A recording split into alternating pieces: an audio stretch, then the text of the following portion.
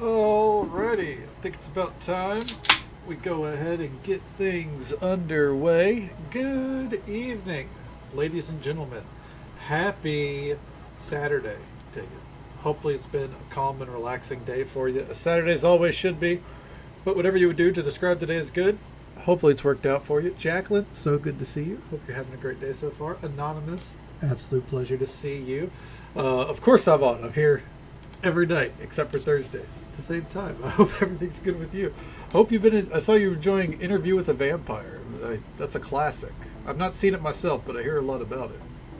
Hopefully it was a good time for you. And Katie, thank you so much for coming by and lurking. Do what you got to do. We'll be right here. Hope you're having a great night. Sound alerts seem to be broken. Let me refresh that again. But thank you, Katie, or not Katie. Thank you, Anonymous, for the gifted sub to Katie. That love and support means the absolute world to me. You know you never got to do that. Thank you so very much. I think let's test this again.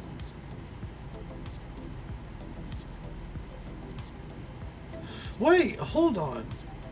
Interview with a hold on. Before I get started here, I think I'm confused. I thought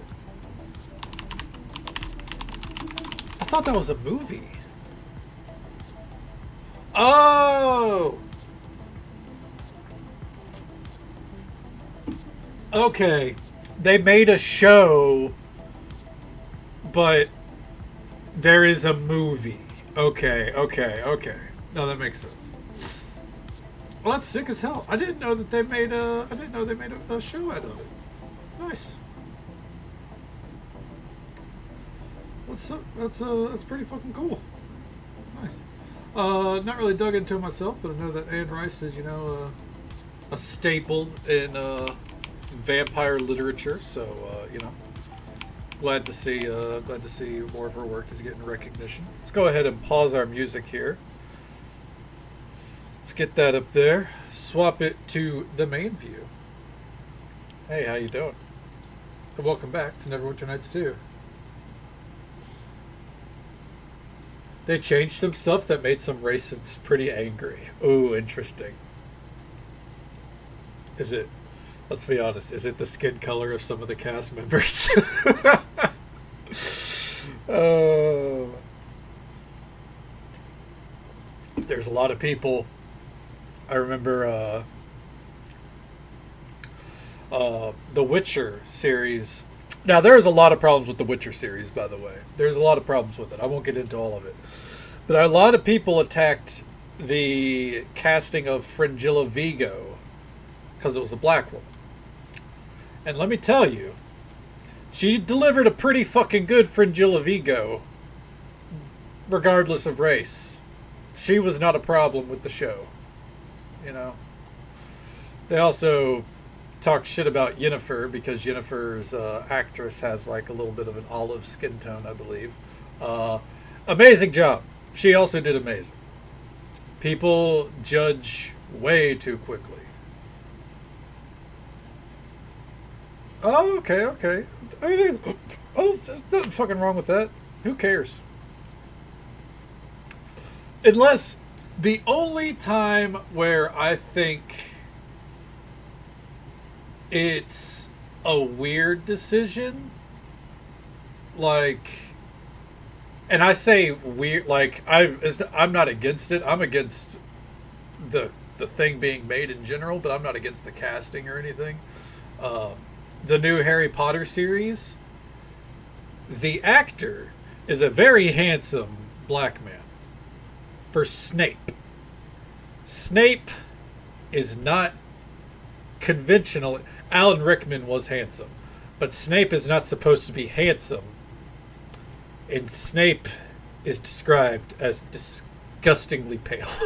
So that one, I saw, it was like a little weird, but I'm not watching it anyways. I don't care. Phenomenal actor maybe. Maybe it'll be a phenomenal actor. Who knows? I don't care. Even if I was into the IP, it's, focus on the delivery. But either way, I'm not going to watch a fucking Harry Potter IP thing. I love, I won't say I love the world. I get the enjoyment of the world. I enjoyed it. But J.K. Rowling can eat a massive big one. And that's where that ends. All right. So here we are in Neverwinter Nights 2. For those that weren't with us last night a lot of things happened. We killed the King of Shadows, the thing that was plaguing Neverwinter. Put it in the dirt. It's done with. When the King of Shadows died, the ruins came tumbling down, and no one got out. Now, what that means is open to interpretation. But the only thing they note is our character, the Knight Captain, the Shard Bearer, was missing, and our cloak was hanging off of a statue. That was the only thing. Now, everything else that happens to the characters, c'est la vie. Bevel goes into PTSD trauma from the fact that his village was destroyed. Now his best friend is gone, so he goes off into the wilderness. Our foster father, Dagon, goes off into the wilderness as well, constantly searching for us, cuts himself off from society. It's good stuff. Yeah, it's great. Don't know what happened to everyone else. But then we wake up in a ancestral burrow in a sort of spirit prison, bleeding from the chest, because the shard that had been in us since the start of since our character was born in the original campaign, the shard has been cut out. Our friend right here, Safia, right there, she came down, said she was told to come find us. She doesn't know who we are. We don't know who she is, and she escorted us out of the burrow, where some weird plague monster with tentacles jumped out from our chest and devoured a spirit. That was cool. And the only thing we know now is we are on the opposite side of Faerun. Imagine if... Here's an easy way to describe it. Imagine if Neverwinter is in California. We woke up in North Carolina. We don't know how. We just know we've got to find some answers. And that is where we pick up. We also have our friend back here to help us. Okay, completely ruined it. Yep, it was a waste. I agree, Anonymous. I agree. I'm glad you love this stream, though. We love having you here. And hey there, Spark. Welcome on in. I hope you're having a great day so far. Or night. Yeah. No, it's, the sun's rising for you. But yeah, okay. And then also, for the immediate storyline, the mage that we were sent to go talk to, she went into the Shadow Realm, got killed by some red wizards. Red wizards are this lady. Yes. This lady, she is a red wizard. Apparently red wizards are hunted down the person we're supposed to talk to. They've killed her mother, who was the head of the red wizards. We don't know what's going on there. And then before we could get any answers, the witches that run this village appeared before us and went, hey, so you know how you came from that burrow? That's the burrow of the bear god Oku. And now there is an army of spirit animals at our gates demanding your blood. So figure it out, asshole. And that's whenever we went and recruited this dude. Yes. A spirit walker. And now we're going to see what we can do to find our way into the Shadow Realm. Because if we can get to the Shadow Realm, then there's someone else that we can find, I do believe. There you go. That's the entire plot of Mask of the Betrayer so far. As for the actual plot behind Mask of the Betrayer, we don't know. We only know that the Betrayer has something to do with some kind of undead city. That is all that we've gleaned from a book that we found in the burrow. It's very much a, slowly unravel things as you go kind of story. There's a lot more. This story is a lot more gritty. Oh shit! and full of intrigue compared to the base story. Very appropriate that we got punished for stealing from a grave, by the way. Okay. Alright. Oh, also as a side note, we lost everything. Just want to point that out real quick. All my bags of holding are gone. Every weapon that I was hoarding is gone. I figured I would once again reiterate my sorrow. Okay. Should we be fucking stealing from the dead? Let's see them stop me.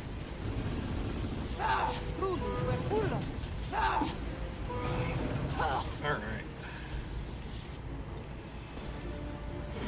Let's see here. Grab that. Got some more essence. Eventually we need to do something with that essence. Alright, we also need to actually explore, you know? We've not really explored the town. I kind of went straight in there because last night we were approaching the end and I was like, alright, let's get the new follower. Get the new follower, then I'm going to bed. Well, I didn't go to bed. I worked on stuff in Final Fantasy, but you get my drift. Okay. Let's see here. Let's go into this temple. So I'm playing with D&D map stuff. Gonna buy myself a sub to incarnate. Just before you get paid. Oh hell yeah! As long as you know the money's coming in, right? Hell yeah. You got, is the program you're working with at least giving you a rough idea for the map that you want for your campaign? All right. What's up, Dvorak? Peace, stranger. Have you lost someone, perhaps? Or does a comrade require the rite of passing? No. What is this place? A house of comfort and faith. It belongs to Kelemvor, Lord of the Dead. Why do you people insist on casting rituals before unhearing stones? Why you people insist on casting rituals before unhearing stones is beyond my understanding. Okay, there we go. English is hard. At least when I cry out, the spirits of Rashomon answer, and with a greater fury than any god. So you are without faith, then? To the spirits of Rashomon I have faith. In your statues and rituals? I think not. That is your right, of course, but I fear that perhaps what awaits you after this life, there is a place reserved for the faithless. I am not one of your wide-eyed cattle that fears plainer depths where eternal fires burn, where bodies are churned within the maws of the beasts leagues wide, or a wall where all the faithless of the realm scream, cry for release, but are locked forever in each other's clutches, with no god to cry to for mercy upon their lips. Imagine never sleeping, never dreaming, always awake, aware, and without hope. That is what awaits you. Assets and better export resolutions. I was able to make a starting base. Okay, hell yeah, that's good. I'm glad they give you enough to work with so you can decide if it's worth it for you or not. Is it like a yearly subscription thing where it's like, you know, $15 a year or something? Because that doesn't sound like something you would need a monthly subscription for, right? It's kind of like how a card, I have a yearly subscription to card so I can make, you know, websites and stuff, but I wouldn't give that a monthly fee, not by any means. What are you talking about? He threatens me, that is all. It is nothing new in my experience. I do not threaten you, shaman. That was never my intent. But there is such a place, and I hope that you never find yourself there. Okay. Ooh, we need higher lore, apparently. And I hope I do not listen to your tales of woe, priest. Your hopes and dreams are grey enough. Kedana, how much longer must we remain within this grave of a temple? Okay. Anyone who follows no god is bound for this wall, you said? The Wall of the Faithless is a structure that encircles the City of Judgment, the City of the Dead. It's like 5 per month. Oh yeah, the annual is way better. Fuck that. The monthly sub sounds like a case of, you know, they're hoping, and I'm not shitting on them for this because it makes sense. They're hoping, you know, someone will subscribe to it and then forget about it, and then, you know, you just get $5 a month. Right? And then someone will remember in like 2 years ago, fuck, that's what that charge is. That's how the dropout model kind of is. I mean, it's quality content, but if you forget about dropout, then it's only $5 a month. So you might not even bat an eye. Whereas, Hulu being $22 a month, I'm very much noticing and considering getting rid of it. If you pay respect to no God, it is what awaits you after death. Your soul becomes part of the wall. And what happens to it then? It is absorbed. You cease to exist as an individual and join with the wall. So it's destroyed? No, but your identity, your consciousness ceases to exist. The wall has a hunger. It eats away at the consciousness, the memory, and finally, the soul. Twisted. Okay. So this is neat. So now the way the game is working in Mask of the Betrayer, there's some details that change based on the OG campaign versus this campaign. Things like lore are actively rolled on, and then your modifier is added to it. Whereas in the OG campaign, basically everything is looking for a threshold based on your stats. So if I had like 10 lore, they'd be like, all right, you're past the 9 lore threshold needed for this. In this one, it's rolling a d20 and then adding the modifier, like, normal D&D. So no matter how, while I have 13 points into lore, if I rolled a 4, it doesn't matter. I can't meet the check. But since I rolled a 17 plus 13, that meets the check. I just thought that was worth pointing out because Mask of the Betrayer is a lot more refined, in terms of systems and everything, compared to the OG campaign. Let's see. Twisted dreams, delusions, and false promises. I assure you, priest, such a place is not my destination. Though when your eyes close, I may twist your dreams so that you might see the absurdity of such a place. No, such a place does exist. It's not delusion. Oh, don't tell me you are beholden to the illusionary punishment as well. Am I surrounded by fools? Just because we passed the check, though, doesn't mean that's the option to take. It just means it gives you an option. Because we just lost influence with him. It is a difficult thing to accept, and it is not my desire to force anything upon you. If you ever wish to speak more at a time when another shows you the truth of such an edifice, then I will be here. Alright, let's talk. It's lore time. I met 2 half-celestials in town. They're seeking their sister, Kaylin, the dove. Has she been here at your temple? You seek Kaylin. I did not realize any of the menagerie were here in Mulsantir. I have not seen her, no. It has been some time since Kaylin graced Kelemvor's temples. I believe she found a new calling in Ilmater, the suffering god. Still, I think if Kaylin were here in Mulsantir, word would spread quickly. If she has evaded the eyes of the locals and her siblings, perhaps she has slipped into another plane. Such a feat would not be unusual for Kaylin. Not long ago, the menagerie wandered freely from one plane to the next, but their fellowship has been sundered of late, or so I'm told.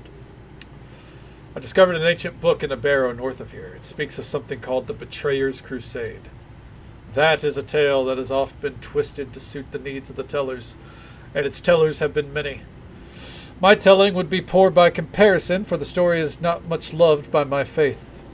Will you at least tell me what you know?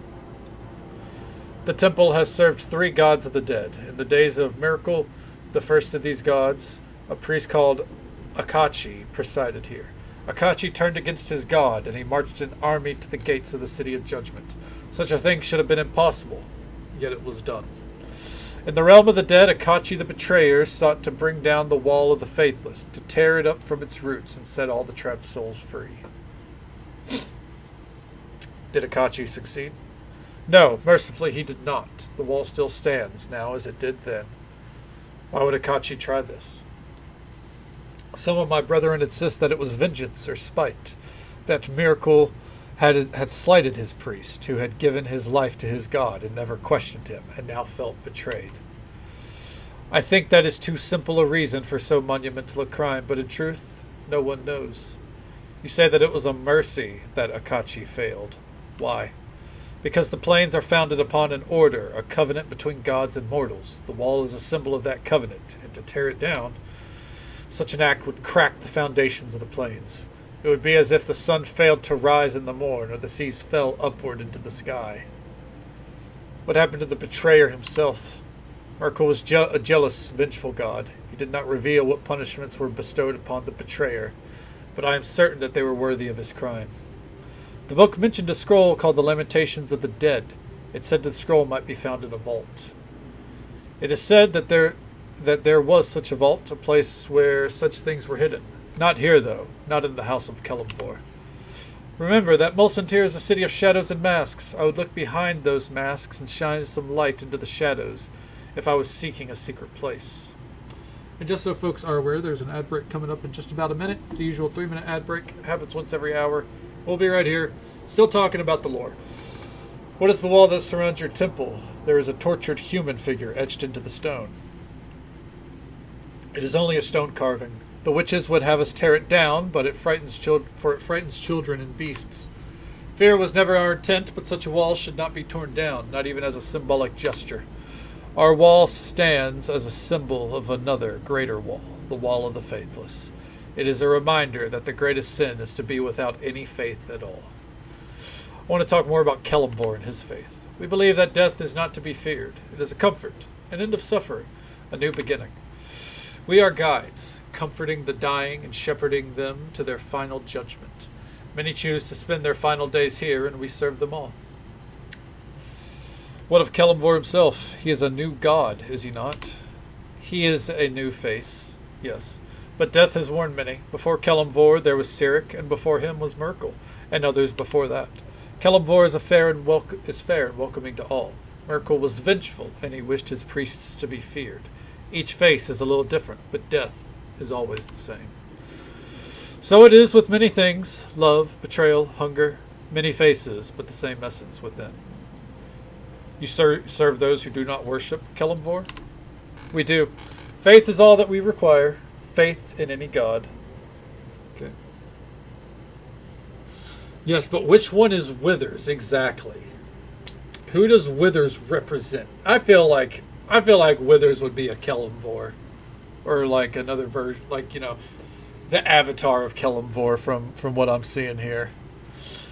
What are those who worship evil gods? You treat them the same as everyone else? Of course, they have followed their gods, have they not? Kelemvor will judge them only by their faith, and so must we. Why is it important to have faith in a god? Are deeds in this life not enough? What do gods provide for us? Favor in life, eternal solace in death. What do we provide for the gods? Their very existence is fueled by our worship. It is a compact life for life that forms the foundation of our worlds and all planes. To defy that order is to negate everything. The world, the gods, yourself. That is why faithlessness is the greatest sin of all. You spoke of final judgment. What did you mean? At the gates of the city of judgment, souls are said to gather, awaiting Kelemvor's verdict. His eyes rest upon each in turn, measuring their worth and pronouncing them worthy to pass onward to the realm of their gods. Some have betrayed their faiths and are judged false. They are doomed to serve forever in the city of judgment, each according to his means. As for those of no faith, who scoff at the gods and went their own way, they are judged faithless, and their souls are mortared into the living, screaming wall. Do you perform other services? We pray, when prayer will give comfort, and we collect the bodies of the dead, those of foreign birth who are not claimed by the witches. Many die upon the Golden Way, alone, and in a land that is strange to them. We receive their bodies and tend to them according to the customs that they know. Then we recite the passing so that Kelemvor might watch for them and pronounce their final judgment. You got any goods? No, we do not trade in coin. Our needs are few and easily filled by whatever gifts the dead bestow upon us. The dying put their offerings in their pockets to be claimed when they are gone. Other offerings are brought by the living. Some ask for a prayer or a blessing in return, but most slip quietly before our altar, speak what words they will, and leave gifts in their wake. All right. That was a lot of lore. You serve the Acolyte. What do you do here? I'm an acolyte of Kelemvor, but I've only recently arrived. My family sent me to join the faith. Things are still new to me and somewhat disappointing. Disappointing in what way? I thought the study of necromancy was permitted, even acknowledged. Yet it seems that Kelemvor now views necromancy as an abomination. The previous god of the dead had no such restrictions, and I had thought that Kelemvor would, well, retain that viewpoint of his predecessors. Why do you want to study necromancy? Our lives are so short, our bodies are so frail, and yet there's so much out there to learn, to experience. Is it so wrong to try to extend our lives even a little while? Make the most of what life you do have rather than wasting time looking for ways to extend it. I see your point, but what should I do? My family expected me to join the clergy, and I wouldn't want to disappoint them. Overcoming your doubt is simply one of the trials you face. I understand. Thank you. Hi there. I probably should have went walk another path then.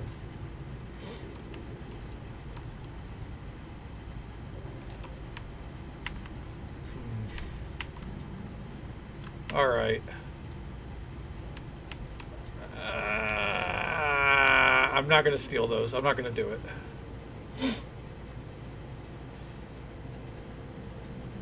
Oh. Now in here. That's a different story. The tithes and offerings from the dead belong to the temple. Whatever's in their bedroom, that's up for grabs.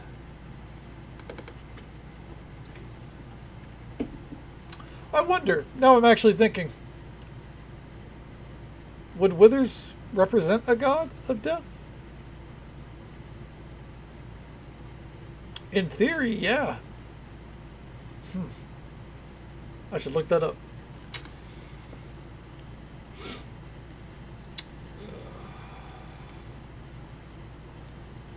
Alright. Real quick.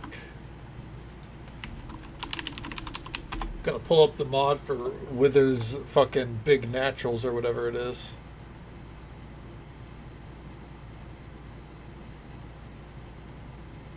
Church of Jurgol.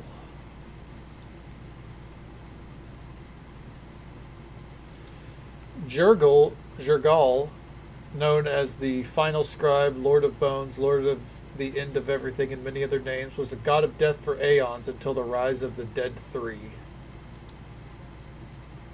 So technically, yes.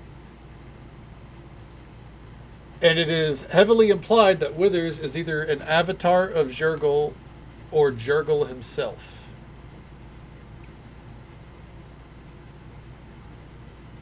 Okay. Clerics of Kelemvor, the god we were just talking about, have unique dialogue when talking to Withers and sense something familiar about him on first meeting. He says unique lines such as, "Thou walk with death, child of Kelemvor. That is enough for an understanding between us." And, "No, although Kelemvor chose wise to bless one such as yourself when replying to the player's character's questions." Ah. Interesting.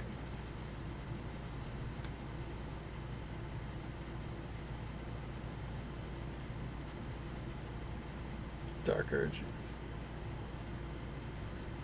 Yeah, it seems to be...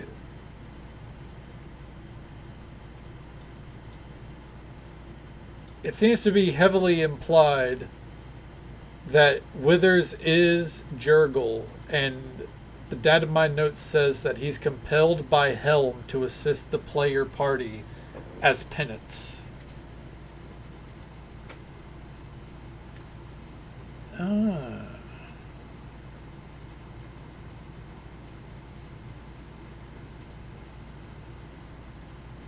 He is found at the shrine of Jurgal.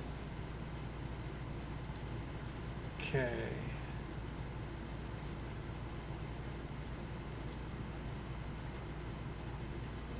It looks like... It doesn't seem like there is a point where...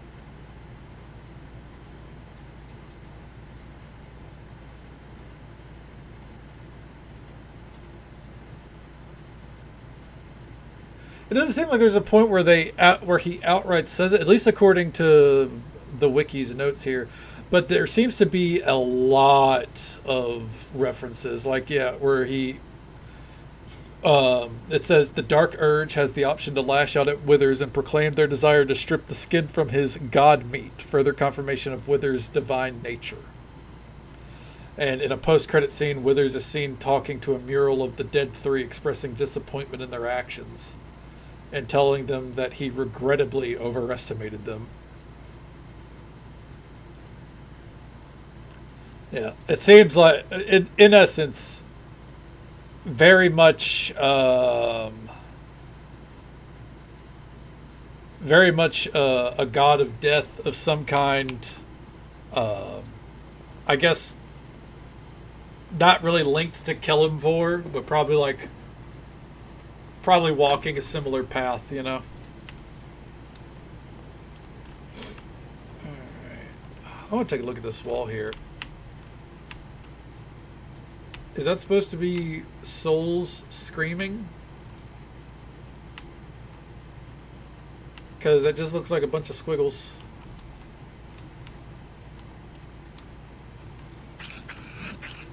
That's fascinating. I love that as we dig, if we dig deep into the lore of this game, we can find connections to things like Baldur's Gate 3 in some way, since it's all Forgotten Realms. God. I love RPGs like this, man. Alright, what are you two doing? I lose again. I can't believe... Oh, hey there, Outlander. Have you seen this amazing winning streak that Alexei is on? Looks to be quite a lucky run for him. Jesus Christ, what a sentence. And you would never have guessed it. Alexei was one of the worst darts players in the lodge. That doesn't strike you as odd? Of course, but I just assumed he'd been practicing. Do you think Alexei is cheating? Okay. Absolutely. I think you should confront him about it right now, in front of me. Need more proof. If only I could get one of those darts. I know an Ithrin, Katya, who could tell me that if it bears an enchantment. Yes. Okay. What? We're going to test something here. Lore nerd for everything. I feel that.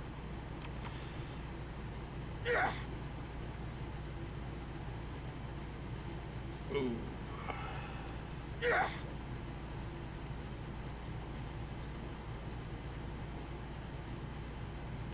So we have to roll a perfect 20, huh?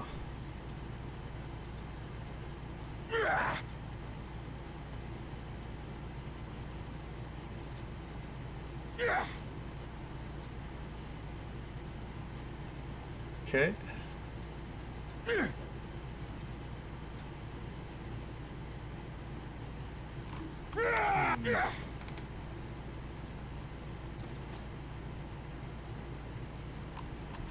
Do you have sleight of hand?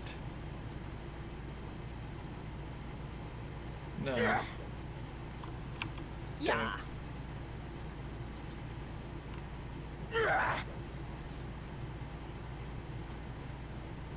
Come on. This might take a while.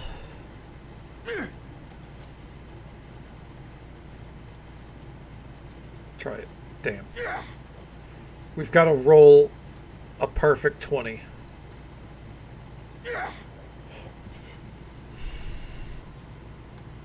It's like pickpocketing in a RuneScape. You gotta like, keep trying until you win.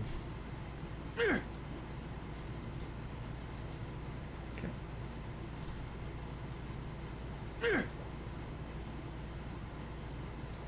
Okay. Come on. Fuck.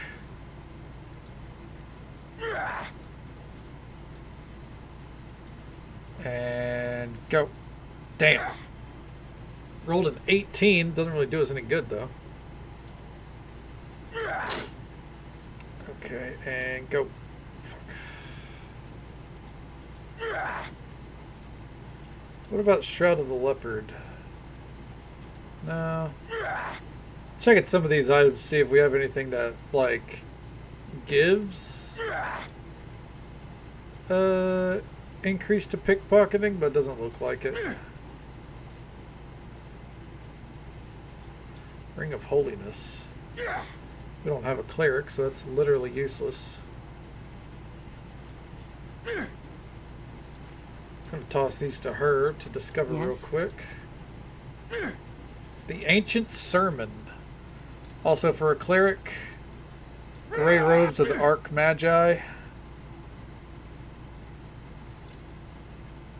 Go ahead and toss that back here. Yeah. Fuck. At least nothing happens when we get noticed. This might take a while.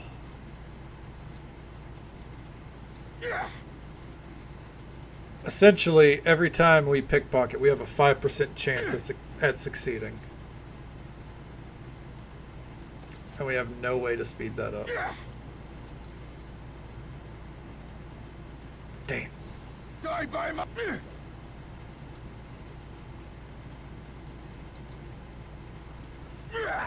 Oh my god.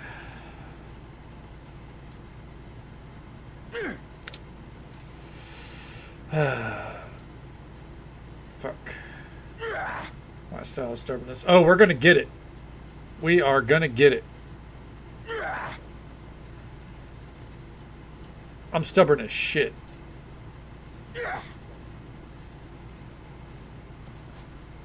He has to give up eventually. You know what I mean?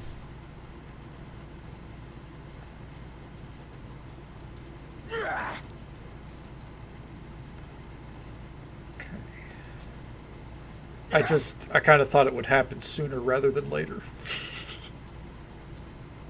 There it is. Target has no gold or items. God damn it. So we succeeded and got nothing for it. I'm sure he's cheating.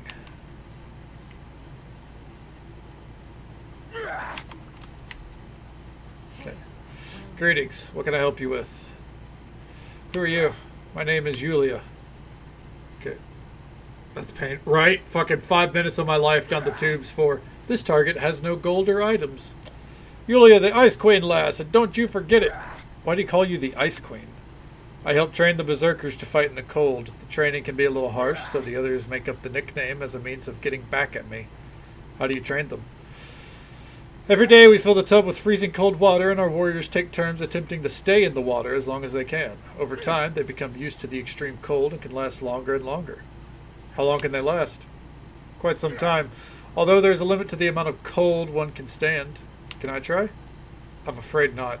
The tub is part of our members' daily ritual, and some of them take things extremely seriously. They would probably attack any non-member who set foot. Is there any way to become a member? Not normally, but we've had a sharp decline in membership lately, mostly due to certain disagreements with Sheva and the other witches over our standard of behavior. My advice would be to talk to Jurok. Our current troubles might cause him to relax the usual policy. Okay. Alright, Berserker, Jurok. Radu the Untested. Good day to you, stranger. I'm Radu, and don't forget your title, lad. Radu the Untested, and this here is my fellow Berserker in training, Vic. Beardless Vic. As you can see, they call me Beardless Vic. Almost said Beardless Dick. But not for long. Have you seen this stubble, Jurok? Jurok pauses the story he's telling to momentarily look at Vic, then turns back and resumes it. He'll come around, Vic. We just haven't proven ourselves yet. I know, but I can't take this much longer, Radu. We need to do something soon. Agreed, stranger. You look like you've seen your share of fighting. Think you could help us out? What kind of help do you need? We need to prove our worth to the others. We both just barely passed the initiation rites, and we're the youngest members of the lodge, so the other members look down upon us. From what I've heard, berserkers value strength. If you proved you were stronger than another member, that might work. The only problem is that we're the two weakest members of the lodge. Maybe there's another way. We're open to ideas. I guess I could show you some pointers. Really? That would help a lot. I have a feeling the others will let us slide in the combat part of the initiation.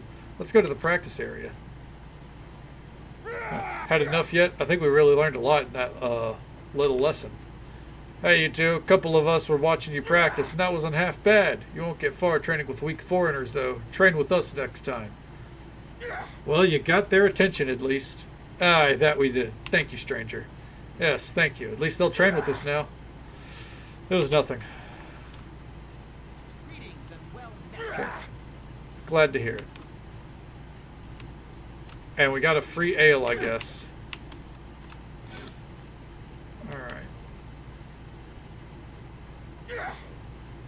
Let's see that table. The table is unremarkable, save for some curious dents in the wood on the side. It looks like some blunt objects have repeatedly smashed the same spot many, many times. Alright, let's talk to Jurok. Welcome to the Ice Troll Berserker Lodge, Outlander. Do you have business here? What's there to do around here? Well, there's always room for another at our tables. If you'd like to test yourself, I'm sure one of our members would be happy to oblige.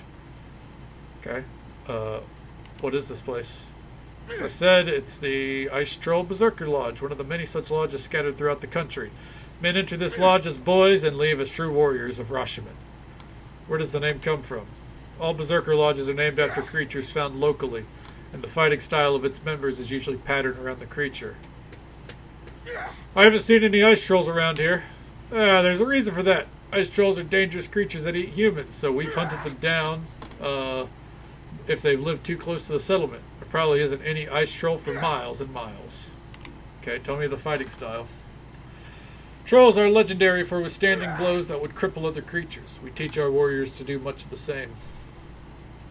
Can you teach me how to do that? Sorry, Outlander. That knowledge is for members only. Can I join the lodge, then? Perhaps, Outlander. I can see the fire in your eyes. In order to join, you'll have to pass our initiation rites. Think you're up to it? Sure, why not? That's the spirit. Talk to Yulia, Foravon, or Lena over there, and they'll administer their respective rites. Good fortune to you. Real quick, I believe this involves putting on a ring. Let's see. Where is said ring? Did I sell it? No, okay. Ring of Frozen Falls. Okay, Yulia. Jurok told me about you're the one to talk English. Fuck. Jurok told me to ask you about the rites of initiation. So you're another would-be berserker, eh? Well, I hope you're prepared, as the rite of endurance can be quite trying, even for Rishimi. What's that? Right, test your ability to withstand extreme cold. One of the distinguishing features of the Ice Lodge is our warriors' ability to fight in near-freezing temperatures. It is hard. Sometimes very, very difficult. Some days it's easier. I don't know what it is. I don't know if it's like the size of the dialogue window or what. But I kind of like skip over words, I feel like. Are there any special rules? Only that you're not allowed to wear anything during the rite other than basic clothing for modesty's sake. Also, all enchantments on the participant are dispelled before the rite begins. Alright, let's begin. Yulia tests the water, then makes a strange hand motion in your direction, causing a brief tingling sensation. With a smile, she beckons you to stand in it. As your first foot enters the liquid, you realize that it is freezing cold. Cold enough, cold enough for you, Outlander? Now, this test is pretty simple. All you have to do is stay in the tub long enough. Any questions? No questions. Good. Just stay as long as you can. The freezing water steals the breath from your lungs, and you gasp, and your gasps draw chuckles from the assembled crowd. Remain in the tub. Your body begins shivering uncontrollably. Remain in the tub. Your shivering gets more pronounced, and your body is completely covered in goosebumps. You can't feel your feet anymore. Remain in the tub. A curious warm feeling in your feet leads you to suspect that there is something seriously wrong with them. Remain in the tub. The warm feeling passes, to be replaced with needles of ice piercing you in 100 places at once. Remain in the tub. The shivering gets even worse, and you wonder for a moment what you're doing here, before remembering that you volunteered for this. Remain in the tub. You vaguely wonder if your skin was always so pale and observe the blue tinge to it, that you've never noticed before. What's our health at? Remain in the tub. You stop shivering and decide it's a sign that your body is giving up the fight against the cold. Remain in the tub. You can barely concentrate on anything for more than a few seconds. Strangely, you have an undesire to lie down in the water. Exit the water. How can I expect to move quickly with all this trash? Some of this has to go. Jesus Christ. Okay, well, we gotta equip all our shit again.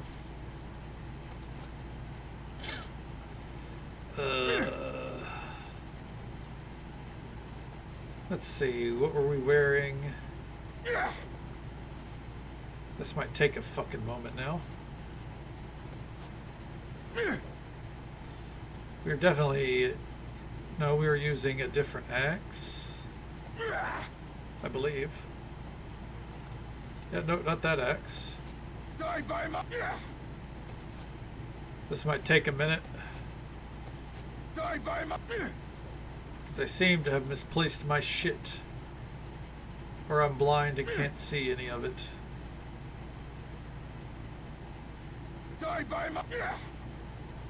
Huh.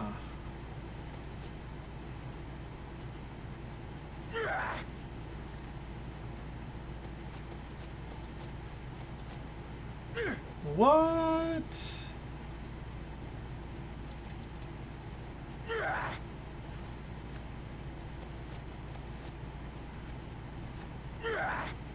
Oh, we might have to reload. Yes? Yes. Yeah, they don't have my shit. What the fuck?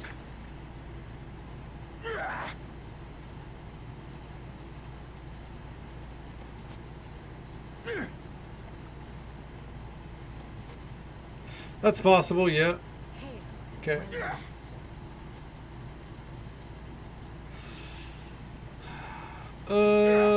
Yeah, alright. Well, 1 second here. She didn't give it to us, so I guess we have to take everything off before we try it. That's a raw fucking deal. Ugh. Well, first.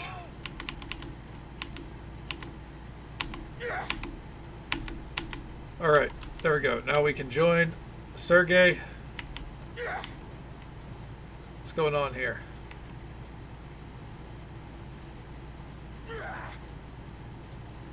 Okay. Wasn't long enough. That's a good question. Our health was like fucking depleting fast, so maybe we need some more levels? Okay. Forvon? This place crawls with those who loathe my kind. Oh, that's a good point. Yep.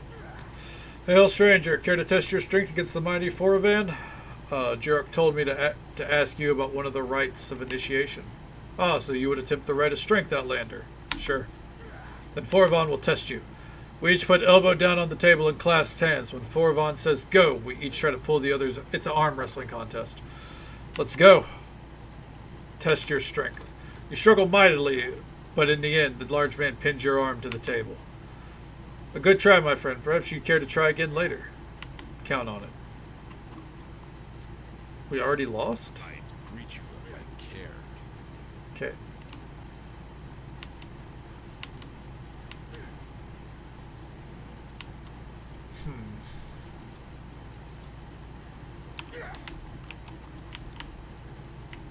Can I talk to this dude? The spirits are restless and they call for you. You should make haste to meet them. Return to me once you have dealt with them and we can finish this conversation, provided that you are still alive. Okay. Well, alright then. What's up, Lena? Oh, another victim. Good, good. Take a seat. What do you have? The initiation rites, please. Ah, so you're a prospective member, eh? Hey, lads. This one wants to undergo the rite of prowess. Alright, I'll wager my share of the next hunt that she doesn't make it past Foravan. Foravan, I don't know. He's a little slow. The Outlander might be able to take advantage of that. My money's on Lena, as always. Aren't you sweet? What do you say, stranger? Ready to get a little rough? What's the rite of prowess? It's our way of testing your mettle in combat. The members of the lodge will form a circle around you and a single opponent. One of you walks out. The other groans on the floor for a while. Beat enough of us and you pass. Are these fight to the death? No, but don't think that means we'll take it easy on you. If you lose, it'll hurt plenty, and accidents happen every so often. Let's begin. Start you off easy. Radu, enter the circle. Oh, come on. You can at least pretend I'm going to be a challenge. My mistake. Stranger, your first opponent will be Radu the Great, slayer of... Well, he attacked that venison that we had earlier pretty fiercely. Kaidana, enter the circle. Now this is my challenge. You got some fighting skill, Outlander. Hopefully a real opponent will now step forward. Do we have any volunteers? Foravon will pit his strength against this tiny woman. Yes, I suspected you would. Very well, Foravon, enter the circle. Foravon will end this quickly. That would be a first then, you lumbering ox. Kaidana, enter the circle. Oh, he might actually end this quickly.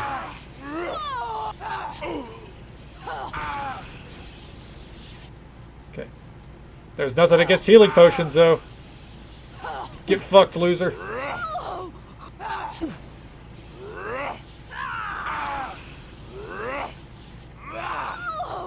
Oh. Oh, there we go. You begin to impress me. You defeated a mighty opponent in Foravon, but there's more than fighting the brawn. Have I any volunteers? I'll gladly pit my magics against the newcomer. Ah, this should prove quite the show. Let's see how you fare against magic, Kaidana. Yulia, enter the circle. Don't worry, Kaidana. I'll have a healing potion ready for you when this is over. Please try not to damage the lodge too badly this time, Yulia. Kaidana, enter the circle. I'll tear you apart. Okay. Come on. Come on. I'll tear you apart. Uh-oh. Oh, got a sneak attack. Shouldn't have turned your back, bitch.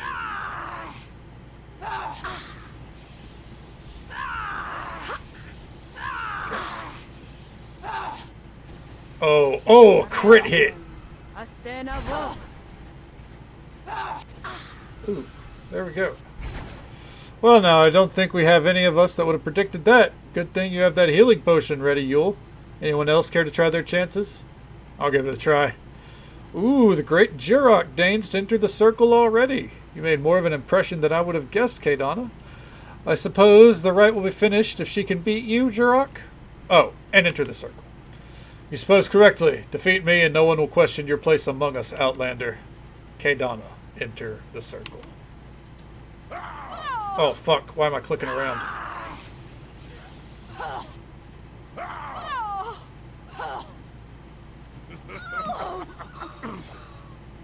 Alright. I'll rip you to pieces. Okay, I can enrage too, asshole. Okay. Come on. Why am I not attacking? Okay. There we go. Come on. Drink the potion. Drink another potion. Okay. Oh, there we go. Come on. I win! Woo! Well done, Kaidana. I do believe Jurok is blushing under all that blood, that is. But the important thing is that you've passed the rite and are one step closer to joining our esteemed lodge. Thank you. It was an honor to challenge your warriors. Woo! Had to use a lot of healing potions there, but it's fine. Okay. Okay. What do you think of Foravon? Oh, there's a man who could drink. Foravon have had quite a few epic contests, let me tell you. If you're interested in testing your brawn, he'll be happy to accommodate you. What about Yulia? Okay.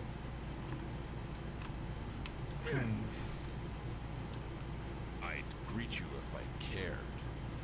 Okay. Let's see here. What if we do this? Oh, wait. Oh! I enraged, and I saw as an option there. If you fail multiple times, you can be like, what if we try our left arms instead? And you could, I think you win that way. But enraging also boosts our strength. So we got XP for exhibiting great strength. You're a strong Outlander. Never has Thorovon's felt such power. Go with my blessing. Should you attempt to later join our lodge, you can say that you already passed my test. Thank you, Thorovon. You are indeed a mighty warrior. Alright. So then, we quick save here. Now what I'm going to do here... Yes? So she doesn't have... What? I guess what I'll do... Take our rings off. Take everything off.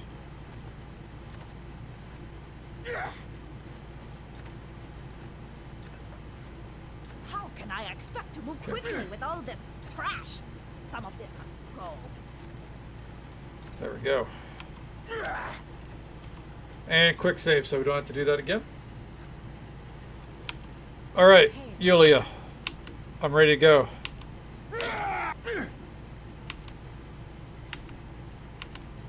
Let's go. Remain in the tub. Remain in the tub. Remain in the tub. We're going to keep going. How can I expect to move quickly with all this trash? Pull her out now. You came close, Outlander. There's no shame in that. Your things are in the chest by the tub. Gather your strength and attempt the rite again another time. Oh. Everything we had equipped was in here. Okay. So they don't... They don't steal your shit. It's not a bug.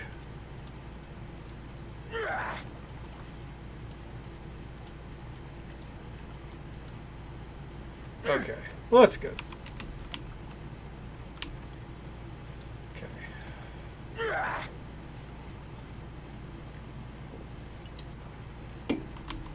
I feel like we need another level then. Let's go.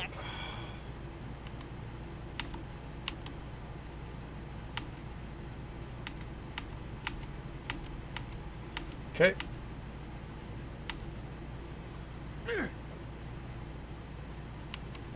All right.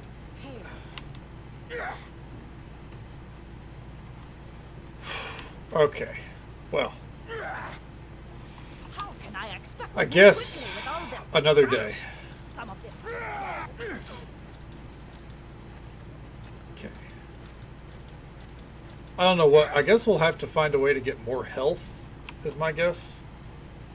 And rest. So maybe another level up or two. We already know that we, oh, what's this? Examine. Alright.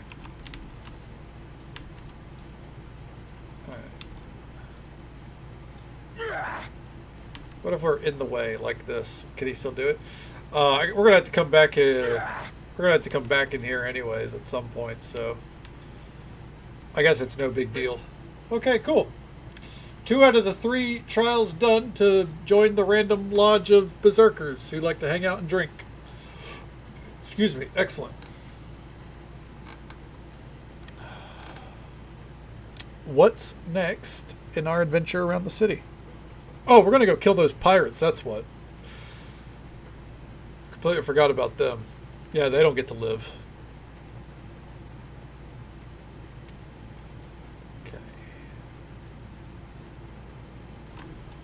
And real quick,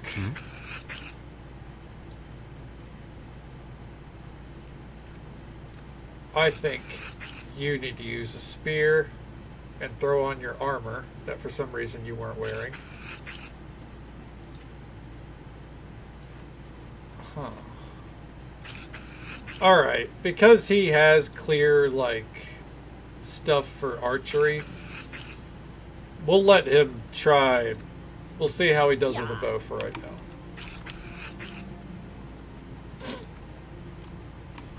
Okay.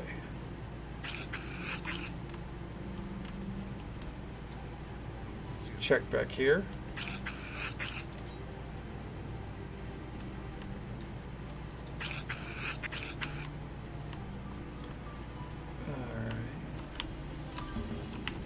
Ah, a dirt mound. Leave the badger alone. I'm not gonna kick a badger.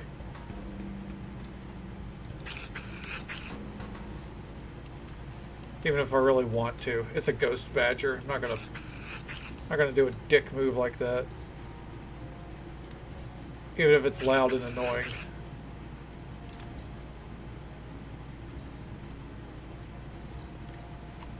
Okay. Does not like us being on its territory, basically. Statue of Mistra. The statue depicts the goddess Mistra, or called Mistress of Magic and Mother of Mysteries. Mistra is believed to be the embodiment of the weave of magic that envelops the world. Hey, it's Gale's lady. Statue of Shantea. The statue represents the Earth Mother, Shantea, also known as the Grain Goddess and the Great Mother. Shantea is the goddess of agriculture and summer. Some of her worshippers claim that Shantea is the creator of all mortal races. Alright, this statue bears the graceful visage of the goddess Miliki, known as Our Lady of the Forest. Miliki is the patron goddess of rangers, druids, and dryads. Quick save before we talk to the witches here.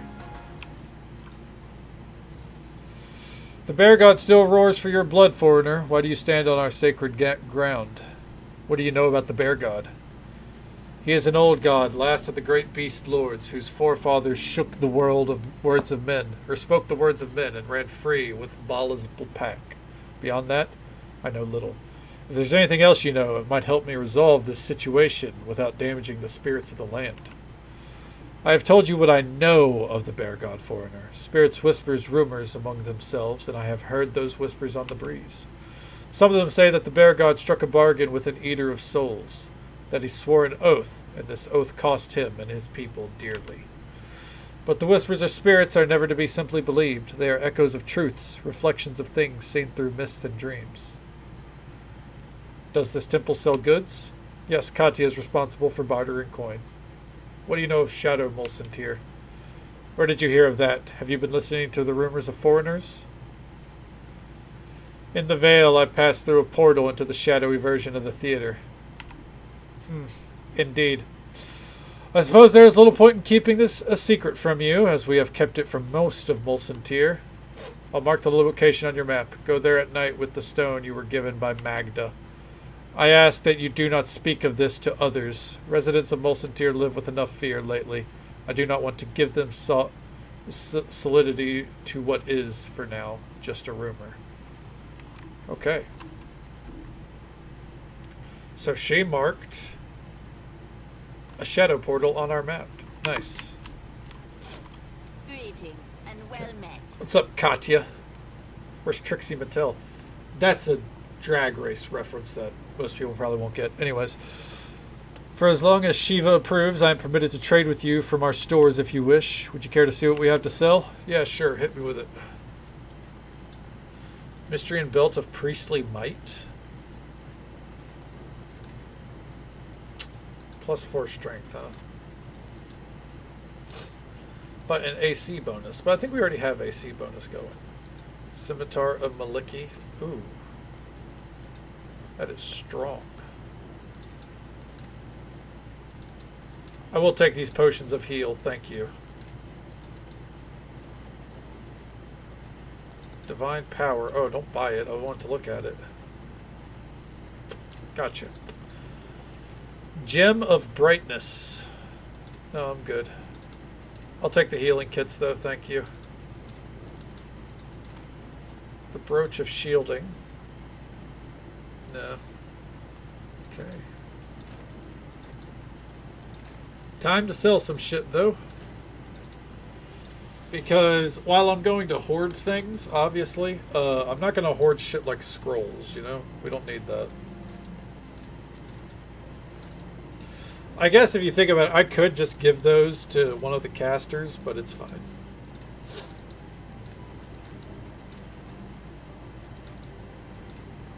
Okay. Quarterstaff +1. Okay. The Axe of Culling. You know what? I don't need it. So yeah. Unlike, yeah, I think overall we're not gonna be married to items here compared to Mask of the base game. At least not too many items. Like the Dusk, I'm keeping the Duskwood Longbow. That's in the name of our father, you know. Crossbow of Murder. Well, that's a little on the nose, don't you think?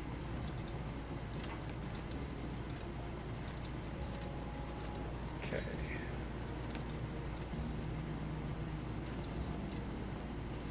Shroud of the Leopard might actually be good for our homie.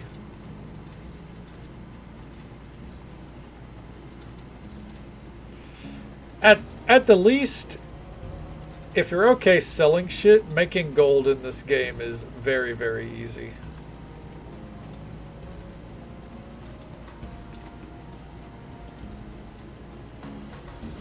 Okay. We might get a cleric, so we'll keep that. Okay. Leather armor +4. What? Okay.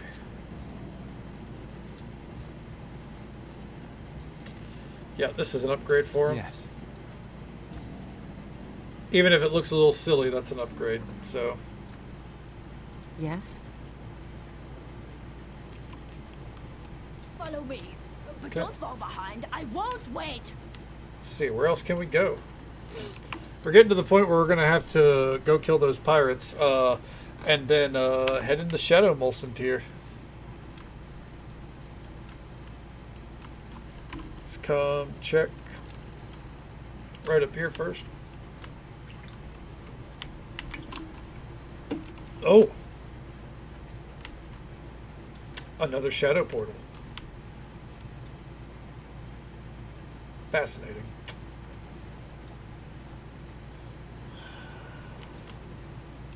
What's going on in here? I see a dirt mound. Yes, I do. I see a dirt mound. How about you? Okay. Yes. What are these boots? Boots of hardiness. All who can hear, follow. Yeah. Yes. Follow me. But don't fall behind. I won't wait. Should we try this portal? I guess why not, right? Alright, we're gonna quick save here.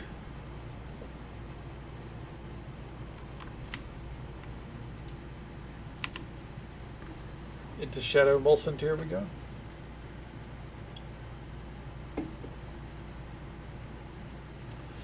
I think the only thing we have to do in the overworld right now is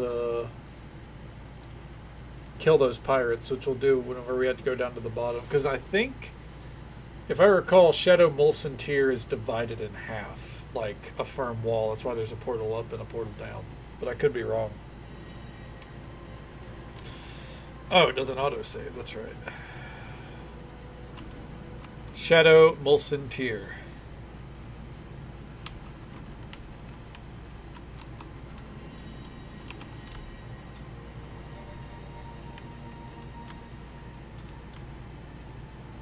Dread Wraith and a Shadow Spider. I never thought I'd say this, but this incessant silence makes me long for the din and clatter of the machine townsfolk. I feel that.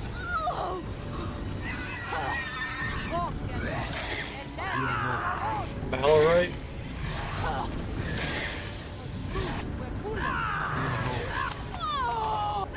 Yeah, fuck him up.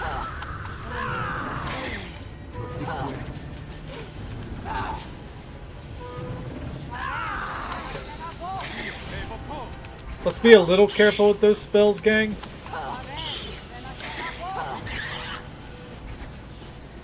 Yeah. Oh. I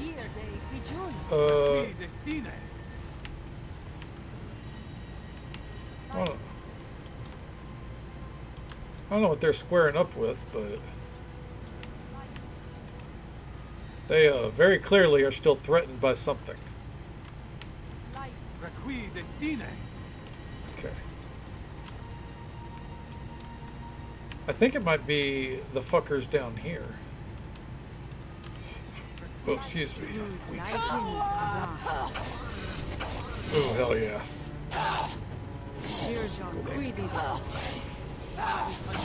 Yeah. Feel free to help out, gang. I'll appreciate it.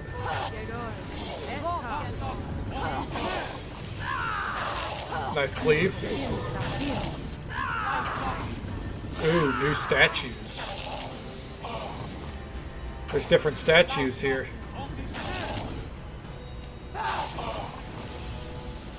Okay. Come on.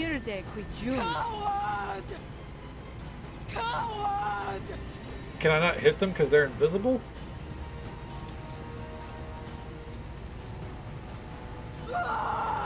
They went invisible. So we have to wait.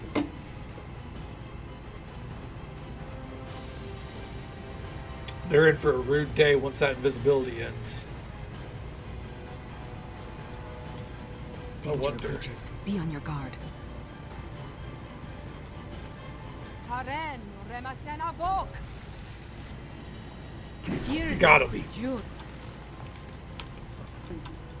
Oh, not enough.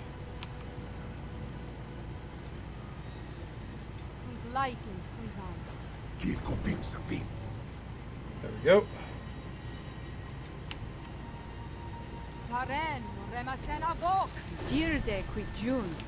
Easy. Now she's out of, you know, spells basically, but I think that's okay. We can rest soon. The statue of Velsharoon. The statue depicts Velsharoon, the demigod of necromancy, lichdom, and undeath. Some think of him as a successor to Merkel, and he is worshipped by many evil mages, liches, and members of the cult of the dragon. Before becoming a lich, Velsharoon was a renegade red wizard of Thay. Okay. Statue of Talos. Talos be praised. The statue is of Talos, the Storm Lord, the self-serving god of storms and destruction. Talos leads the other deities of fury, who include Malar, Umberlee, and Auril. And then the statue of Malar. The statue represents Malar, the deity of hunting and slaughter, evil lycanthropes, and bestial savagery. Malar has a strong contempt for civilization and encourages his followers to spread the curse of lycanthropy and hunt savagely, particularly humanoid prey. So he's a dick. Good to know.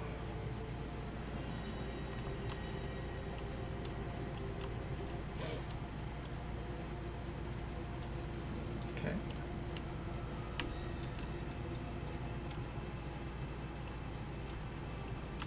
I think I want to exit out that portal. I guess after we square up with these... Oh shit! It's the Death God's vault.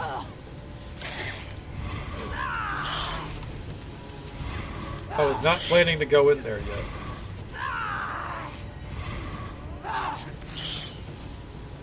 Okay.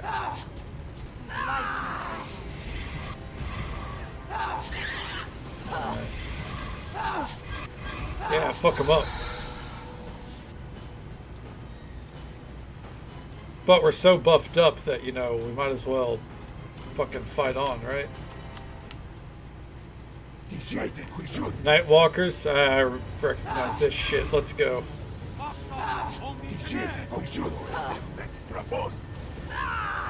Nice try, asshole. About to say, I think I should still be able to hit him. I can see, or I have blind fight. Maybe I don't.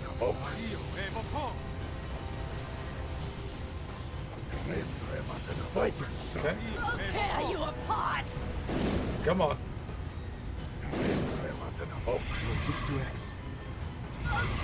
Come on.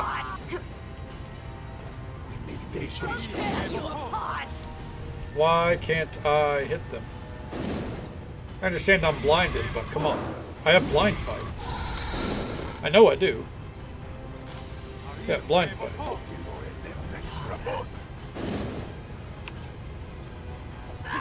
There we go.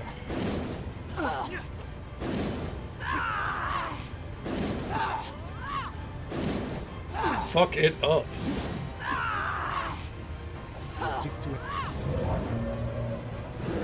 Come on.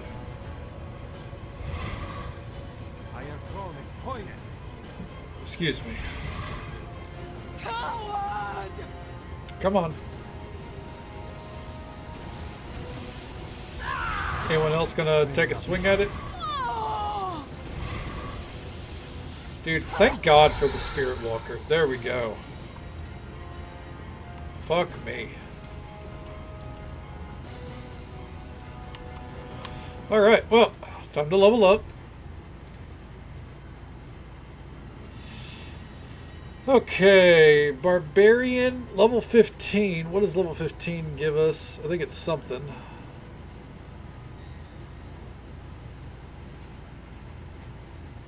Okay.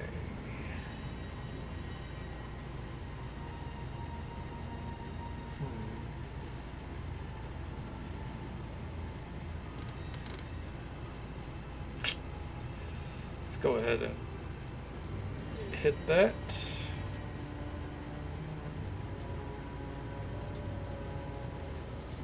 Diplomacy up, lore up, intimidate up, taunt up. Thank you. Alright. Let's fuck this dude up.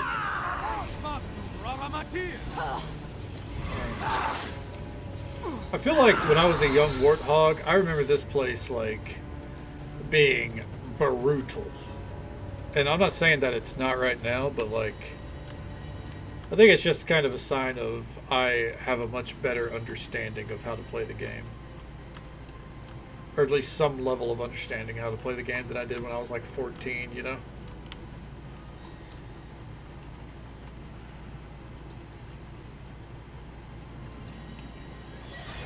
Oh, fuck.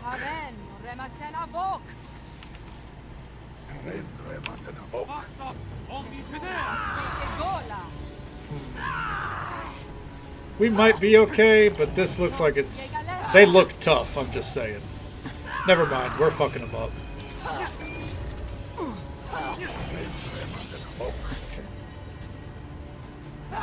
Okay. Yeah, they really looked a lot tougher than they actually are.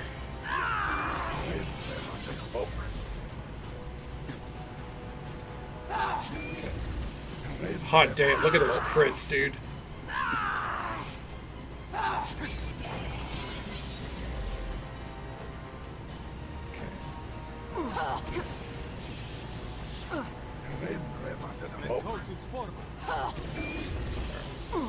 Come on, keep going. Oh, nice, she leveled up.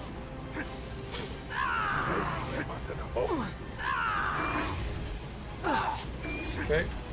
I don't know how I'm getting sneak attacks, but I'm not going to argue with it. Wait for it.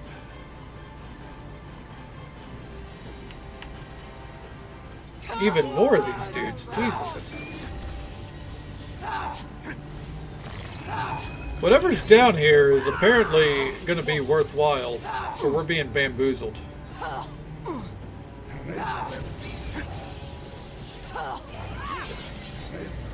God, those crits hit hard.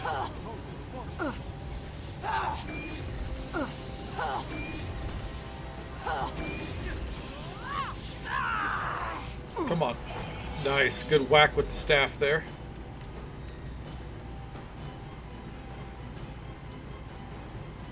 Okay.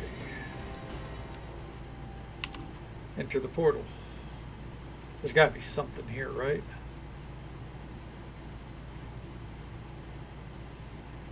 I feel like this is a space that is like way out of the way. Only time will tell.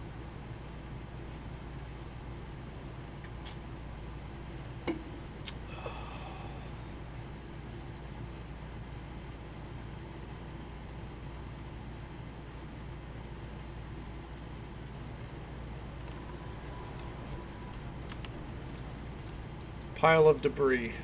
Catch a glimpse of what appears to be bone near the bottom of the debris, but the debris needs to be cleared before you can investigate.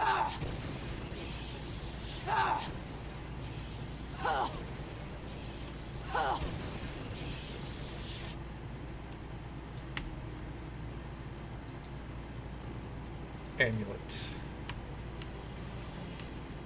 Oh, and just so folks are aware, there is an ad break coming up in just about a minute. It's the usual 3-minute ad break. Happens once every hour. But we'll be right here. Getting this shit examined as we toss these over to her. Dragon slippers. Ooh.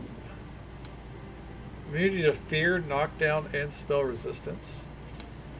Parapet of the Lost Witch. Oh, excuse me. I have to read this. Ardulith, a young witch, has spent her life living under the shadow of Thay and wished to study for a magical means to empower Rashomon. So she left on a Dejima, the customary Rashimi journey of self-discovery. Years later, she returned, a haunted look in her eyes. Around her neck, she wore an amulet that glowed with power, only the first of the artifacts she claimed to have learned how to create.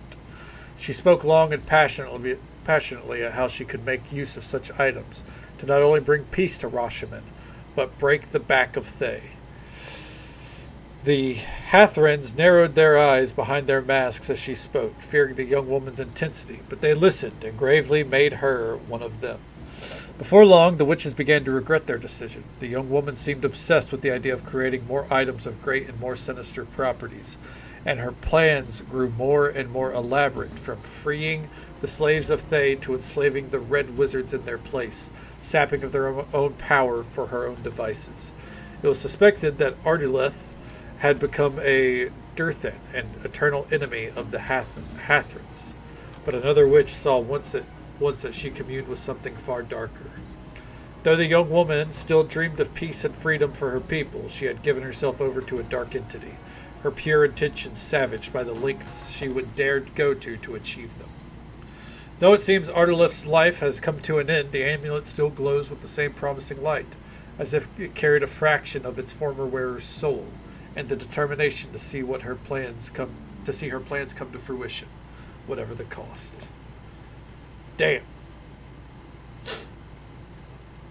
Well,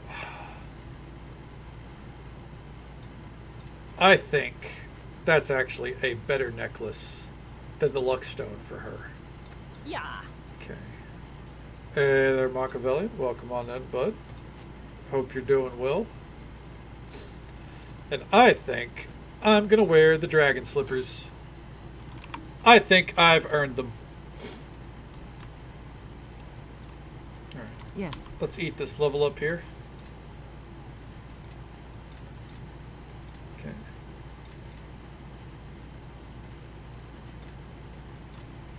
All right. How goes the masking? So far, I would say pretty good. It's going pretty good. We're having a good time with it. We're exploring the Shadow Realm a little bit. We did a lot of lore drops, talking about the wall of the damned or whatever, or the wall of the faithless that surrounds the city of judgment and shit like that. So some interesting lore ahead. But how are you doing? How's the day been for you?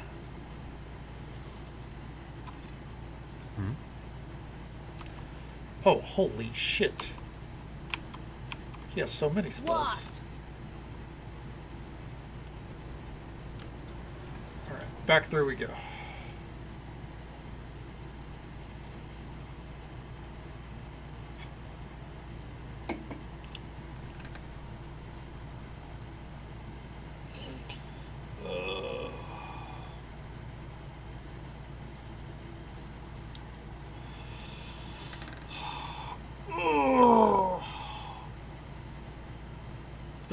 friend of mine tomorrow for birthday shenanigans? Hell yeah.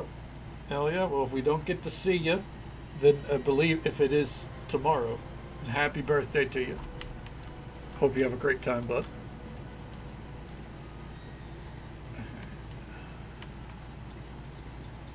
Let's get a move on. What? Oh shit, they respawned?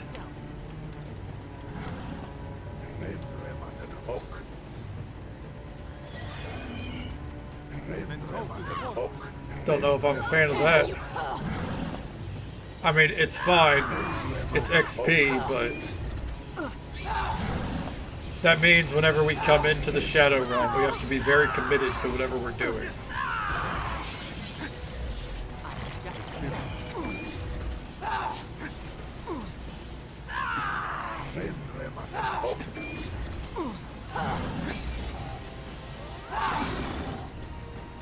Come on.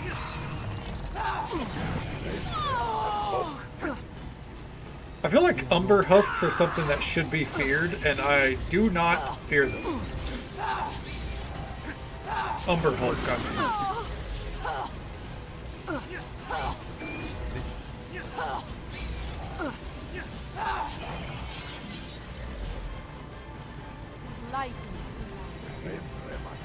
That being said, if everything actually did respawn, that is a little silly. I'm not going to be too enthused.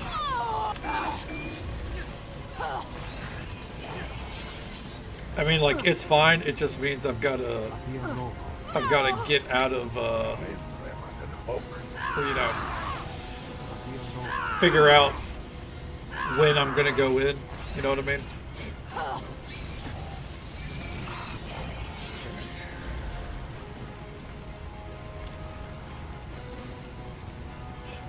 Oh, excuse me. I need you to get it together there, Safia.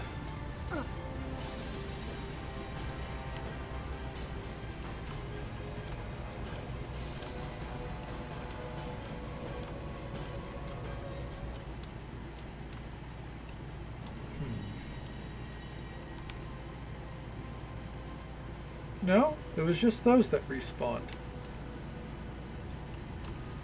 Interesting.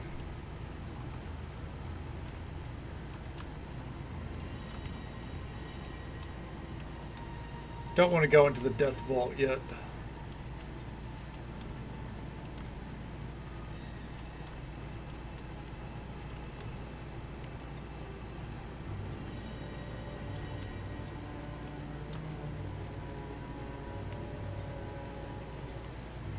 Alright, Dread Wraith, let's get this over with.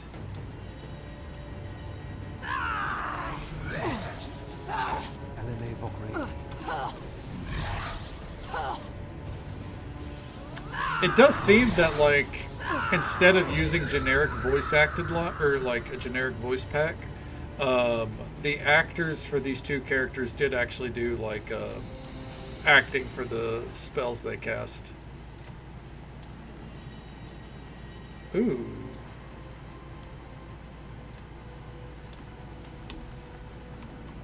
Interesting. Nothing jumped out at us there. We're gonna quick save. Go down below. See if we can find anyone else hanging out. Dude, look at that fucking... Look at that Death Vault. Oh my god. That's fucking wild, dude.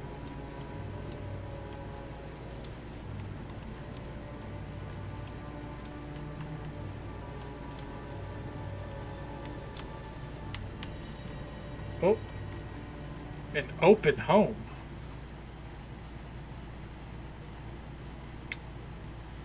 Why is it open? What's going on?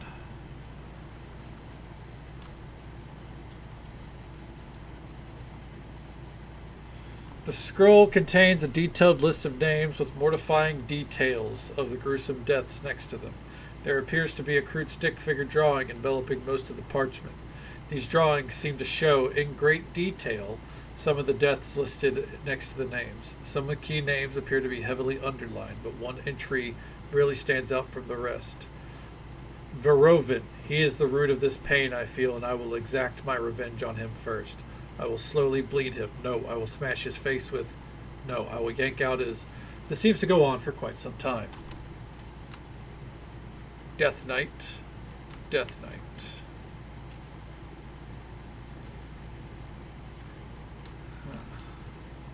Hilari's journal. The tattered, blood-stained tomb appears to be the journal of a former Vrimioni. Most of the entries appear to ramble on about exacting revenge on his arrogant Vrimioni brothers, but a few select passages catch the eye. The 15th of Myrtle.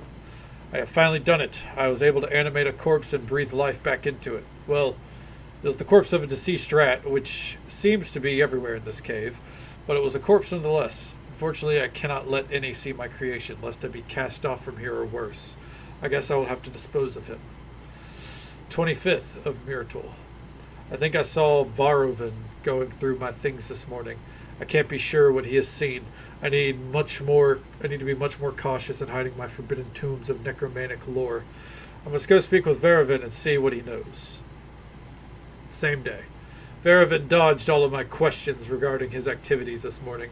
I cannot take the chance that he has seen all of my forbidden codices. I would eliminate him, but that would only cause an investigation. Leaving is the only option. Leaving this cave means leaving all of Rashomon, abandoning all I love. No matter, it must be done. The 3rd of Kythorn.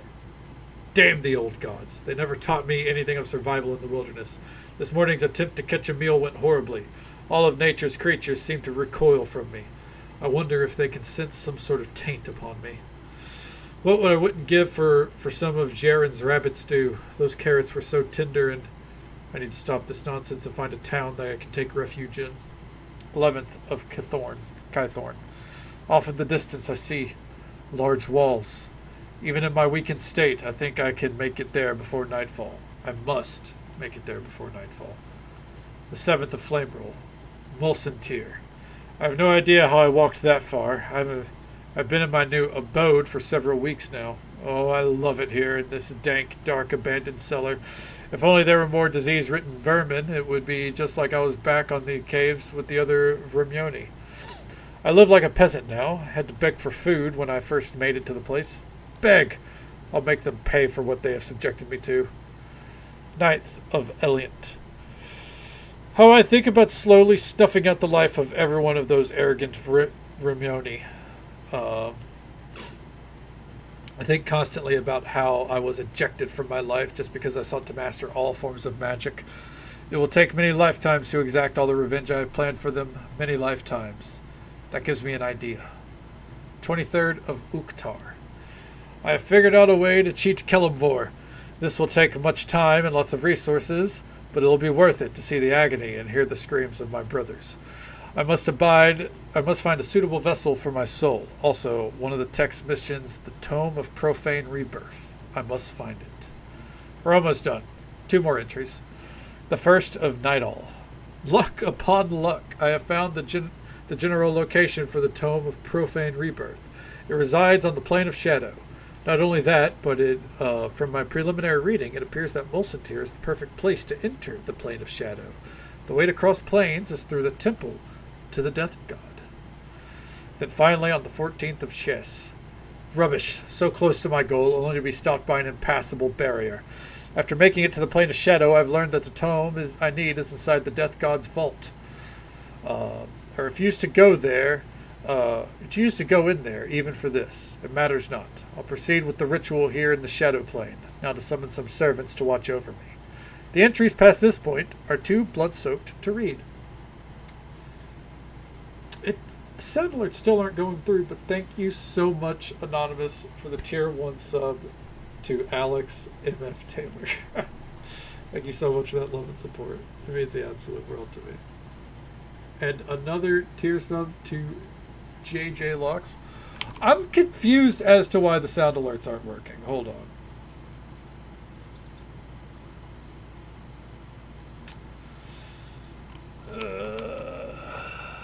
What is happening? Let me go to my settings here.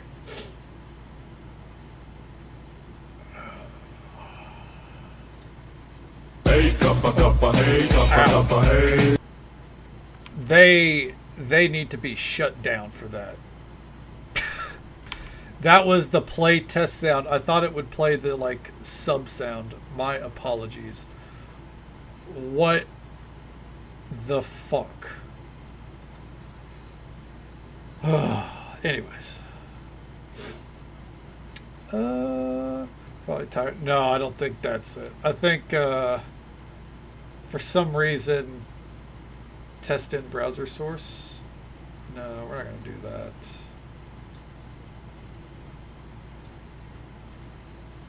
Okay. Yeah, I would like to know why. I feel like it has to do with me using my main display instead of capturing the whole monitor.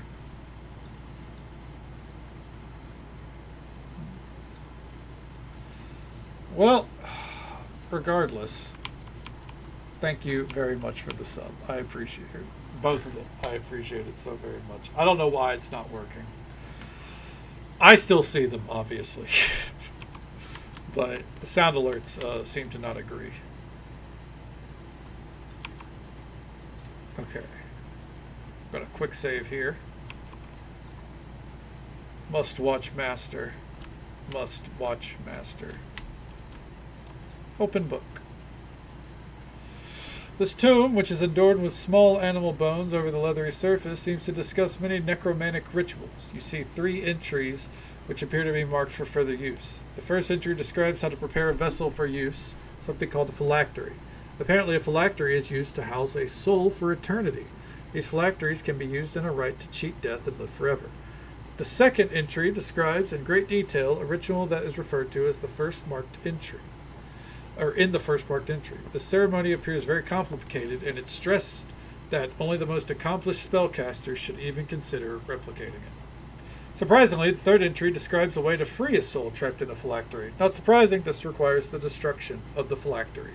Destroying the phylactery will allow the natural order to take its course and the soul move to the beyond to its final resting place. Okay. So that's his phylactery.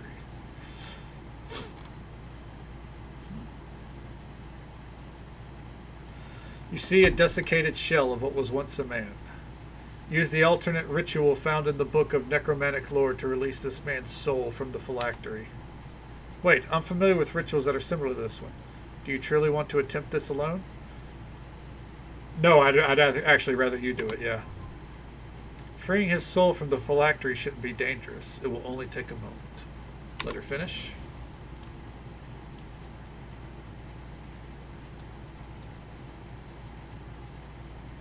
Okay. That was good and lawful. Toss these to her to identify. It sucks to, Come this way. lose points in chaotic, but at the same time, that is a case where that is what we would have done. You know what I mean? Lich Skull. Lose charisma, but gain concentration spell. You know what? I don't think she needs charisma. I'll be honest.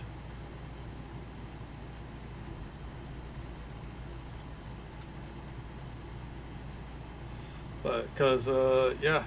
Concentration and spellcraft, that's way more up her alley. What? Okay, clearly our character is the charismatic one. But that what? Okay, success will never be possible, and we triggered the trap. Not that anything happened. Success not possible. Fucking lying to me, because it sure as shit will be possible. Hold on, Thieves' Tools. Am I out of Thieves' Tools? So it would seem. Hmm? Do you know how to pick a lock? No. Her Yes. familiar does. Yes?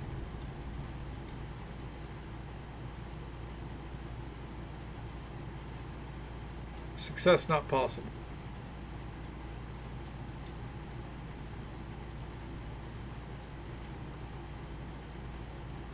Yeah. Huh.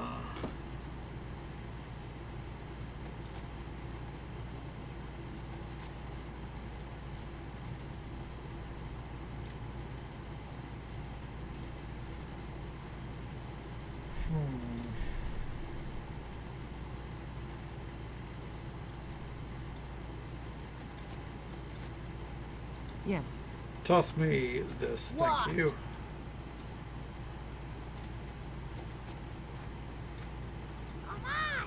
Yeah. What if with the necklace on? No.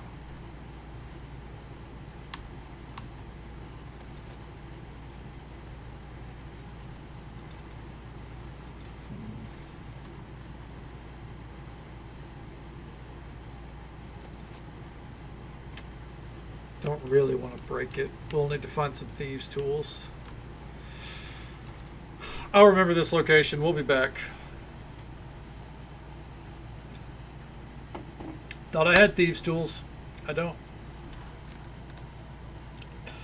That sucks. Oh well. Say la vie, as the kids would say. Oh. Alright.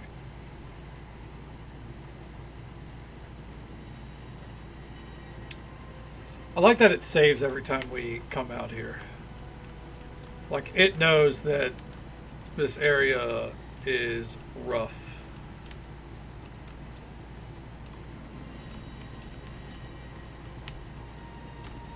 Can we break in here? This place resembles Mulsantir, yet everything seems muted somehow. Right? It's fucking weird. Can we get in here? Nope.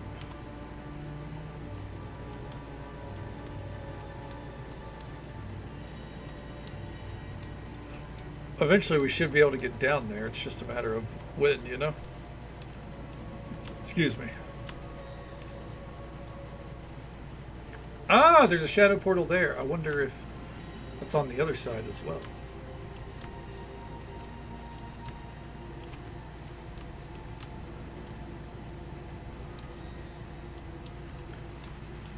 I like how there's a market here.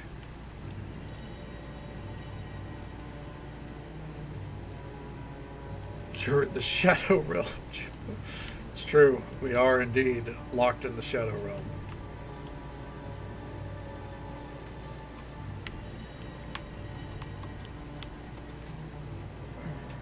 I don't want to use Yes. it, but what's that scythe do? Death's Handmaiden. Yeah. Pretty neat.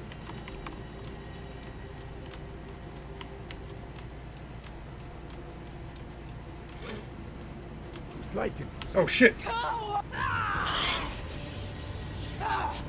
Fucking spider.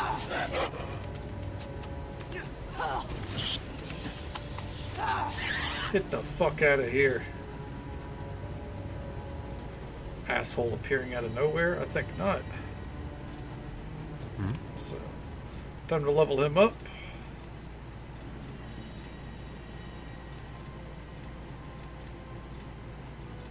Hell yeah. Yeah. Well, let's go.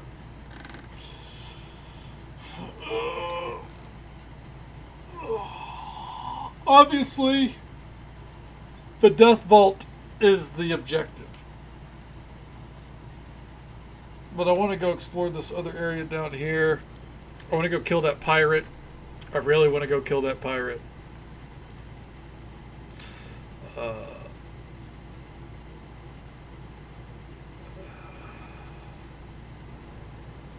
And yeah. See what else there is to be done. Is the pirate a dick? Yes, the pirate's a massive dick.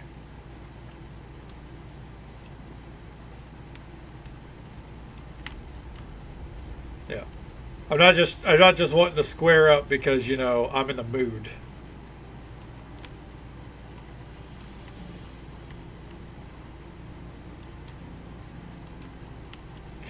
Show me a shadow portal, by the way.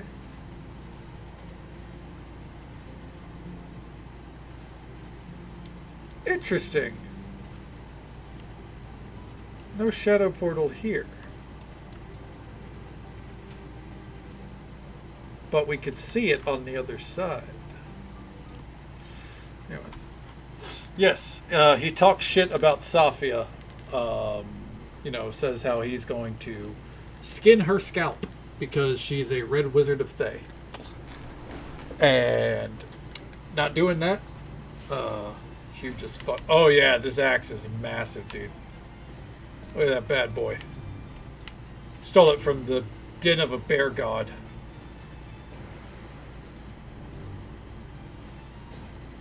Oh hey, it's those two. Real quick.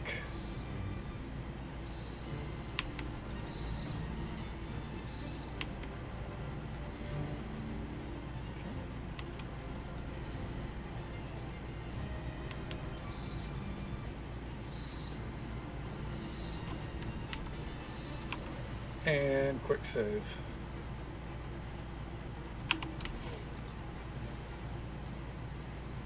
Okay. And that's my companion. Go fuck yourself. Okay. There we go.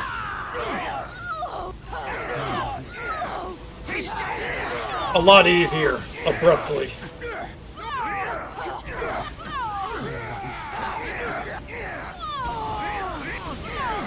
Maybe not a lot. We're still getting blasted. 1 second here.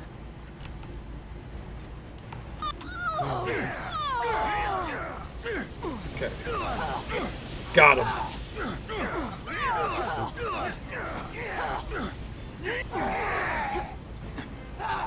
Fuck him up.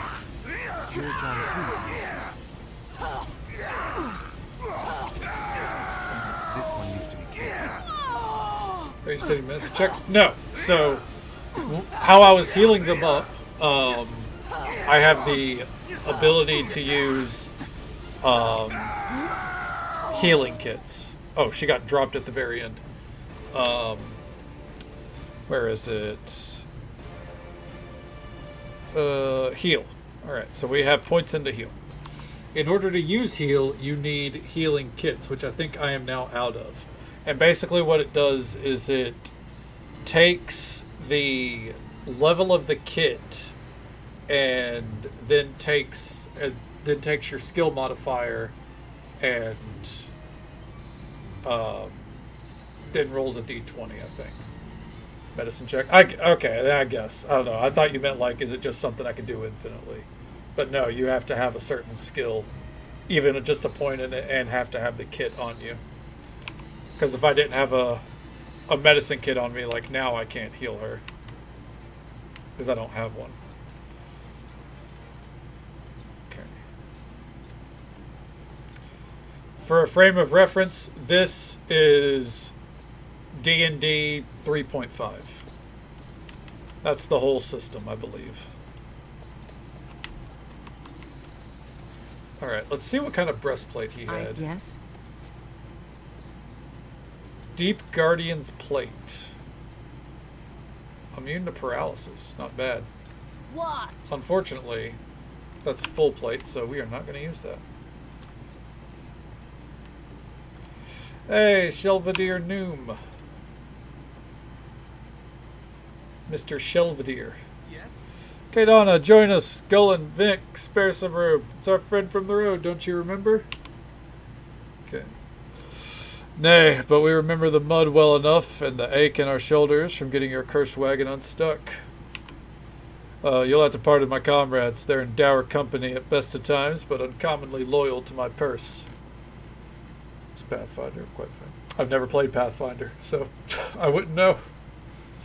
From a test run of Daggerheart with a couple of friends. Oh, nice. Well, hope you had a good time with it, Joe. Daggerheart, isn't that the new Critical Role system?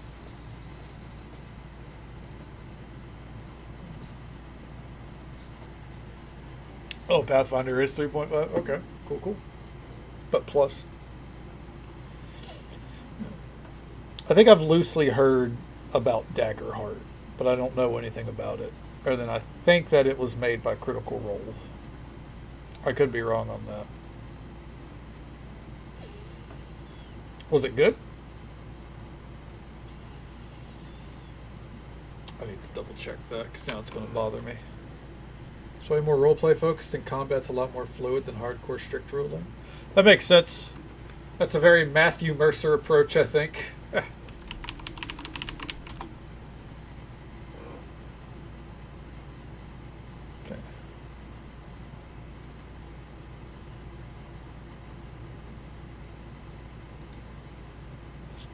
Published by Darrington Press, yep, an imprint of Critical Role Productions. Yep.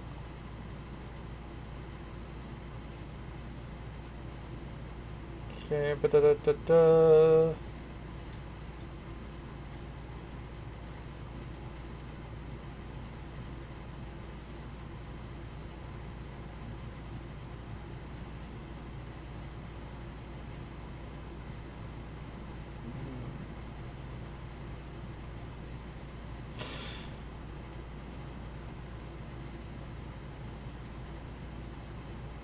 Yeah, it seems like, yeah, from what little I was gleaning there, it seems like it's very much just a very roleplay focused rule set overall.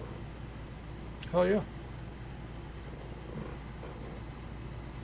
Okay.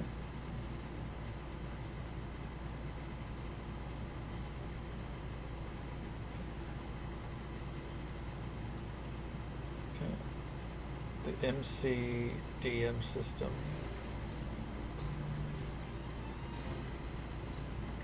Matt Colville?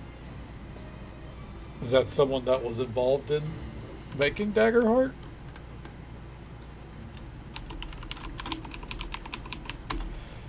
Okay.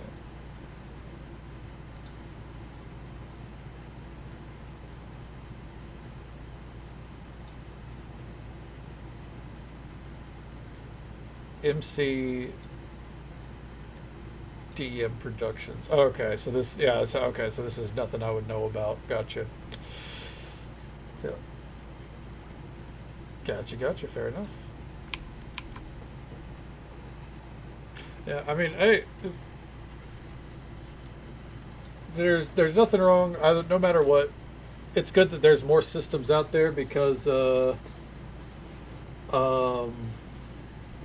Wizards of the Coast should not have a monopoly on these things by a long shot. And I feel like for the longest time they felt like they have. So, excuse me, more rule systems out there, more things for players to to engage with, more options. Never a bad idea. Competition does drive innovation as well. That's very true. Yep. So we'll see. We'll see. See how Daggerheart stacks up in the long run. I guess. I'm sure it'll do well. I mean, it's Critical Role, right? They're like the face of D&D these days, or tabletop D&D bullshit. You know what I mean? Because D&D is the rule set. Anyways, but let's see. Did you manage to free your wagon after all? Happily, yes, and just before the spirits arrived. A rare stroke of luck, I assure you. Okay. And since luck is inevitably followed by terrible misfortune, I reasoned, why not greet my misfortune in a drunken stupor? Gullin and Vink didn't bother to argue, so here we are. This place seems lively. For myself, I attribute the pleasant atmosphere to the lack of witches, and I find the locals far more palatable when drunk. If you can wait for the actors to sober up, I hear they're planning an especially vulgar performance at the Fat Wizard's Winch. Although you may be waiting for some time, Clive the Dandy has turned a disturbing shade of green, and I think I heard one of the others vomiting in the back room. What can you tell me about the patrons here? Scoundrels and rogues, everyone. Drink enough to pass out, and they'll kindly relieve you of your purse, your pants, and occasionally your hair if the actors are in need of a wig. What about the owner? Colorful fellow, he calls himself Ledek, though I suspect he's traded freely in names, almost as freely as he trades in tails. His wife Zora, the handsome woman over yonder. Comment on her tusks if you must, but do so at your own risk and leave my name out of it. Okay. Do you have any goods to sell? None at all, I'm happy to say. I wholeheartedly detest my line of work, as any reasonable person should. I am never happy until my wagon is empty. Whether or not my purse is full matters little to me, but considerably more to Gullen and Vink, who prefer not to pay for their own drinks. 'Tis true, eh, Vink? And to you, my friend, my table is yours, whenever you see fit to make it so. Okay. Okay. Check for traps and use mirrors to check around corners. Charges to receive those goals. Alright, well that's pretty cool. I got you. I think if I were to do some kind of D&D game, I'd probably lean towards something more like Daggerheart, though. Go the more role-play based route. That being said, I don't think I'll ever be playing D&D again, or a tabletop again. The time investment is too much for me. Can I help you? Alright. And... oh, hold on. What are you doing? You're going to pay for what you did. You're going to fight me then? Not if I don't have to. I'm civilized, unlike some people. I said you're going to pay, so here's the damages you've done. By my count, you broke one chair. You destroyed one table. That's an extra charge for fighting in here, whether you break anything or not. So you're going to pay 900 gold. I was not aware of the rules of this fine establishment. I promise you to be more respectful in the future. All right. Let you off with a warning this time. Just don't do it again or you'll pay. Hey, nice. Strong nose, very on the nose. Hell yeah. Start Dragon Hold Stream, play together. I don't think I could.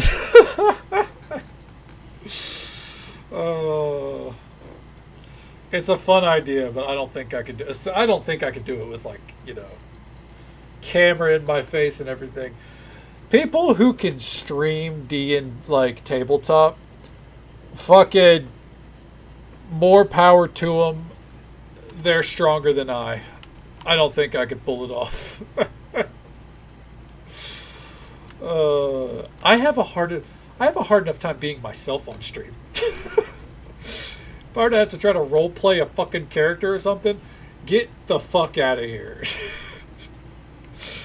It ain't gonna be pretty. Alright. Anyone selling thieves' tools? Alright.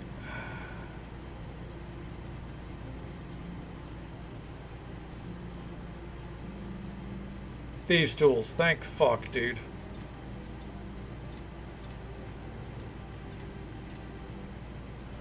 There we go. Needed those before we head in.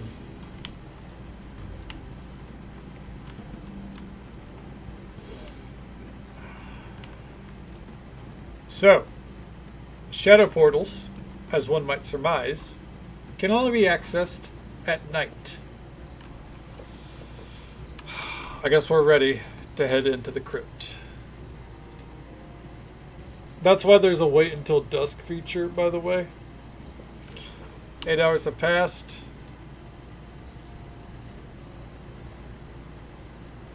There we go. Enter the portal. Think you can do it? I imagine you could, yeah. But it's because, I mean, it's a case of like, once the spotlight's on you, like, of course you're gonna make mistakes that you wouldn't like normally make. Like if you watch like someone else play D&D or something, like you watch Critical Role, there's times where you're like, I would have done this in that situation. It's easy to think when you're not actively in the situation, right?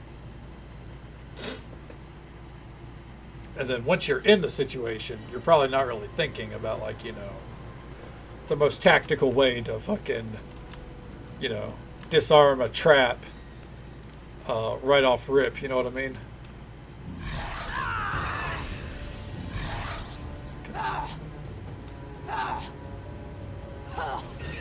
Nice. Good hits.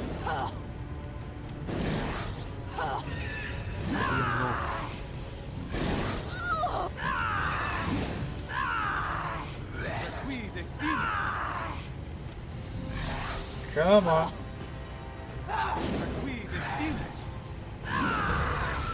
Alright. Gaming on stream, you're trying to stream on top of focus. Yeah, that too. And I feel like when you're streaming something like D&D or like tabletop, I think a key part of that is like you essentially have to kind of tune out everything else, right? Like you gotta be focused in on the game. Because if you're not, then you're doing a disservice to the people that you're at the table with. But then you're also basically having to ignore your chat, right? Okay. Your dice absolutely hate you. I fucking feel that to my core, Machiavellian. Fuck. My dice always hate me. We can be brothers in that.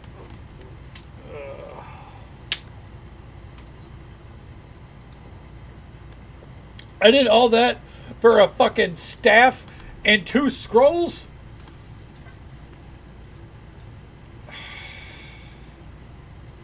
Oh, that staff actually might be good. Hold on. Come All this you. way. All you have is a normal quarterstaff? Yeah, no, fucking put that bad puppy on. Hell yeah. Get down with your bad self.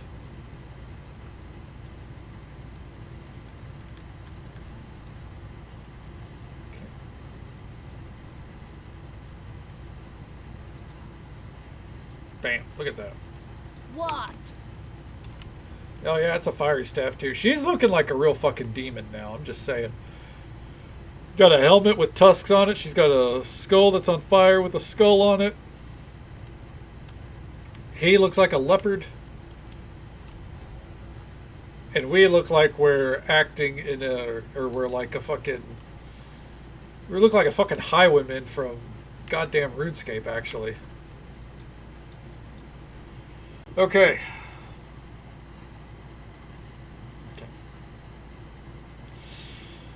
The time has come. Let's head on up to the Vault of the Dead. What do you think awaits us in there? Candy, maybe?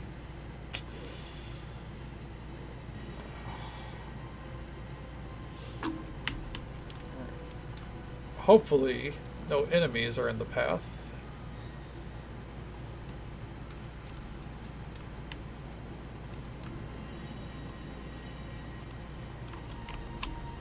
Seem to be good.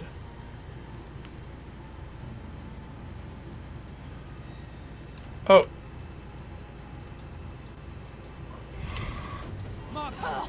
Okay.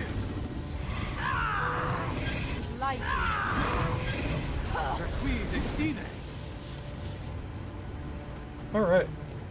A drunken Irish monk. Oh, you know what? If there was ever a character for the dice to like, it would be the drunk one, right? Death God's Vault.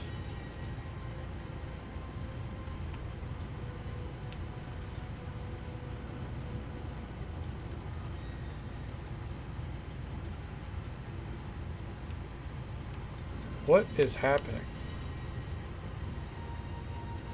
Fuck it. Yeah. The vault was built by Merkel, the old god of the dead, who was killed by Mistra in the time of troubles.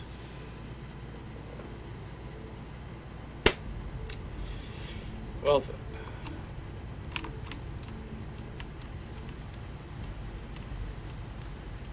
That means it's going to be very welcoming, right?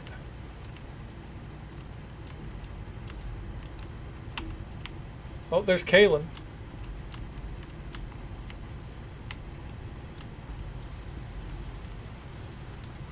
It's a pool of blood. Nah. Nah. Nah. That's fine. It's jelly. There are few who would brave the tattered black gates that tie this shadow Mulsantir to its twin. Yet you have come, brave or not. What is your reason for coming here? Has something called you to this place? Okay. Your eyes and wings, they speak of a celestial heritage. It is said that when one looks into shadow long enough, it leaves its mark on your senses, and that even one's eyes can adjust to the darkness. But my eyes have always been such. As with my wings, both are marks of Mount Celestia. My name is Kaelin the Dove, formerly of the House of the Triad. My spirit now lies within the House of Ilmater. Ilmater. I keep calling him Ilmater. Ilmater, the god of martyrs and suffering, correct? You know his name and his acts, then. He calls us all, and comforts the wounded. Even in this place, I can feel his presence, and it grants me the strength to continue on. What brings a piece of Ilmater to the Shadow Plane? I seek entrance to the depths of this vault. The next stage of my pilgrimage lies there, and this gate before me is but another obstacle placed in my path.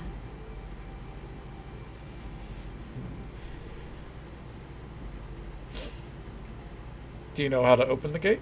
I have stood before this door and studied its surface for days countless, and let my eyes fall upon the black, the thin etchings of its surface. Agreed. If you relax your eyes to the shadow, Voice you acting see for the true these depths characters of is the artistry of impeccable. these mosaics. Some written in ash, others in shale, slate, and dyed tile black. Within these shades is a key, and once unlocked, the path will continue on. Okay. How did you get to the Shadow Plane? I have spent most of my life traveling the plains. Even so, it took me a long time to sense the ebb and flow of the portals in Mulsantir. With enough concentration, I was able to bridge them, although, judging from your strength, it was more difficult for me than for you. Are the portals in the Shadow Plane affected by time like the ones in Mulsantir? That is a good question. I know the ones in Mulsantir unveil themselves at night. If so, the darkness of the Shadow Plane should leave the portals to Mulsantir always open, but that is merely a guess. Although, since the flow of streets, and even potential obstructions, in Mulsantir may not be here, there may be more portals here than were evident in Mulsantir. I have not explored enough to say. But again, what I offer are guesses only. Do not take my words as truth unless you have a chance to test the portals yourself. Have you noticed anything else while you've been here? Most of my time has been spent reaching this place. But I have seen fires in the distance. That here game's in the newer. Shadow Plane, Jesus. but I do not know who else is here. I spotted them down by the ferry. I suspect they may be visitors like us. The native creatures I have encountered have little use for flame.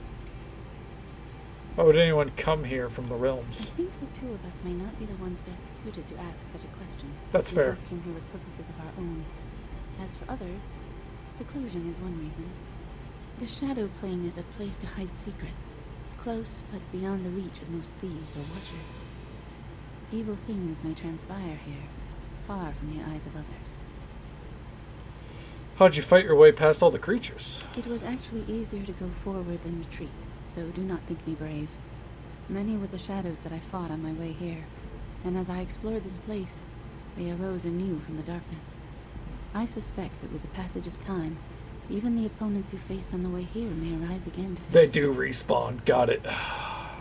How fast do the creatures here return? give me the meta I knowledge. believe they returned within a day's cycle. It may have been less. Time is difficult to track within this plane. The structure is more massive than the one in Mulsantir. It is. Unlike the other structures, it is not a shadow of Mulsantir. It was purposely built on the Shadow Plane by priests of Merkel. Merkel. But the structure in Mulsantir is a temple to Kellamvor. Even the roles of gods and their priests can change in time. Merkel was once god of the dead, and then Kellamvor took up that role. But Merkel's creations still remain. Why did the priests of Merkel build it here? This place was chosen for its secrecy. Few can travel here as they would in the realms, and even once here, fewer can survive its inhabitants. Its purpose was a library and a prison. The priests of Merkel used it to store valuable artifacts and relics. Valuable They artifacts? also imprisoned enemies of the faith here, ones they needed to keep in shadow and silence. Huh. By the way, there's going to be a lot of dialogue here. Mask of the Betrayer is very dialogue heavy. What did they do with them? For those who needed to be silenced forever, or had simply passed on to the City of Judgment, a crematorium was also said to lie within these walls. Merkel had many enemies, both within his temples and without. Many died in Merkel's name with no one to hear their last words, with no one to help ease their suffering.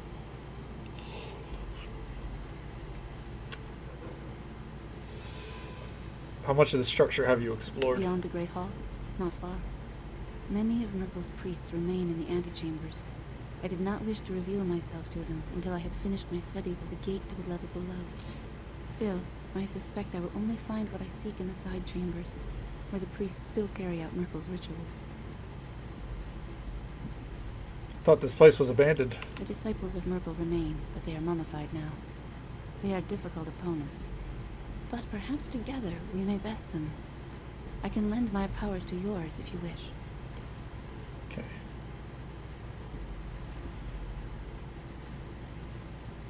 Yeah, would you consider traveling with us? I would welcome company. My watch here has been a silent one. Still, my purpose is here. I must find a way to the lower vault. No matter what I try, this gate blocks my efforts. I can find no key, no means of opening it. I do not know what more to do. Okay.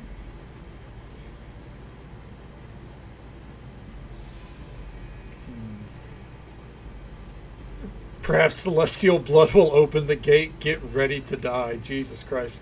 If we join together, Kaylin, we might be able to achieve a greater goal than if we were apart. I would welcome such help. I have traveled alone for too long for my brothers and sisters. Perhaps you were called here, just as I was. Influence. If so, perhaps the plains have need of us. I pledge myself to your service. Let us see what good we can achieve by our alliance, and may Ilmater bless our endeavor. Fuck yeah. Hey there, Witchy. Welcome on in. How you doing? It's going well so far. We're in the Shadow Plane. We just entered the Death God's vault to see if we can uncover some secrets. Steve Merkel, wearer of high-riding overalls and broken glasses. Close enough, Joe. Hey there, Kent. Welcome on in. Okay. Before we leave, I had some questions about this place. What did you wish to know? Okay. Nope, we're good. Kaylin is a cleric and is capable of casting powerful healing spells. Her cleric abilities also make her very useful in battling undead, and her half-celestial heritage grants her a number of unique racial feats, such as immunity to disease and damage reduction versus non-magical weapons. Hell yeah. I didn't ask the other question because it seemed rude to be like, seems like this gate's getting the upper hand, huh? Like, that's fucked up. And that's also why I kept this cleric stuff. Now, I'm not saying that I knew she was a cleric, but I had a pretty good fucking guess. Alright.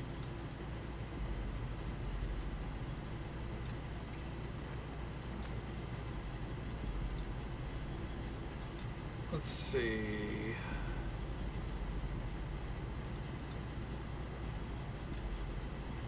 What's she Yes? rocking? She can't use a tower shield yet, but we're going to keep that on her. What's this Divine Radiance necklace? Extra turning. Oh, I think that might be better than the Ancient Sermon, actually.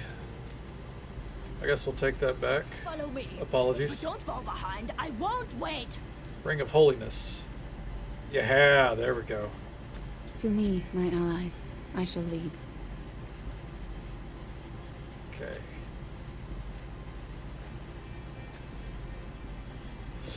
Alright. She does have a really nice voice. I like it. Okay, level 4, we have extra spells. Level 3, we have an extra spell.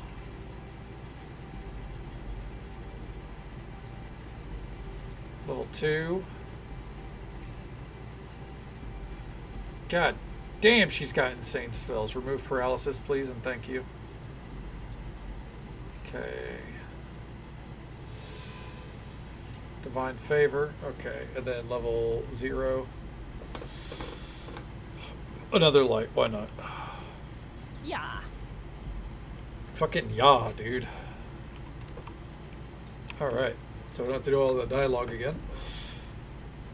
Let's do it. This is a very strange party, but I'm liking it. We got the barbarian, we got the cleric, got the red wizard of Thay, then we got the spirit shaman. Very caster heavy. Ancient mosaic. The mosaic is very old, picked out in a gleaming tile of black and gray. It depicts a ferocious battle scene, a swirling melee of humans, fiends, and others that you cannot make out. Your eyes are drawn to a figure that stands nearly to the center of the battle, facing a towering fiend. His sword is raised above his head. Bright silver with an unmistakable shape. It is a sword that you know. The Sword of Gith. Do you know the blade? The figure holding it is Akachi, sometimes known as Akachi the Betrayer, for leading a revolt against his own god. His blade was said to be a sword of silver. Its surface flowed like water over its allies and friends, but could wound the spirits of any enemy that touched it. It's kind of cool, though. The party, I dig it. Yeah, I like. So don't get me wrong. I love the OG party in the main campaign. Mainly Kelgar, Nishka, Eleni. Fantastic team up there. But these three, like, there's, with the overall edginess of Mask of the Betrayer, I feel like this party just kind of resonates very, very well. That the axe is wild. We stole it from the den of a dead bear god. Sounds good, Anonymous. Well, thank you for hanging out with us. It's always an absolute pleasure to see you. And thank you for the gifted subs, even if for some reason they didn't show up on the feed. I see them here, so thank you very much for that love and support. It does mean the world to me. I hope you sleep well. Take it easy. Stay safe. Take care of yourself. Hope you have a good one. And we'll catch you next time. Yeah. So, and for reference, for anyone who's like, what's that little bit of dialogue there? The sword we used at the end of the OG campaign is the Sword of Gith. So, Akachi, the Betrayer, used the same sword. Okay. Examine the mosaic more closely. Each of the tiny figures has been created with great care, representing humans and demi-human warriors, fearsome devils, winged celestials, and a single horned dragon. Oddly, you have difficulty determining who is fighting whom. Some humans seem to be allied with devils, while others oppose them. The sword bearer is clearly fighting against the devils, but so are the dragon, the celestials, and many of the humans. A strange company of allies, indeed. Okay. Let's check this one. The mosaic is endlessly fascinating to look upon. Its ferocious battle continues, a swirling melee of mortals and fiends. As always, your eye is drawn to the center figure who bears the Sword of Gith. Oh, is it the same? Oh, okay. The mosaics are the same. Got it. Can we open this door? Nope, not yet. Alright, time to delve deeper into the Dead God Vault. Oh, fuck!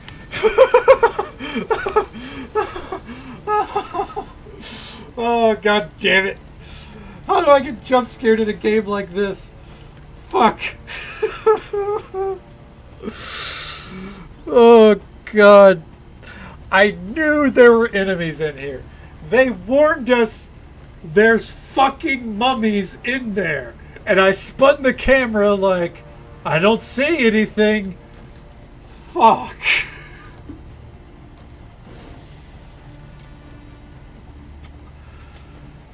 God damn it. Okay, anyways. Let's go, gang. Oh. That was awful. Oh, fuck. That got me good. I told you, this expansion, way creepier than the OG campaign. Come on now. Please watch out for the urns. They might have something valuable. Please stop. Oh, God. Okay.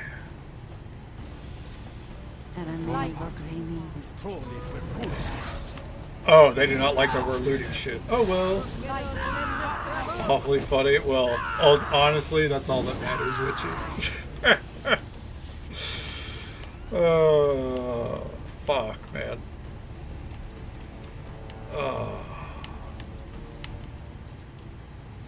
I hate how good that... What is the fuck is... How am I supposed to compete with that, Kalen? Jesus Christ, he's huge! Anyways, just so folks are aware, there's an ad break coming up in just about a minute. It's the usual 3-minute ad break. It happens once every hour. But we'll be right here, figuring out where to go. That's what she said. That's what I was implying there, Tippers. How you doing, man? Welcome on in. Oh, fuck. Gotta still take a breath after that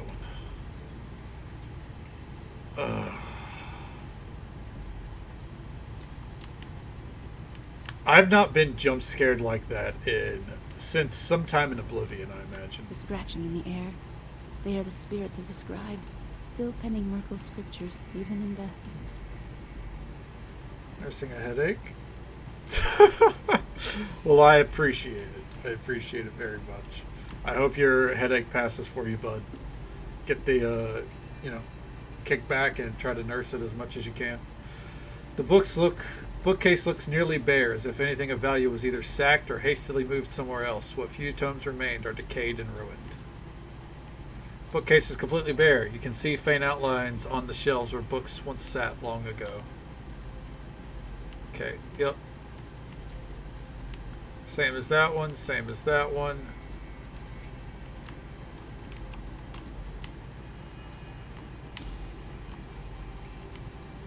Oh, you can't.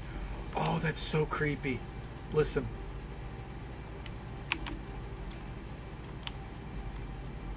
Where is it?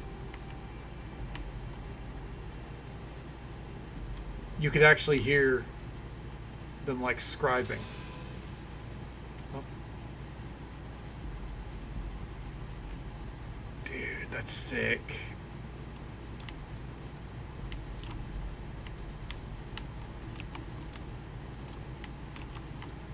Okay.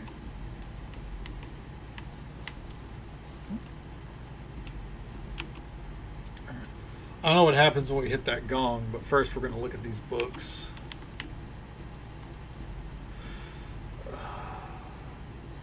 This massive book is filled with a strange handwritten script. It seems to be a list of items or names. The writing looks very familiar, as if you should be able to read it, but you can't, nor can you turn the pages of the book, which suggests it's some kind of enchantment in effect.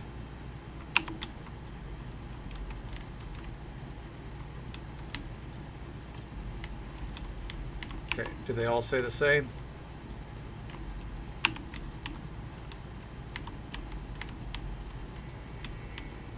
Alright. Well, I believe the time has come.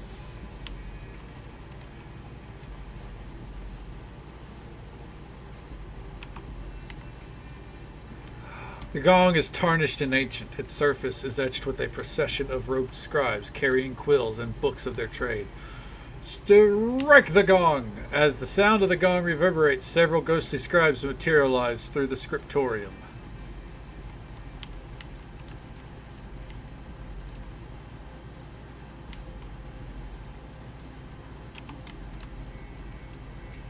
Chief Scribe. The ghostly figure turns very slowly to look at you. As his eyes meet yours, you detect a flicker of puzzlement. Bong! A tale of deception is writ plain upon your soul, supplicant, and you are both the deceiver and the deceived. You will not find truth within these walls, but when you see the lies for what they are, you will return to us, I think. What is your name, spirit? I am Diomedes, chief scribe and supplicant before the Lord of Bones. All that passes through my lord's gates is recorded within these tomes and ledgers. We record, my scribes and I, but we do not remember. Our scribings are the mind and memory of Merkel's vault. Merkel, the former god of the dead. He was slain and replaced by Kelemvor. Why do you still labor here? It is words that bind us to the vault of our Lord. Our souls are graven upon its walls, our names writ upon its foundation stones. When one scribe replaced another, the name of the old scribe would be wiped clean, and he would be free to pass beyond to the city of judgment, to join with these scriveners who came before. Definitely setting a tone. Oh yeah. This expansion's creepy. It's deals a lot with, as we can see, death and like the shadow plane and shit like that, so they really set the tone right. But a great betrayal was committed here, supplicant, and we stood by and watched, so taken were we with the traitor's resolve, with the dream that he spun for us in words and deeds. But when the treachery was put to an end, we were held to account with all the rest. Ours was a simple retribution, an effortless thing. No more scribes were appointed, and our names were never wiped clean. And so here we are. You're talking about the Betrayer's Crusade, aren't you? That is what called our treachery. Yes, a pretty mask to hide an ugly face. Who was this traitor? Akachi, high priest of the temple. He is called by some by the betrayer, who led a great host against the city of judgment. For the love we bore him, we shut our eyes to his treachery, and for that reason we stand by now. But you were mere bystanders. Your punishment hardly fits the crime. Ah, but you do not know the nature of treachery. We have always held that our punishment was just and deserved, and we will speak no more of it. What is contained within this vault? All that is recorded in our ledgers you will find in the chambers below. Ancient tomes, prisoners, and treasures of the faith. What ancient tomes are stored here? Every book of the faith was brought to this scriptorium and copied by my scribes, or by those who preceded us. All were delivered into the archive below to be tended by our mummified remains after our souls ascended to the city of judgment. Nothing of us was wasted. Go below and perhaps you will even find my corpse, supplicant. Prisoners were housed in the vault. Many enemies were made to disappear, supplicant. Those who defied our Lord's faith, necromancers who practiced crafts forbidden even by our church, and the depraved, murderers and worse, delivered to our gates by the witches of Mulsantir. Such was the price of building this vault on their sovereign ground. We disposed of the worst of their race. All were imprisoned in the endless dark below, never to emerge until death took them, and their bodies were sent to the furnace. There's treasure, too? Yes, much was stolen by those who betrayed our faith and employed in the battle against our God, but some, no doubt, remains. How do I unlock the door to the lower level? Our high priest held the key. I do not know his fate. It is not recorded in the ledgers. I'm seeking a scroll, the Lamentations of the Dead. Will I find it here? The ghost turns to his massive ledger and is silent for a time, his eyes narrowed, mouthing words to himself. Whatever language he is speaking seems somehow familiar, yet you cannot quite comprehend the words.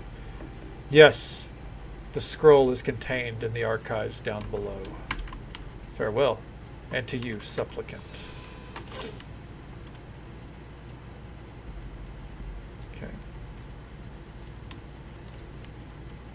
Alright. No reason to kill them. Especially if they seem to think their punishment was just. Who am I to, who am I to be like, be absolved by force? I'm not getting jump scared this time, by the way. I will not do it.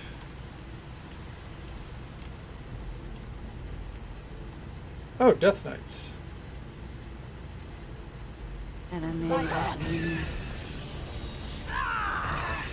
Fuck them up.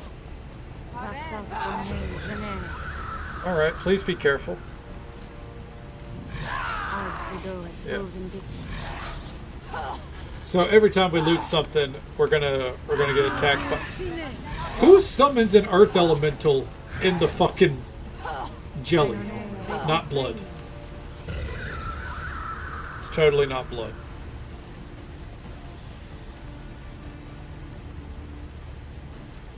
Okay. Totally not continuous fountains of blood. And I'm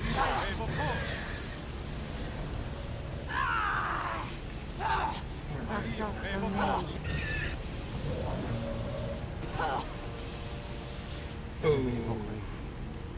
Damn, they fucked that dude up. The party, I feel like this party is a lot more well-rounded than our previous party. And I know that that's also partly because of me. I invested so much in Kelgar and like no one else really. Well, I don't think that's entirely true. I think I invested a good bit in Nishka. It's just Rogue is very underwhelming, I think. Okay. The party don't start till you walk in. Headache and all, right, Timbers? Start passing out the Tylenol.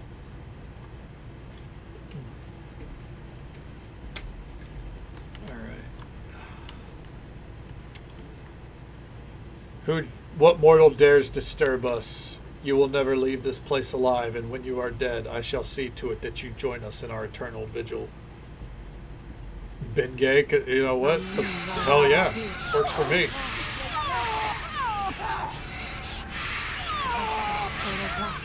Holy shit. It's a good thing I quick saved.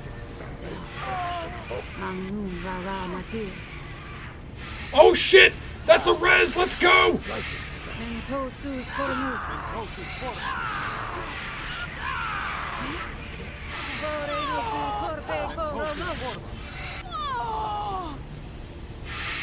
Let's go! We have a cleric!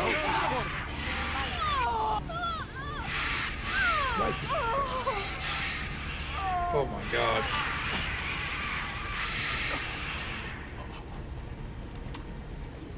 Breathing, corpse-loving, inbred scum.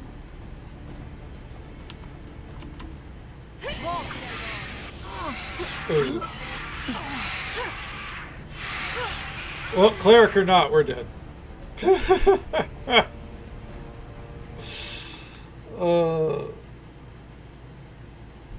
That was rough.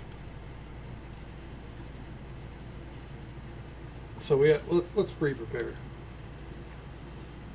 CBD self. Ooh, I hear CBD is very, very useful. All right, we're gonna move to where this elemental here is like squaring up too. Okay. There we go.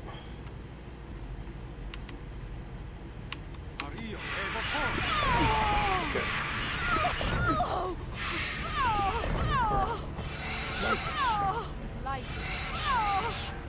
Keep chugging down the potions.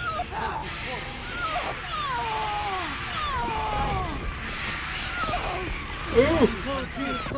I got dropped. Of course. I feel like she's not casting spells like she should, so I'm gonna go ahead and do it for her.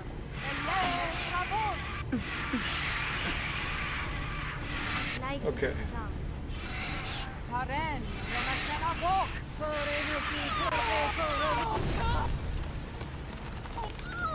Oh no, not the offering urn!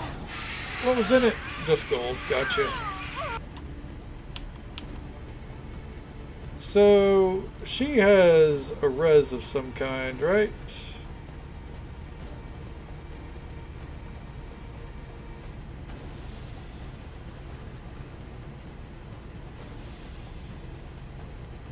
Did she already use it? I think she might have already used it. Yeah, okay, it's called Resurrection. Silly me.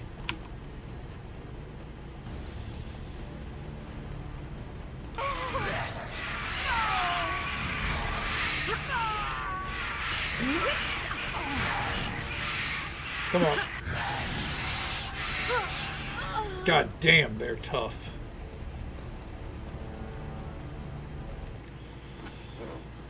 Ooh. Okay. I believe this time. Oh.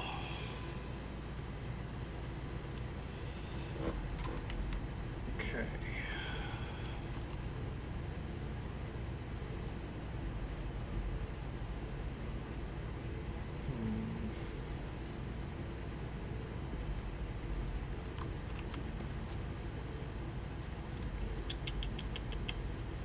Magic pouch. Okay, so nothing really to care about there.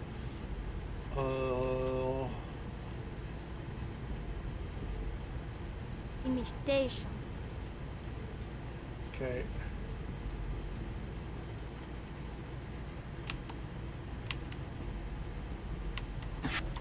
Okay, and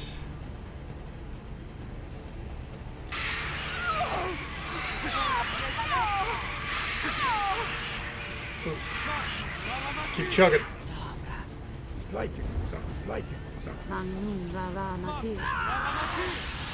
we go.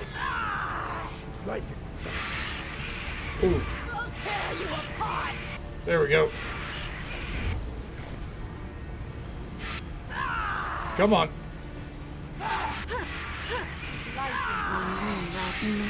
Ooh. Oh no! Her wounds are grave. Oh. Come on. That's one. That's two dead. Okay. It's just you and me, asshole. Come on. Come on. Show me that barbarian training in action. Alright. There it is. Woo! No more death knights in this house. Death Knight key. Ooh. Probably the key to the next door. We're going to quick save here, and we're going to see if we can take a rest. Somewhat dangerous place to rest. But we did it. Okay. Break faces. Amen. Gonna break faces all fucking day. Okay.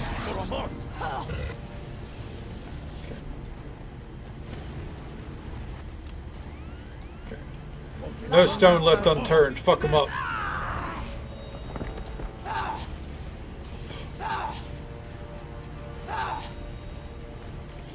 Hell yeah. Dude, look at all these buffs. What the hell? This party is cracked. I'm sure that they're going to throw more party members at us, but I'm going to level with you.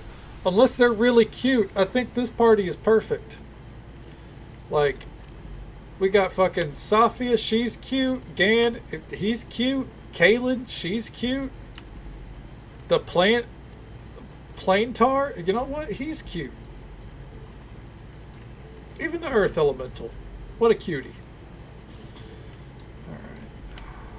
Many buffs. Amen. Strong as fuck.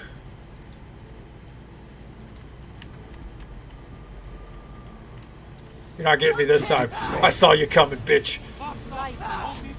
I was staring at those fucking corners, just waiting.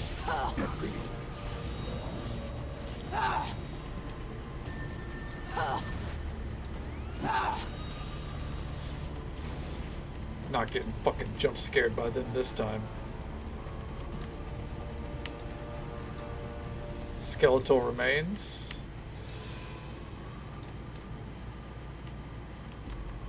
Not gonna regret looting the dead, right? Yeah, a bunch of cuties. Yeah, that's pretty fucking accurate. A bunch of cuties. Thieves' tools? Hell yeah. Need more of those.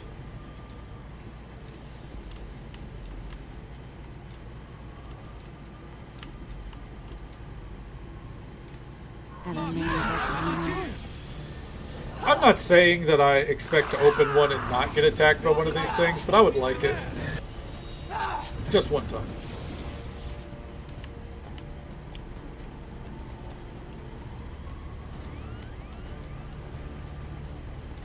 The fucking combat music in this module. I keep calling them expansions. They're modules. I should. You hear, they are born of ghosts. Do not let them distract you. Oh, okay. It's like, you know, it's like doing a D&D campaign. The stories are modules. So I should probably use the right term, right?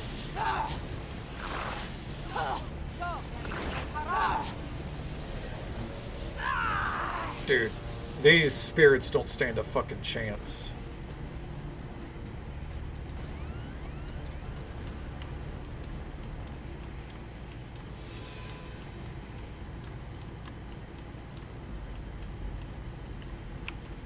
This feels like a good moment to quick save.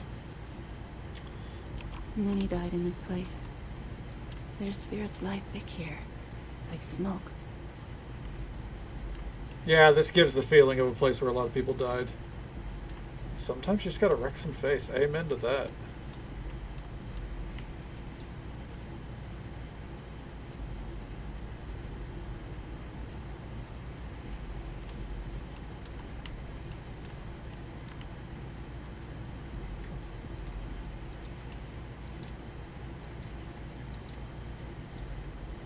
Fire gates?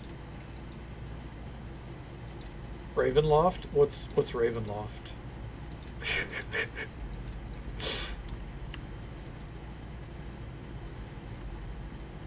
Is that like a D&D thing? I like Smash. Hell yeah.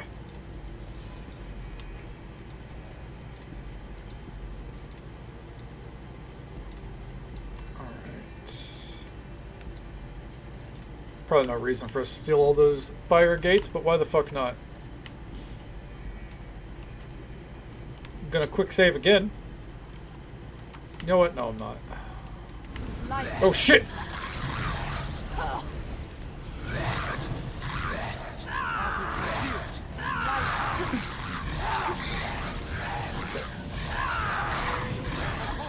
Didn't even have a chance to see what the fuck was going on.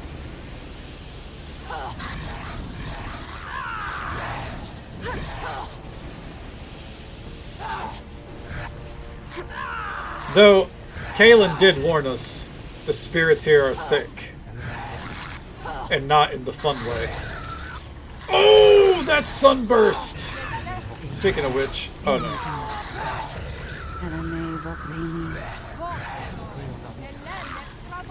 Dude, Kaylin is a must for this party for the rest of the game.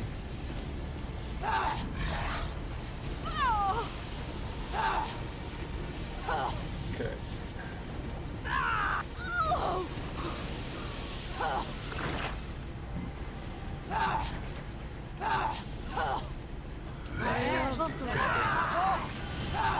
Oh, okay.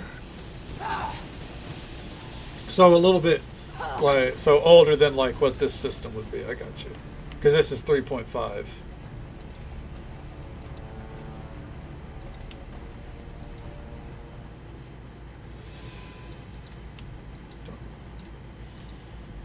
Well, that'd be pretty sick. I love learning more Forgotten Realms lore because I don't know it very well, but you know, obviously I love Neverwinter Nights and Baldur's Gate's a lot of fun. So I like learning it where I can.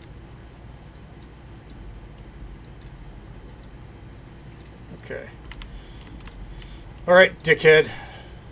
Be gone. There is little enough comfort to be had in this crowded furnace. I won't let you throw yourselves into the warmth and crowded further. The furnace is crowded? Crowded, yes. Beyond capacity. There is no room. Curse of Strahd. I have heard of Curse of Strahd, yeah. Isn't that a very infamous one? Go now and find some other warmth. What is it, priest? A supplicant come to join the many? Nothing to concern yourself with, child. Recede back into the warmth of the furnace.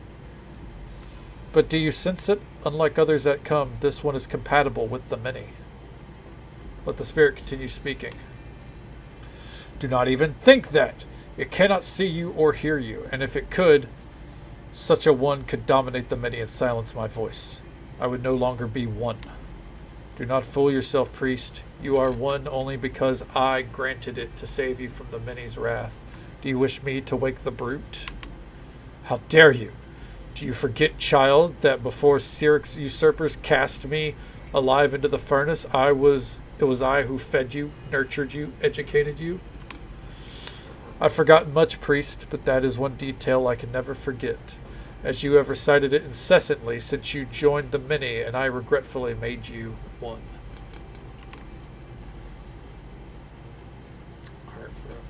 I get that. Oh, yeah. Everyone has that system that, you know, if you get into tabletops, everyone has that system that you really just kind of latch onto, right? Never finished it, but it was a good one. Hell yeah. You should be grateful that I kept the secret of your existence safe throughout the hours of torture I endured for being the high priest of a slain god. For if I had let that detail slip, you and the rest of the many would have been exorcised from the comfort of the furnace and sent to the city of judgment to become mortar for the wall of the faithless. Priest, who is the child you are speaking to? Are you talking to imaginary beings, or do you see something in the room besides the priest? I see only the spirit of the Merculite priest, but I sense the presence of others. Did you hear what it said? It can see and hear me. The brute must witness this. I will fetch him. No, not the brute. Not the brute. Someone call me. What's this, a living flesh receptacle?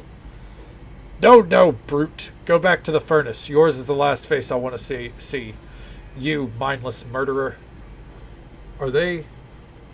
Oh, we can actually see them right here. Okay. You be silent, priest, or I'll leave here, find more of your stiling family to slay. Leave? You can never leave. And even if you could, my progenitors are already dead, thanks to you, monster. Satanic Panic in the 90s. Oh, hell yeah. No better way to stick it to the man than that Satanic Panic bullshit. Overcome that nonsense. I would not have done well being alive during the Satanic Panic. Like, you know, as like a teenager, I guess. I think I would have went full tilt into, you know, everything that the media hated at the time. Do you forget when I hunted you down for slaying my wife, my son, and then when I had you tossed swearing into the furnace? You be silent. And I spit on you while your flesh blistered and watched the spittle boil and evaporate on your forehead as your final words were unheard over the roar of the inferno. Obviously, you two have a complicated past. Huh? Did the flesh receptacle speak to me? How can it see me? Yes, you low-born son of a corpulent pig, the child called for you to witness this. Some other one can see you and hear you, as I once did when I lived. Well, you impotent worshipper of a dead god, let us grab it and take it into the furnace so that it may join the many. No! I am one and I forbid it. Eventually this one will tire of being ignored and move on. Then let me speak it to it myself. I want out of this blasted furnace, and this one may have the power to break us free. Okay. I will not let you speak to it. Now go back and I will deal with this. Some banger dialogue. Oh yeah, the dialogue in this module is real fucking good. Okay. Aren't you just concerned until Mike sat down with them and showed them that it was just math rocks and stories? Well, hey, at least there's that, right? My taste of the Satanic Panic, and then I'll get back to, you know, rambling with these spirits. It was my grandmother very much, well, for one, my mom bought me a VHS of Harry Potter when I was a young warthog, and I wanted to watch it, but I had to go stay at my grandmother's for a week, so I brought it with me and like hid it under the bed, But for some reason, my grandmother found it. And when she showed it to me, she was like, what's this? And I was like, it's a movie I want to watch. She goes, no, not this magic stuff. I think not. I'm going to go return this and get you a good movie. For one, I love my grandmother. She's one of the most inspirational people in my life. She never got me another movie, for one, and I just lost fucking Harry Potter and the Sorcerer's Stone for no reason. And then when I was a teenager, I'd come out to her house and buy like Avenged Sevenfold or Iron Maiden shirts. And Avenged Sevenfold, she was like, I don't like that shirt. I don't like that shirt. Skulls are celebrations of death. You shouldn't be celebrating death like that. She's passed away, unfortunately. It's been about 10 years, but yeah. She was like, celebrating death, I don't like it. And I'd be like, Grandma, you don't understand. It's not celebrating death, it's just a shirt design. And she's like, no, it's not good for you. And my mom actually sat down with her and no, it's fine. I mean, it's been, as I said, it's been like 10 years, We remember her fondly, of course. My mom sat down with her and convinced her that Avenged Sevenfold was a Christian metal band. For the record, Avenged Sevenfold is not a Christian metal band. There are influences of Christianity in their name, obviously, and in some of their songs, like Beast and the Harlot. But they are not a Christian metal band. You don't make a song like A Little Piece of Heaven and get to be called a Christian metal band. But my mom convinced her that it was. Because my mom thought they were, to be fair. My mom thought they were. She had no understanding of what A Little Piece of Heaven was, and I put it on one time, and she legit went, so this is like your generation's Bohemian Rhapsody, huh? Because of like the length and the style of it. And I just went, yeah, for sure. Why the fuck not? It's not, by the way, but yeah. But yeah, and then the other one, this one my mom didn't go to bat for, but I did, because I came to love Iron Maiden. I still love Iron Maiden. To me, Iron Maiden is the best band in the world. Like, I love, have a lot of love for a lot of bands. I'd put them in my top 5s, top 10s. Iron Maiden is the top. All right. I'd go out there in an Iron Maiden shirt, and she'd be like, I know what Iron Maiden's all about. And I'm like, yes, grandmother, enlighten me. She'd be like, Number of the Beast, 666. And I'm like, it's not a song praising... it's not a song praising Satan. Oh my god. And I had to be like, no, grandmother, you don't understand. Iron Maiden's not like that. She was like, I know. And I'm like, no, you don't. I love you. No, you don't. Oh god. She isn't totally, like, style-wise, I could see it. Don't get me wrong. But, like, popularity-wise, no. Like, Bohemian Rhapsody's iconic. But I love Little Piece of Heaven, so. And yeah, it'd be like saying Ghost is Catholic. Yeah, looking at Ghost, like, oh, it's very clearly, touching on the Catholic faith. In a way, I guess. Yeah, I love Iron Maiden. I don't listen to them every day, but they're still my top band. I've got like 20 plus Iron Maiden shirts. I have a bunch of Iron Maiden DVDs. The Second Son of a Second Son album, to me, is like a perfect album. What's weird is remembering Ozzy catching so much grief for the stunts at his concerts.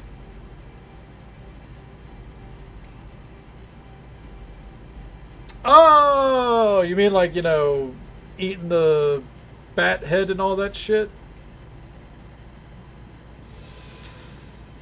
Because, like, I mean, look, Ozzy was crazy for the times, but, like, concerts do crazier shit now. When I went to see Avenged Sevenfold live back in, like, 2010, he thought it was a prop. Yeah, exactly. Like, he wasn't insane, But back when I went to see Avenged Sevenfold, like 2010, 2011, The Avenged Sevenfold portion of the concert started with a body falling from the rafters with a noose around it and like a blood curdling scream echoing through the arena because it was the Nightmare album, you know. So it was pretty fucking sick too. Fucking like then afterwards they hit a spotlight. Sinister Gates came out, stood underneath the mannequin. I'm not gonna say the body, the mannequin, and played the intro to Nightmare. Oh, dude, that was so fucking cool. He was high as fuck. Anyway, that was the times, was it not? Let's get back to the dialogue here real quick. I was roused for nothing. It'll take me some time to find a comfortable place among the crammed furnace. Do the many a favor and be silent. Until then. Oh yes, I will keep silent. The living have done little patience for being ignored. If I do not speak to them anymore, they will leave. Okay.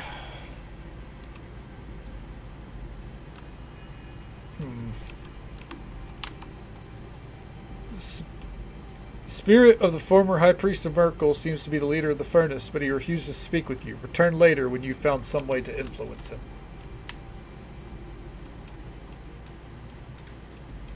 Alright. Let's get moving. Yeah, man.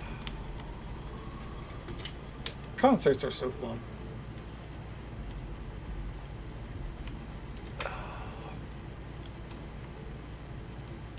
I'm gonna guess, by the way. We need to come in here and talk to... There's no fucking way.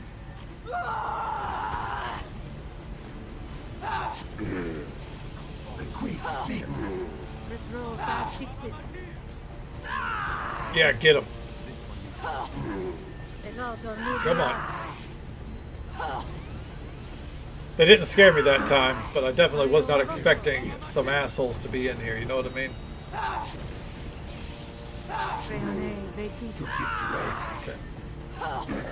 Yeah, I get stunned, idiot.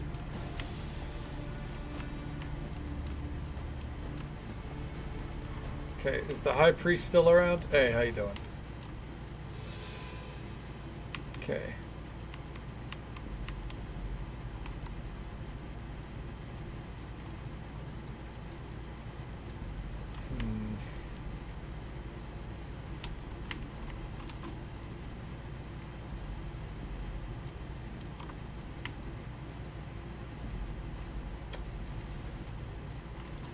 Quick saving here.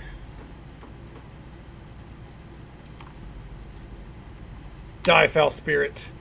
No supplicant, I think not. Oh.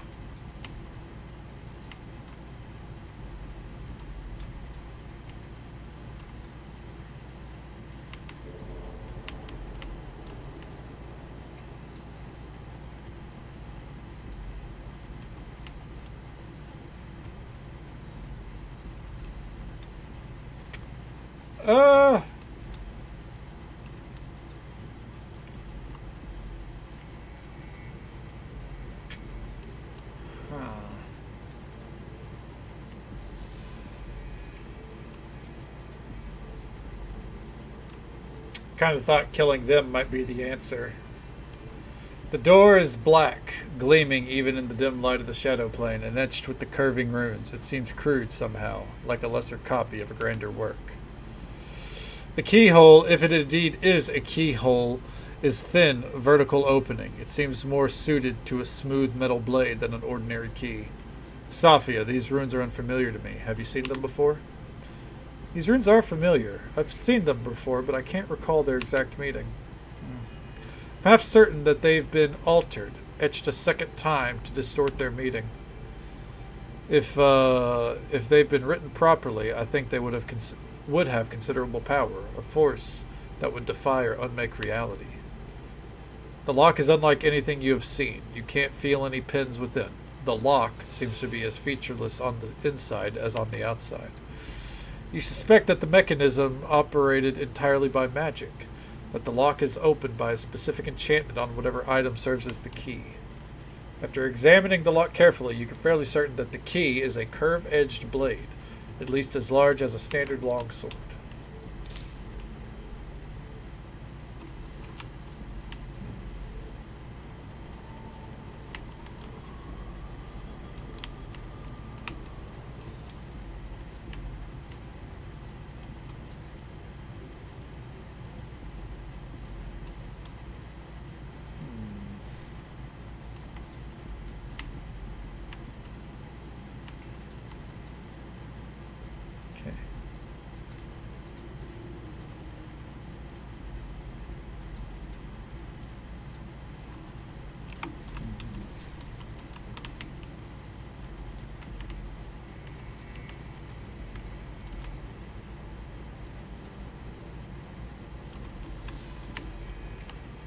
Is there something I'm missing?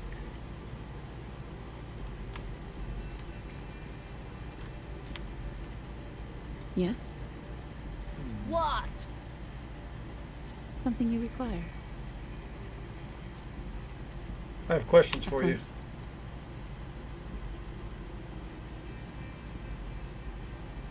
I met your brother and sister, Ephraim and Susa. Ah, Ephraim and Susa. I felt they might search for me. I hope they are not too worried about my absence. If you met them, they must have left the House of the Triad in search of me. I hope they will not be punished. Punished? Yes. The menagerie was forbidden to take up weapons again, at my grandfather's command. His throne is high on the slopes of Celestia, and his word carries much weight. Why were you punished? Our philosophy veered from the traditional teachings of the divas and angels, and so our paths were forced to part. Okay. Doesn't sound like your whole story. It is not, but it is a complicated issue, and I fear that sharing it will do more harm than good. Any Of other course. questions? Any suggestions on how to deal with Oku? My powers are well served in dealing with the aftermath of a battle, but it would be wise to seek the counsel of one of the shamans of Rashomon in dealing with his army. They know the spirits, the beast gods of this land, far better than I. If this conflict can be settled without violence, they would know. Okay. Of course. Okay. Tell me about yourself. My history is in the past, where it Okay. belongs. Let us look to the future, and what we may accomplish. I am sorry, but my past efforts have shamed me, and they are difficult to speak of. Okay. Forgive me. I meant no disrespect to your privacy. No, One it second is here. I who must ask your forgiveness. Perhaps as we travel more together, I shall find the words and the will to speak them. Hell yeah. All right. I don't know why the sound alerts still aren't working, but real quick, get a shout out here for our great friend Krenag, who was kind enough to bring his community our way. Show him love and support. Drop a follow. Say hello sometime. Welcome on in. Dying in the dark. Were you playing a game? That involved dying in the dark? It's good to see you, bud. And Strawberry. Welcome on in. Hope you're doing well as well. Okay. You having some issues tonight? I think I saw an update on my phone that you got started late. Okay. Okay, no. It was a surprise collab stream tonight. Never mind. Okay. Atlantica is a bit more of a combat-oriented, lethal company-like game. Oh, okay, cool. Of course. I hope you had a good time with it. So you're from the Upper Plains? I come from the slopes of Celestia. My heritage is evidenced in my wings and Just my on Blue eyes. Sky. Hey, man. I've done that plenty of times. Well, I don't use Blue Sky. I thought about it, but I should have. But there have been a couple times, especially it was like 2 or 3 weeks ago, where I posted that I was going live, but I usually do like a ping, for people who want the late night pings, and I just forgot to add the ping for no reason at all. I had no clue until I started looking through my messages to get some copy paste shit. Yeah, hey, sometimes it, when you're a little in a rush, or if you're feeling a little tired, it happens. Especially if battery is drained. Hey, I get that.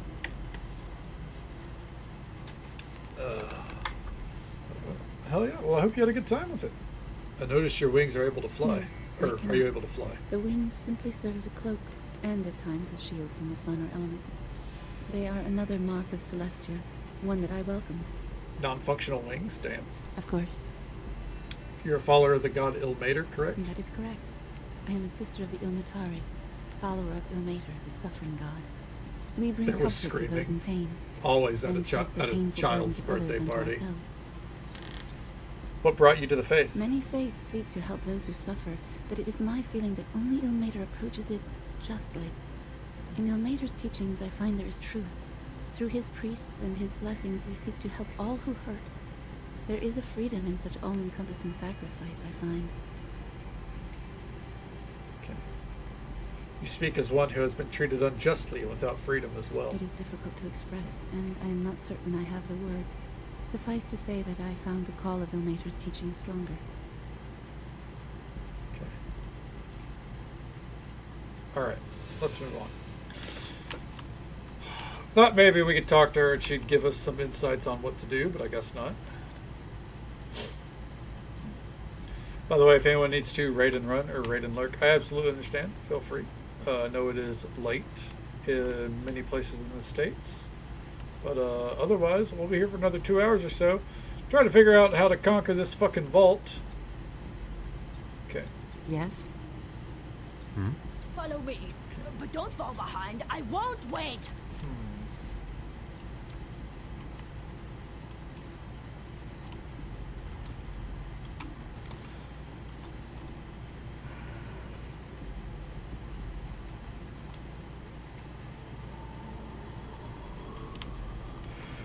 Oh! I think the journal does mention the priests of his successor god Kelemvor may have some idea of what happened to the high priest and his key. Okay, so we need to go back to reality.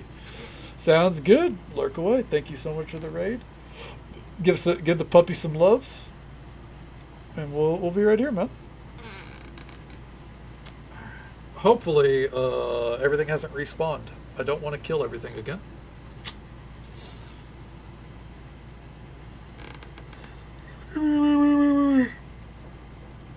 Holy.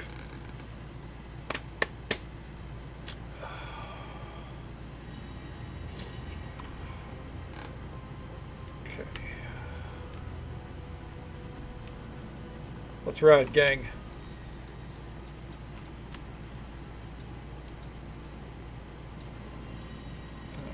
I wonder if there's any more party members. I'm going to level with you. I know exactly how to check for this. Okay.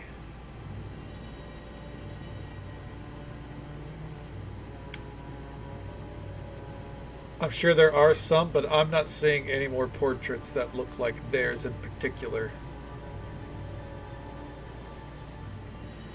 So if there are other party members, I can't see what they are yet.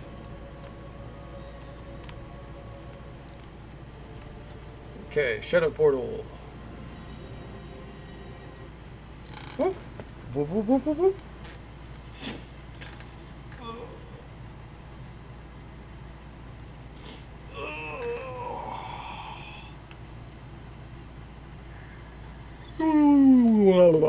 Man, I'm not tired. It's just one of those days, I guess, you know.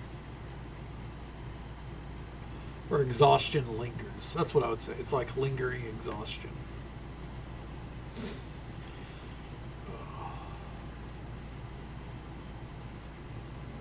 That's like some days that's just the way of the road, right? Uh-oh. I can feel the army outside the gate. They are here in great numbers. Yeah, it's fine though. Kaylin, little sister, it's good to see you on the Prime again. You need to stop flying from us. Was your search successful? I have made progress, yes. What has happened in my absence? The city feels different, more turbulent. A ghostly beast is at the gates, a bear god, awakened from his slumber and bellowing worse than Susa when she can't get her way. And worse than Ephraim whenever I best him in duels with one hand tied behind my back and hopping on one foot. It is good to see you, my siblings. I have missed you, but how did you come out here? I heard that we would not let our eldest sister, leader of our humble menagerie, go into exile alone. Who would feed us, change our cages, sing to us? Nay, to abandon you, I would sooner let the antlers fall from my helm like leaves. Although the removal of your antlers would make it easier on door frames, my brother, many still bear wounds from your entrance. I am pleased to see that the gravity of events has not diminished your charming rivalry. Okay. Okay. I'm glad I could reunite the two of you with your sister. Indeed, we will keep our promise and help you. Promise? What promise? In exchange for finding you, we promise to help battle the spirit army beyond the gates. It was not my intention to endanger you, my siblings. Ah, sister, we can take care of ourselves. We are not unaccustomed to battle or to great odds against us. Remember the menagerie. Please, release them from their promise to aid you. I will help you, and that is enough. All right. I release them from their promise. I thank you. I do not wish them to be placed in harm's way for my sake. Kaelin, please come home with us to Celestia. I know grandfather will reconsider your exile if you just make penance to Kelemvor. The menagerie misses you, sister. We need you. Kelemvor is a just god. Trust in him to resolve your inner conflict. There are wrongs that remain unrighted by Kelemvor. The truths I seek are sacrilege to his doctrine. Then let us journey with you. No god's faith could be greater than my faith in you, Kaelin. Let the menagerie go where you would lead us. Susa, no! You speak sacrilege against Kelemvor. Ephraim, do not recite grandfather's words. Look into your own heart. You would not have come with me to find Kaelin if you did not feel as I do. Susa speaks truly. I would follow you to any end, Kaelin, even to the end of faith, if you would but lead the menagerie once again. My path now lies with Kadana, and I cannot take you on this journey with me. I know I have led you into battle before, but this journey is different. My journey concerns itself with the fate of souls and the injustice of all gods, not just Kelemvor. It is a path that may lead to not just the death of my body, but the destruction of my soul. I cannot, will not, risk sharing that fate with my siblings. Please return home, and may the menagerie live on even in my absence. But Kaelin, no, Ephraim. Behold the conviction of our sister's eyes. We cannot sway her from this.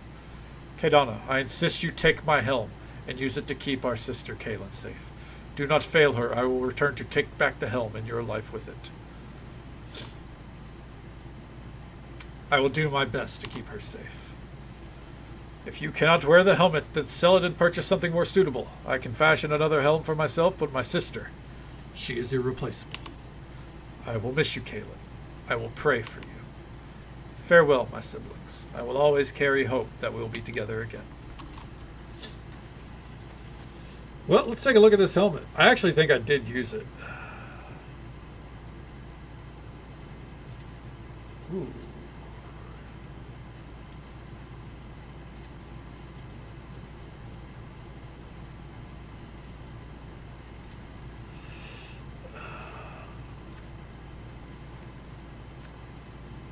Oh, no, I'm not using that. I'm sorry. Yeah, no, I'm actually good on that one. Yes? Okay, let's take a look at these rings. Stone Eater's Ring. That's getting sold. Bone Dancer's Ring. It's not awful. But I think I'm already immune to death magics, so kind of pointless. Alright, gang. First and foremost. There are my siblings, Susa and Ephraim. Yeah, we already talked to them. I think we were supposed to come at them from another angle. Alright. Let's sell some of this shit. Okay.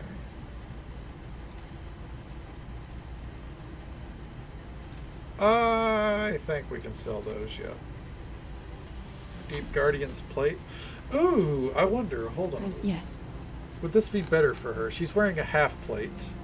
+7 A4. I do think this is better. Yeah. Okay. Follow me, but don't fall behind. I won't wait. Okay. Boots of Hardiness. Does she already have boots? She has boots of striding. She needs a cloak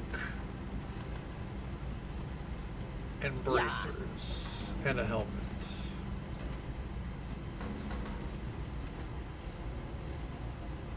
Okay.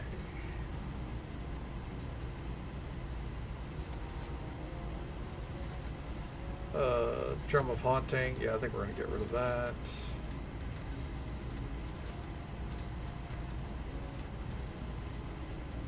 Okay, there we go. Sell the dagger. Yes. Follow me, But don't fall behind. Yes? I won't wait. It might be ridiculous, but we are going to give her the helmet. We're going to give her brother's helmet for now. Follow me. But don't fall behind. I won't wait. Okay. Go. The like ambient music here, I'm all about it. It's a fucking vibe.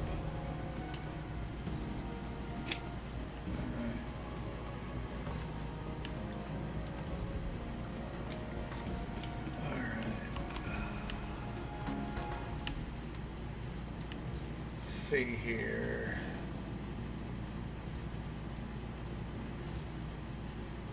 First, let's go talk to the witches, see if they have any insights that they've been holding out on.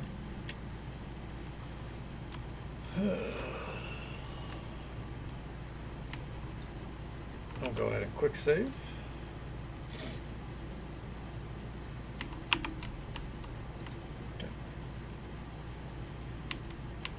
Alright. Alright, let's try this again. Oh no, I fucked up. I'm gonna reload that.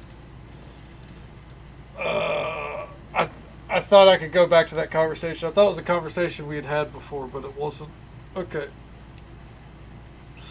I just don't like rereading things that, like, I don't think are relevant.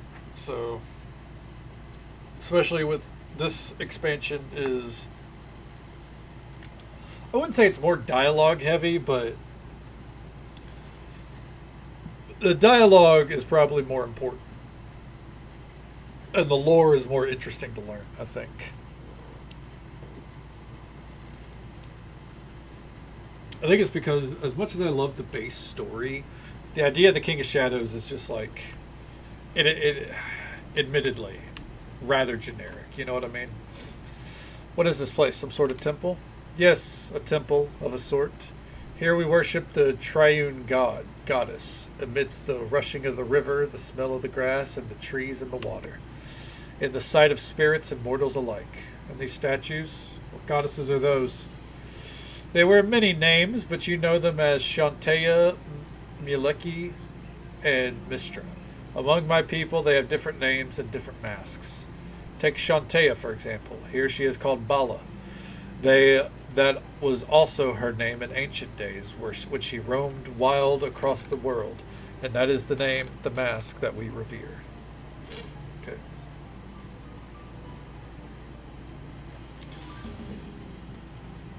Yep, the enhanced edition came out a few weeks ago. I love the old OG campaign, but you know, I get it. It's not for everyone. So the gods have different masks in this land, different personalities. A person, or a god, becomes the mask she wears, but she cannot truly escape what lies beneath. In the end, there must be a reckoning between them. One must overcome the other.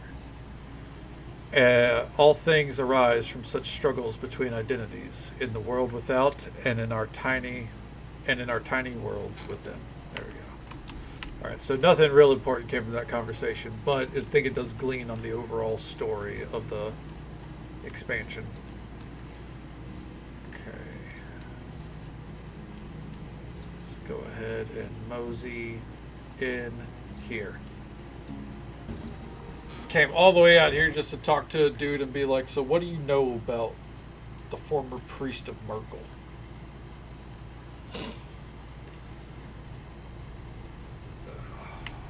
Got his, like, key hidden somewhere, hidden in the back.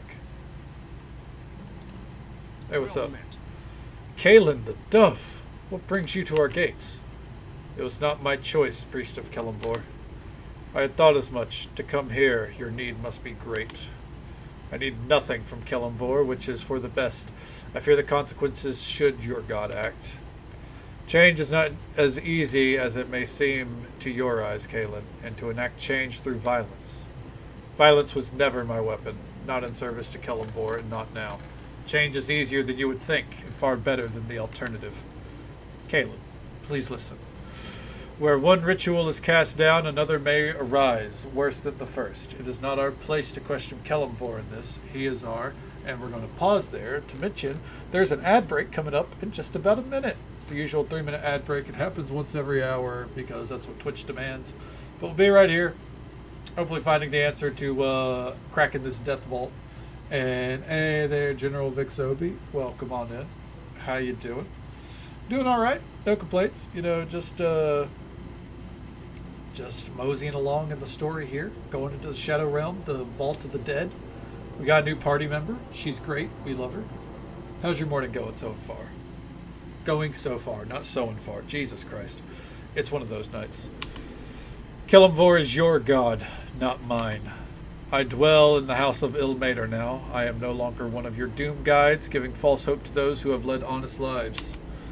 You cannot counsel me in this. Speak with the one I follow, if you will, but you and I shall share no more words on this. Very well, your companion is no stranger here. How may I serve? I found an ancient vault in the Plain of Shadow. It stood on the site of this very temple. Did you? Perhaps it is a relic abandoned in the days when Merkel was god of the dead. He was a jealous and suspicious god, prone to keeping secrets. What happened to Merkel? Why is he no longer god of the dead? Because he is dead himself. In the time of troubles, when gods walked the prime, Merkel was killed. He was slain in the skies above a great city, while dueling the goddess of magic. To us, it was merely the changing of one face for another. Death stays always the same, does it not? Men will always die and cry for comfort, no matter who waits to judge their fate. I discovered a locked gate leading to the lower levels of the vault. I was told that Merkel's high priest held the key. I am the first priest of the dead to serve here in many long years, and that is only because Kelemvor saw the need of these people and called me hence. Merkel's priesthood has been gone from here since his godhood was usurped briefly by Cyric, and then granted later to Kelemvor. When Cyric's followers sacked Merkel's vault, they murdered all the priests and monks. The high priest of Mulsantir was hurled alive into the crematorium furnace. Damn.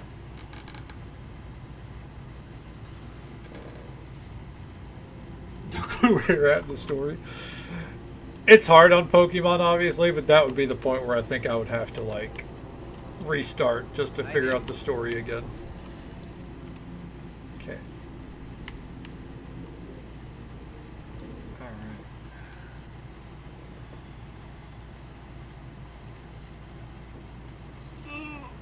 Then stretch. I guess so.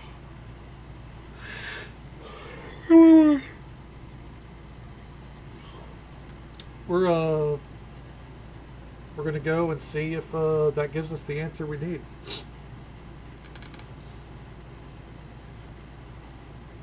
Oh, really? There's no like set structure on who you challenge? And hey there, Robin. Good morning to you. How you doing? It's good to see you. Ah, okay, that makes sense. Alright. Let's move, Kalen, and the rest of the party. Alright. D&D day? Oh, hell yeah. What kind of character are you playing?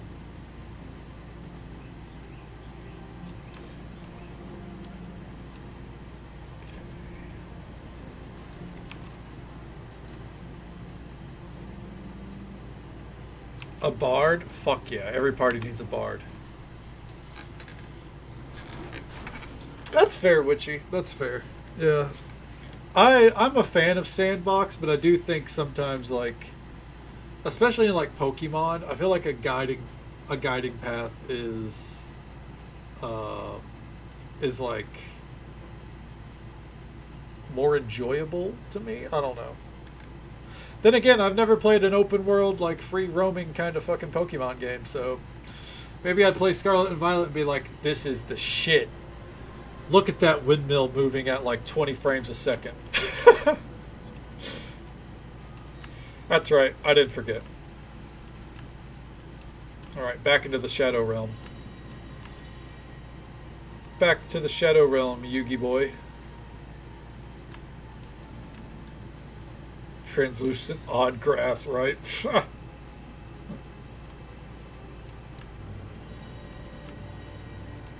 I love whenever they design a forest and there's like 3 trees. Because if they put in a 4th tree, your performance would probably tank. I'm just saying. I'm sure Scarlet and Violet are a ton of fun. But graphically, they look like PS2 games. Like Bud. I know the Switch can handle better than that. I know it can. Look at fucking Tears of the Kingdom and all that shit. Are you kidding me? Session 1? Ooh, okay, hell yeah. That means you got plenty of time to like kind of get a flow for it, right? Are you... I imagine not. But are you going to bust out songs whenever you actually, like, your bard actually has to perform? I don't know if that's advisable. Breath of the Wild. Yeah, exactly. That's the thing. It's been proven that the Switch has better capabilities than Pokemon lets on. But why put in effort? We'll see how that goes. Oh, hell yeah. Please report how that goes.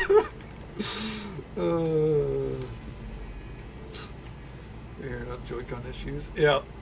That's the thing, is like, it's like how I am very well aware of how Blizzard operates.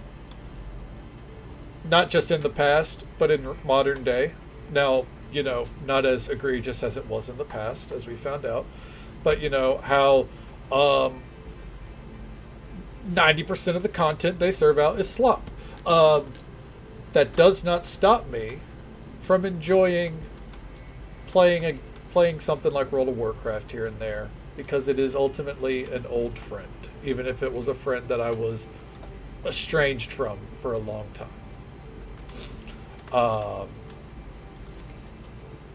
But, you know,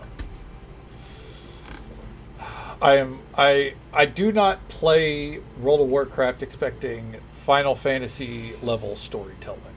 Let me put it like that. That being said, current patch, story-wise, pretty good. I don't know where it's going. I feel like the rest of the expansion has kind of been forgotten. But that's fine. I think it's a pretty interesting direction they're going. So we'll see. Rather than do Joy-Cons. Smart move.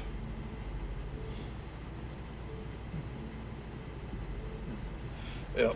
I think if I were to have a Switch, I would avoid the Joy-Cons at all costs. Yeah.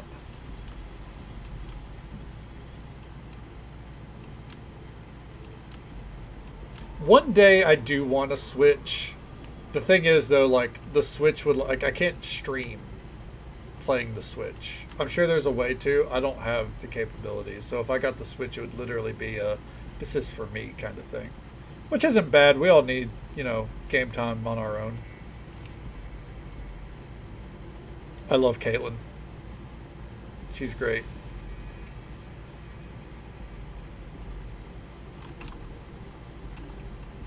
About to say, where the fuck is everyone? Let's get moving, Gan.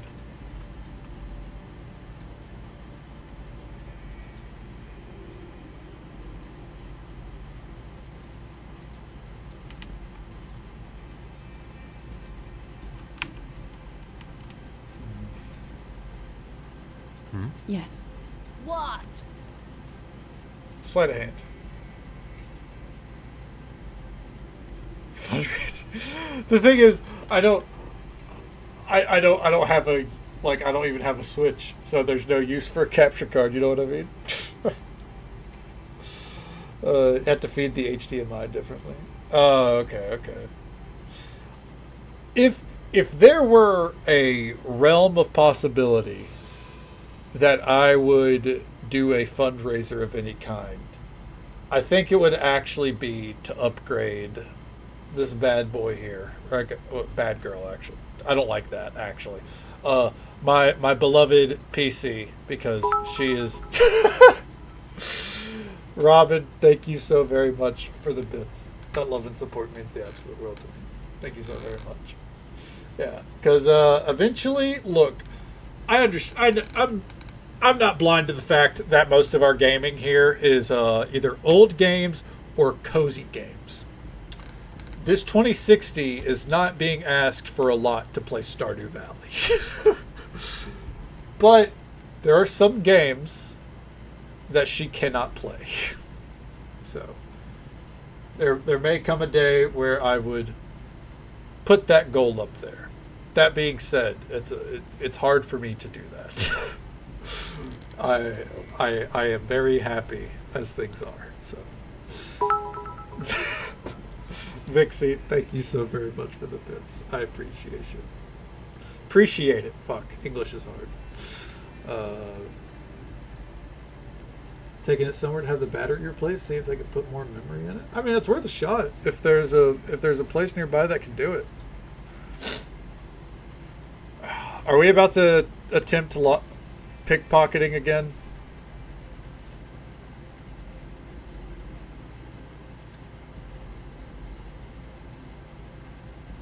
You know what? Let's do something ballsy.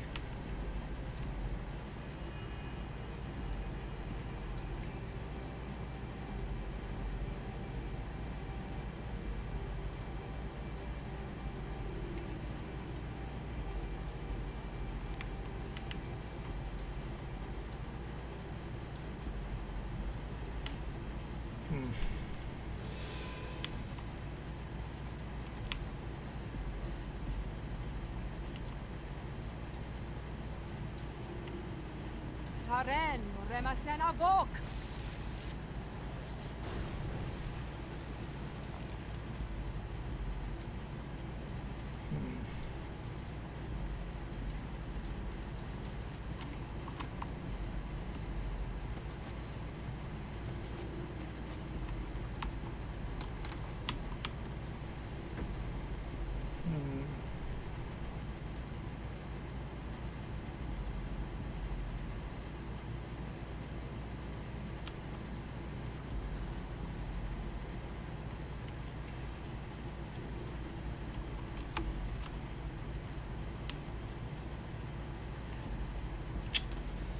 Fuck.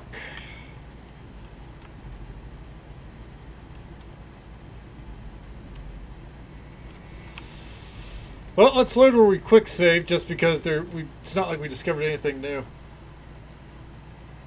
Do maybe we need to deal with the fucking bear now? Maybe that's the answer. Let's go see. Cats are upset as the washer is making some sounds. Are they normal sounds?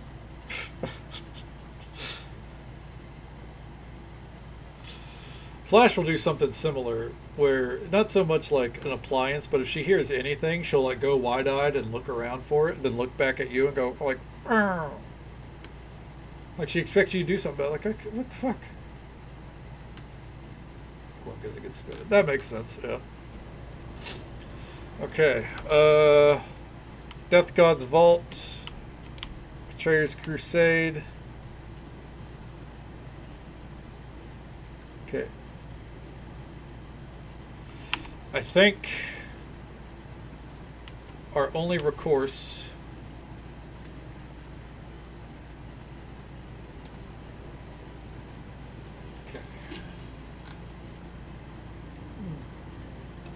Oh yeah, I know that one. Really? Huh. I wonder if like is it because of the pitch of the piano notes maybe?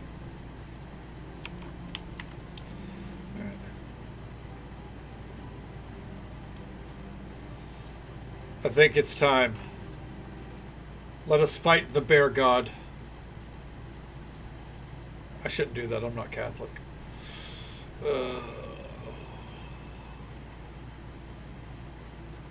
I have to mute. Poor Nero. That's fucking funny. It's kind of like how during stream, if I talk too much, Odd One wakes up and starts like screaming at me. Let us pause a moment and consider our next course of action. I do not think we should simply rush in to this blindly. Okay. Any advice on how to deal with Oku and the spirit army? Yes, the army. You see, I have suspicions on why he brought them with him to Mulsantir. My belief is that he needs them to fuel his strength. He might be a bit invincible until his army is dealt with. Invincible? A rather mild way of putting it, yes. But his army, they are spiritual allies upon which he can feed, from which he can gather strength. So I should tackle them first? There's a lot of them. Their sheer number is the thorn in the issue, yes. We'll not need to only deal with them, but balance our efforts so that we can serve our powers for when Oku is weakened. A delicate juggling act, to be sure. But the fact remains, we must challenge his allies, defeat them, and when Oku's power starts to ebb, only then do we strike. How will I know when the time has come? I'll warn you when it's time to attack Oku. But if I fall, you'll have to use your best judgment, as tenuous as that is. Listen for me to call out over the field of battle, and if you cannot hear me, then, well, may the spirits guide you in your efforts, for I will be unable to.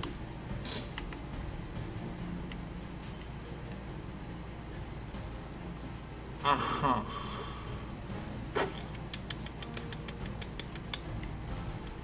What if...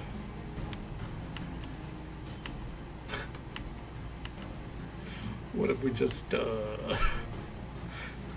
Is leaving an option? Is mayonnaise an instrument?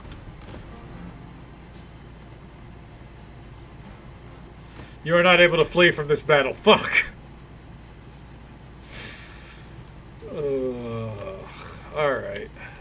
He doesn't really see... Like, I figured he'd have more. He's got what? We got fucking... 1, 2, 3, 4, 5, 6, 7... 8, 9, 10, 11... Alright, well, that is a lot. Okay.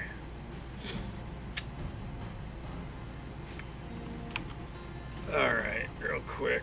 We're gonna do a hard save here.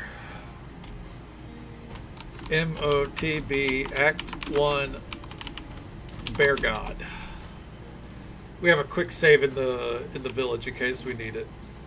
Alright.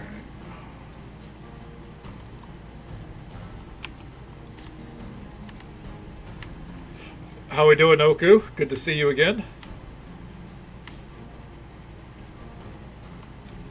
Yes. Real quick. Medium. Yes. Medium. Yes. Okay. Follow me, but don't fall behind. So brave after all. Wood and stone will not keep us from you. But it is good that the innocent are spared my army trade. Speak up, bud. This can be ended quickly if you like. Present your neck. It will fit snugly between my teeth. And we all return to our dreams. I think not, bud. Okay. Okay.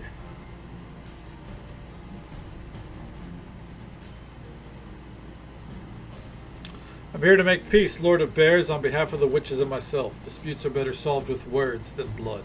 No. Blood must flow. I swore my oath in blood, and blood is older and stronger than words. You do not know what you are, not yet. If you did, you might ask me to kill you. Better that you never learn. Now we have spoken enough. Live in a world that is free of you. Or I will die and dream no more. Well, at least you know that you'll die. Spare your followers and mine. Let's settle this between the two of us. No, anyone. You mistake the will of these spirits. I would have come alone, but their resolve was too strong. I follow their will in this. All the land is united against you. We will drag your corpse to the Cavern of Ruins, and there you will stay. I don't think so. Ooh.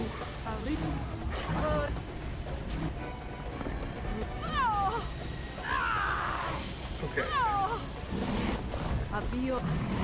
Ooh. Keep it going. I'll tear you apart. Okay. Oh no.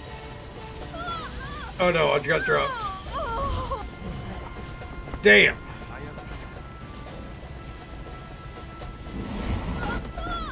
Damn. He got me up and I immediately got dropped again.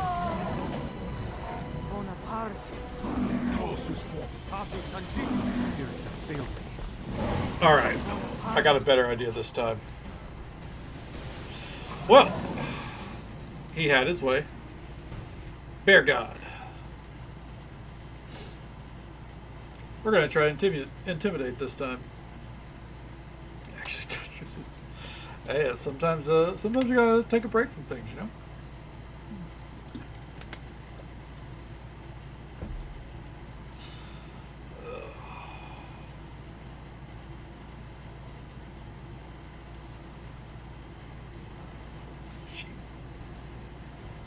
These are crazy names for Pokemon. Yes? Okay. We need to prep.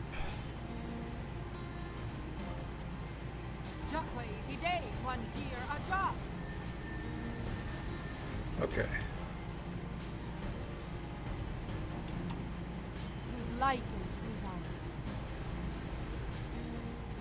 Okay, let's do some haste.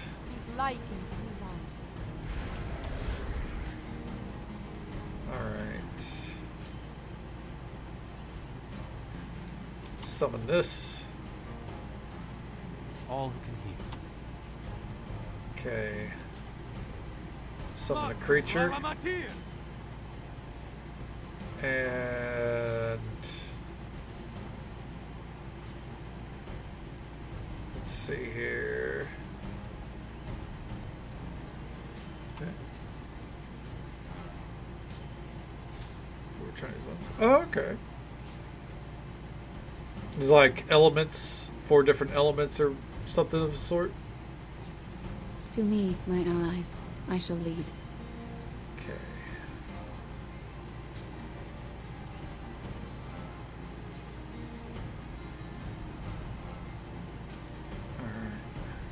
Yeah. Alright, let's do this. Ah, okay, that is different than what I was expecting. Only one of us will return to his dreams, my colorful friend. I'll give you a hint. They'll probably involve smelly caves reeking of bears and their dung. Is that defiance I hear? Voice is very small, little one, but your words have a sting. They prick at my ears like a buzzing fly. Damn. You do not. Now we have spoken enough. Well, enjoy killing you, god of bears. And I will treat your cause with respect, little one. When I drag it from the field, you have my oath. Tonight, you will lay in the cavern of runes, and there you will stay. Yeah, but I don't think I will. Okay. Of course.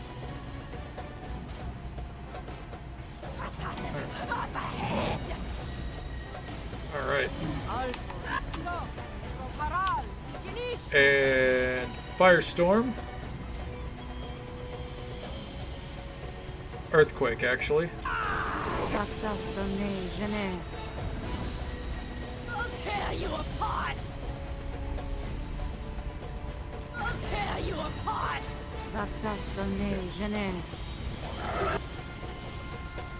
Alright, there we go. Sunbeam.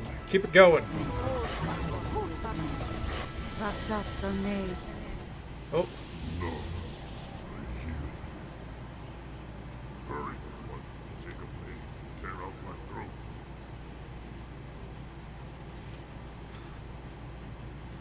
throat. You were never my enemy. I came here to make peace with you, not to end your life. Oh, wow. That throwing a few spells definitely leveled the playing field, just like in the OG campaign.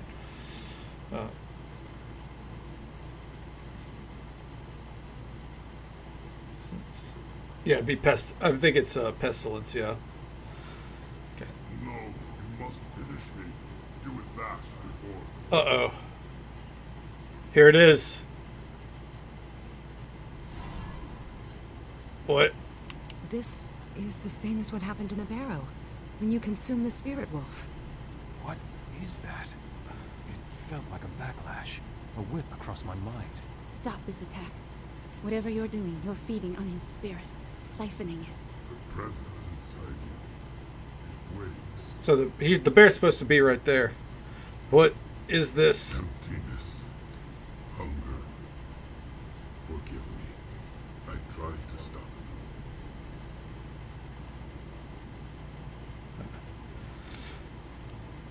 you. Resist the hunger and tried to force it back.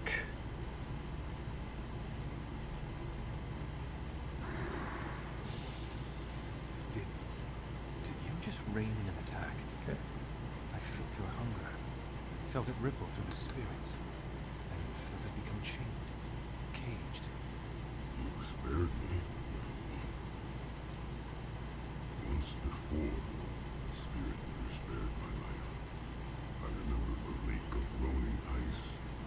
A man standing over me in triumph. And a hunger withheld in mercy.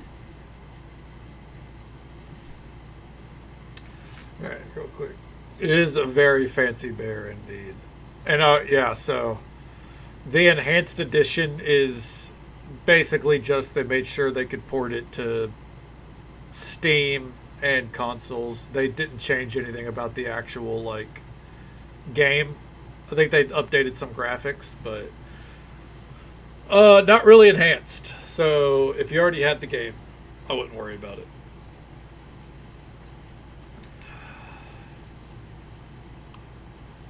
Spirit Eater. Why do you call me that? Because that is what you are. I knew it when you walked out of my barrow. I didn't know you had the will to fight what you are.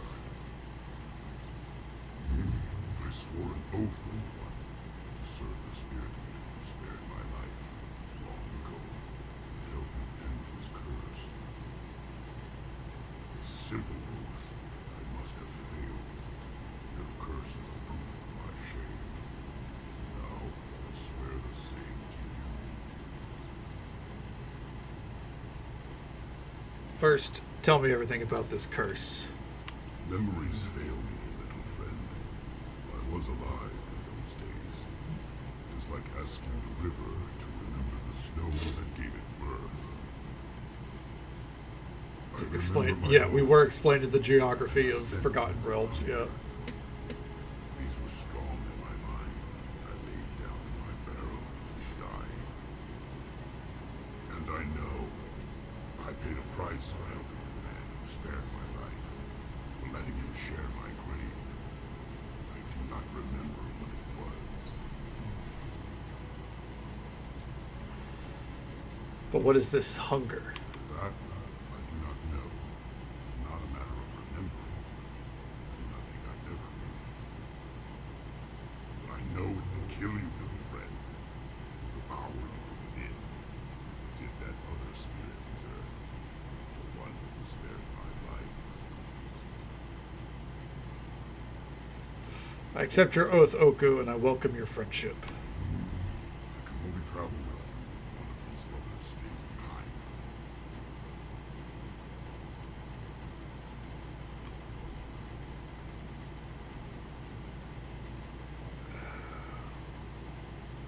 I don't want to leave anyone behind. As you like, little one. I'll slumber here until you return. But these beasts shall have no king. Not until my oath is kept. Let them go back to my barrow and dream. We're drawing a crowd at the gate. While it pains me to say it, we should probably seek counsel with the witches. But yes, we do get a bear friend. These grasses are soft, little one. No fitting bed for a god of bears. I would sooner walk at your side than sup on the flesh of your foes. Okay. I may come back for you later. Then I'll lie on his grave. But yeah. We could fit him in. The thing is, I I really like the party as it is. So, but we do love Bear Friend. We'll find a use for it. Okay. So educational. I try my best to educate whenever something catches my fancy. Like I like to point out how far we are from places like Baldur's Gate. All right. So let's see here. I want to see.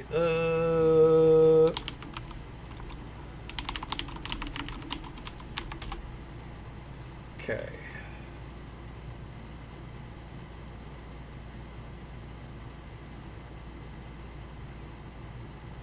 Say.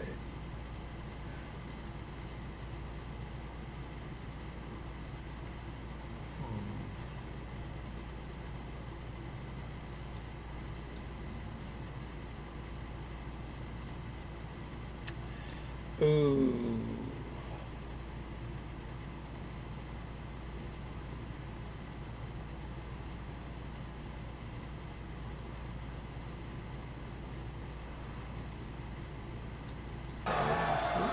Fair enough. Goodbye, little Willie and Ozzy Open. Mwah! And good night. Bye. Good night to you, Machiavellian. I hope you sleep well, bud. Take it easy. Stay safe. Take care of yourself. Hope you have a good one. And we'll catch you next time. Okay.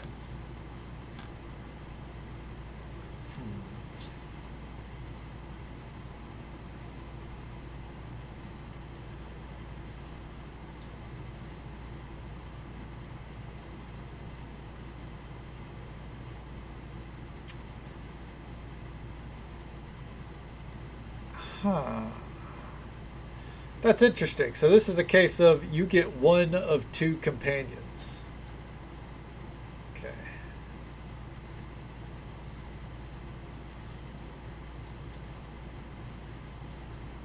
Now, I think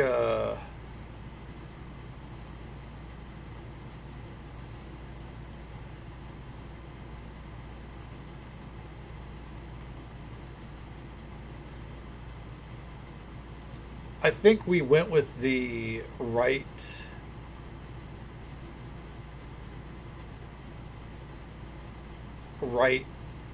decision there. Okay.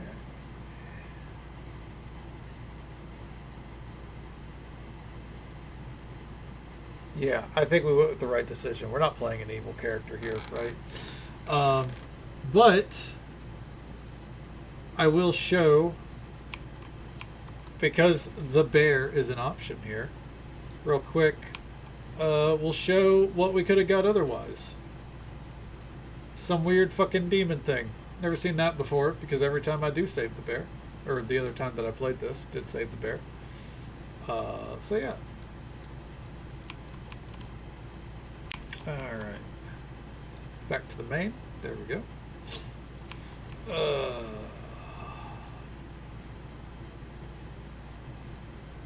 Huh.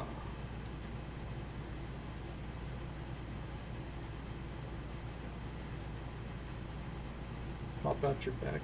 Something very similar, yes. Something very similar definitely did. Alright. It looks like, yeah, it's,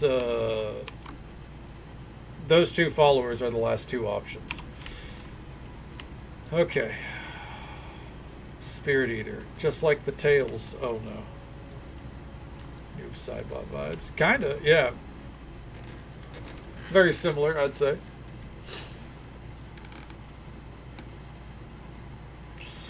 Yeah. We survived it. Hell yeah. Oh. So you can, if you're evil, you can just go full tilt into it, but we're not. So say, excuse me, Lavi.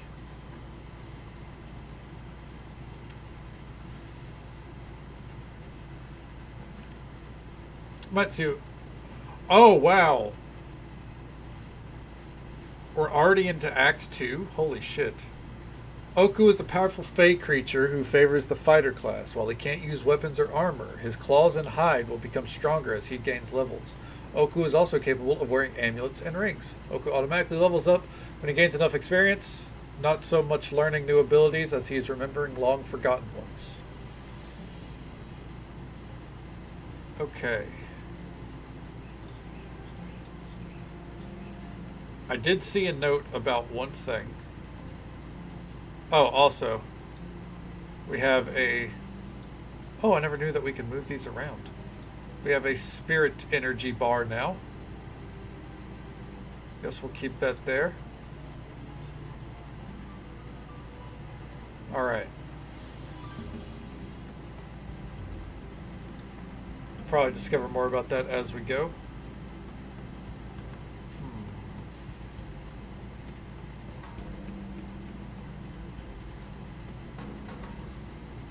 I think what I'm gonna do, because I did see something. What that absence was in you when we first met. Now Oh. I know what it is. It's hunger.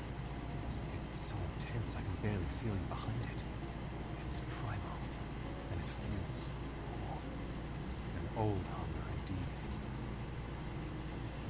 Do you know anything about this power? You mean your curse? I know a little about it. Spirit legends only. Spirit eating is a curse that sometimes arises in Rashomon. A spirit eater walks the land, feeding on others to sustain its life. What happened to these spirit eaters? Hunted down, killed. Sometimes they simply vanish, never to be heard from again. They are enemies of this land, of the spirits. As you found with Oku, the spirit world will rise against this curse, trying to kill it or contain it before it does more harm. The curse of these spirit eaters is their hunger. It grows and grows, and if they can't feed, their own power is set to devour them. Is there a cure for this curse? I have never heard of one. Whatever this curse is, it runs deep and strong, and nothing known to me can cure it. You should seek out ones wiser than I. Okay. Return to the Veil, please. You're sure you want to move Gan from the party? Yes. I should. So what I'm going to do here, because I did see a note about this.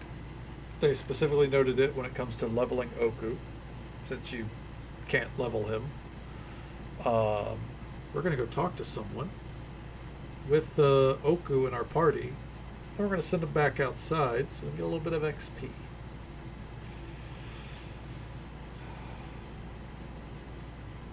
If memory serves right, I think what I did whenever I played my first time, I think I used the console because achievements weren't really a thing.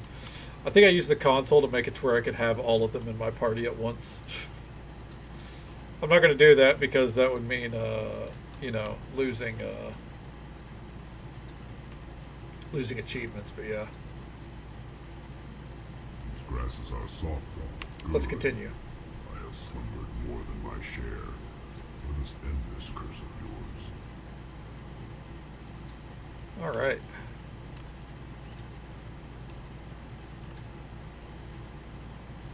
Also, that bar now, I do believe, is going to go down. And we do not want it to reach the bottom. If it reaches the bottom, we're dead. I don't know how to avoid it. But, yep.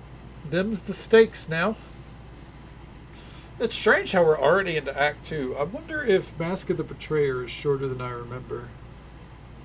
That might be a reason why it's, like, so beloved, is that it's a, you know, concise storytelling, we'll say. Alright. We'll see.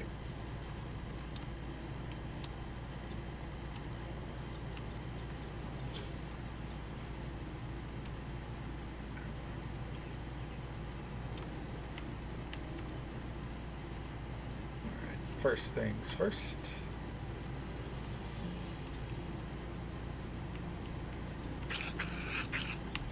Okay.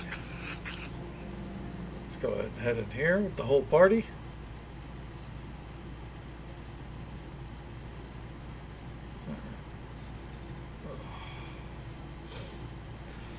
And I think us having the bear is going to change some dialogue in here.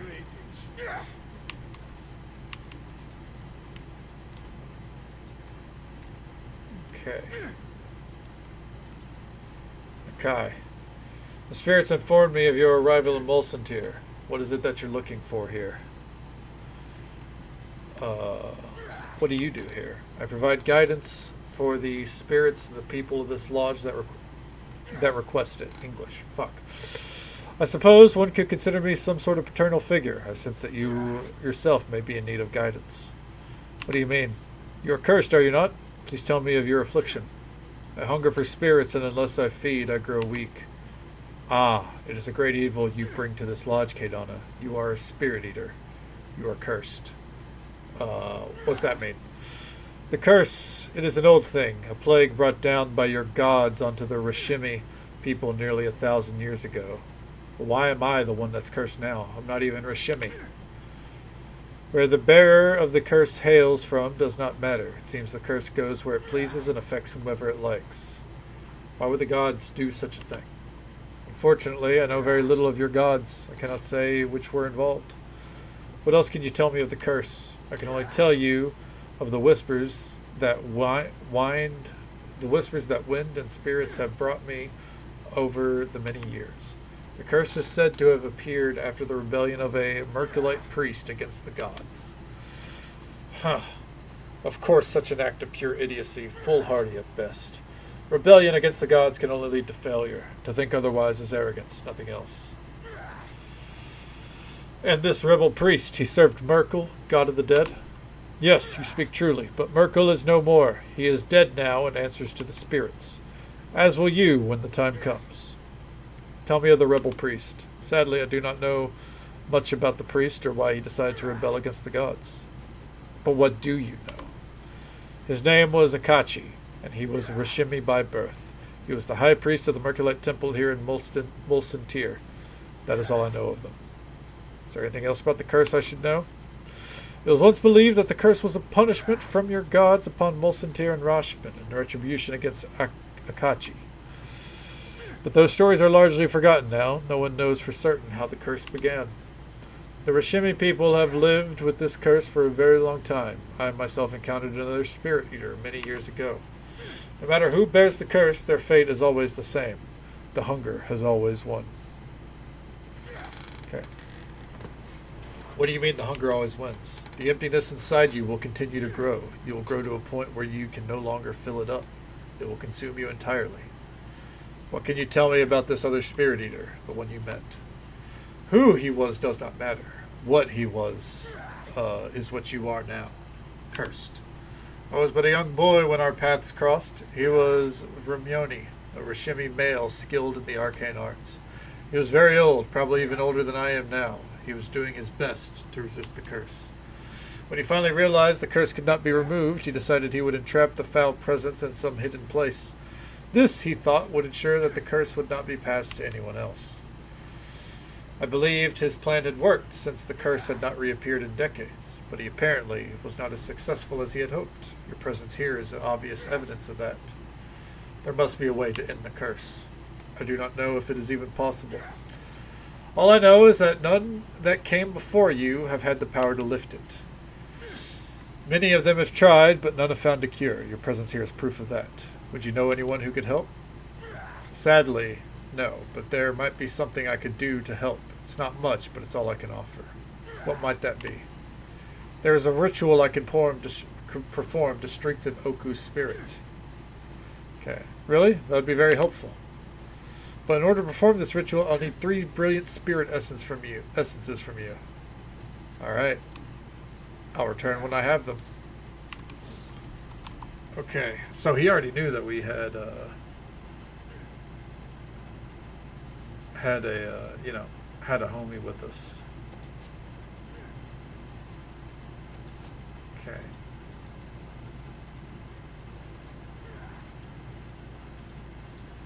All right.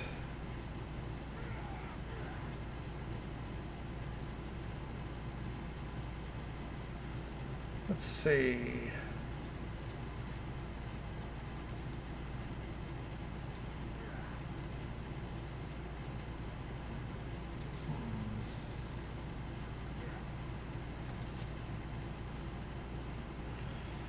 Okay.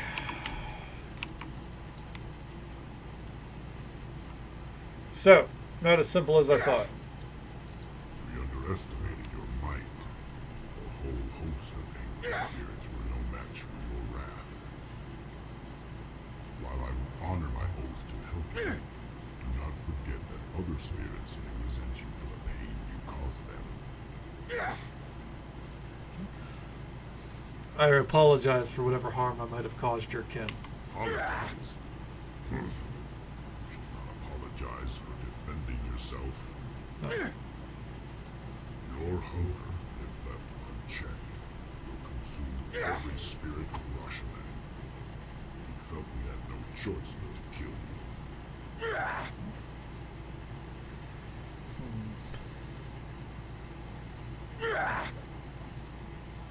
I understand your reasons. I trust you and I are done fighting. Prior battles are behind us. Forgotten. Do not let them take your Shouldn't have had this conversation next to a dude throwing darts. Okay. Yes. Had some questions. Are you a friend of Nakata? Your hunger ended Nakata's existence. You have no right to speak her name, a spirit. Oh. I wanted to apologize. Apologize. Your words will not come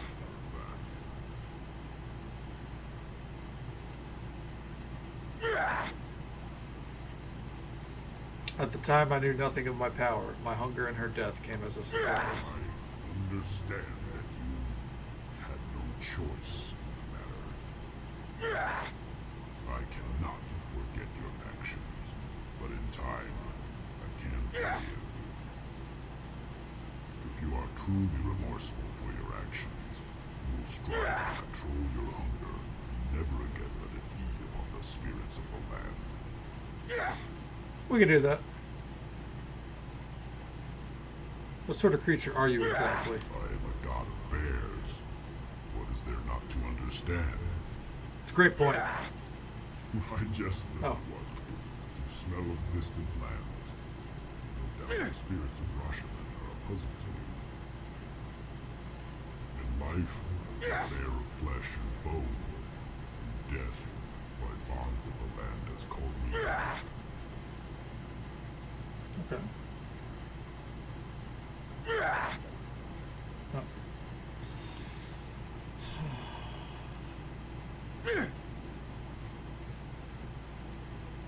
So you were just an ordinary bear before you died? I was no ordinary bear. I was a descendant of the most ancient beasts. Those that ran wild with the gods Vala, Rhaeniki, the Moon. Oh, did not mean to bump the mic. Apologies. Clan was the Jesus. strongest in these lands. We were lords of the hunt. We spoke the tongues of men and beasts alike. 100 years and more have passed. The spirits of my clan never joined me in the barrow. I often wonder where they have gone. This dude needs to calm down.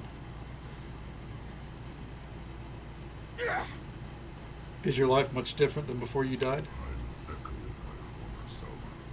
I think I'm strong now. You should have seen me in life. He is really short. Now I wake but need no food. I dream but do not truly sleep. My hide does not itch. My legs never tire. The sensations of life are gone, replaced by the hum of unseen forces. Alright, I think we should part ways for now. That sounds unwise to me, little friend. I find that mortals take each other more seriously when one of them has a snarling bear at her back. It's actually a good point. Yeah. Come then. Let's waste no... Alright. Unfortunately, I started that conversation really close to Oku's head, so the axe was kind of going through his head the whole time. While a dart thrower in the background is going, ha! Yeah! Kind of can't really make a connection with them like that, huh? Welcome back, Renee. I guess before we go up there, we should talk to the other two as well. I figure we'll go talk to the witches with Oku in our presence to be like, look, everything's okay. Smile. And then probably let Oku let Oku chill outside again, even if he doesn't want to. Okay.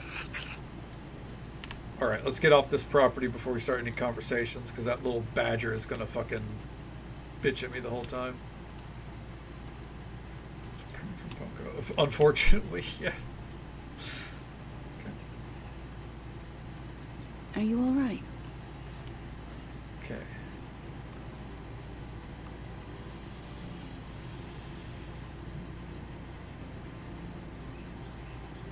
This power of mine is worrying me. It concerns me as well. It is a terrible burden to carry. When your Bullshit. spirit powers Oh emerged no. against the bear god, I felt Watch out for drawn the to you, snake. as if your hunger was testing my spirit as well. You need to learn more about this curse, and soon. I fear for you, for all of us, if your power grows further.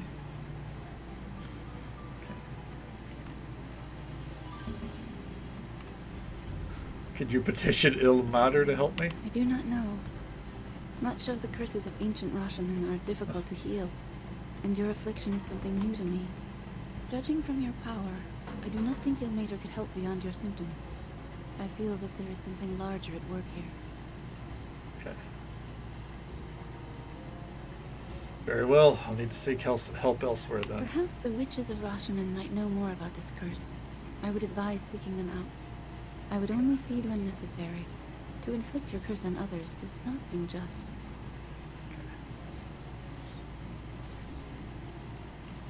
I'll do what I can to suppress it. That is the most we can hope for at the moment, it seems. More knowledge of its origins should help. From there, Ilmater we is a can baby. establish a Like plan of a attack baby to save god from this. compared to the rest? Is it a newer god? Of course. Okay. When we met Daverick, he mentioned you were once a Doom guide. What's that? Doom guides are priests of Kelemvor. They comfort the dying and struggle to bring peace her to mace. creatures Yeah, it's that her- have been it's her denied hammer, death by yeah. necromancy or other means. We are intended to bring peace to the dying and to the dead. We teach it is not something to be feared, but simply a natural ending to life.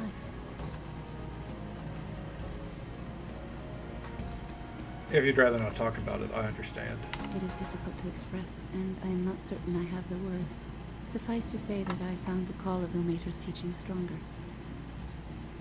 Okay. Let's move on.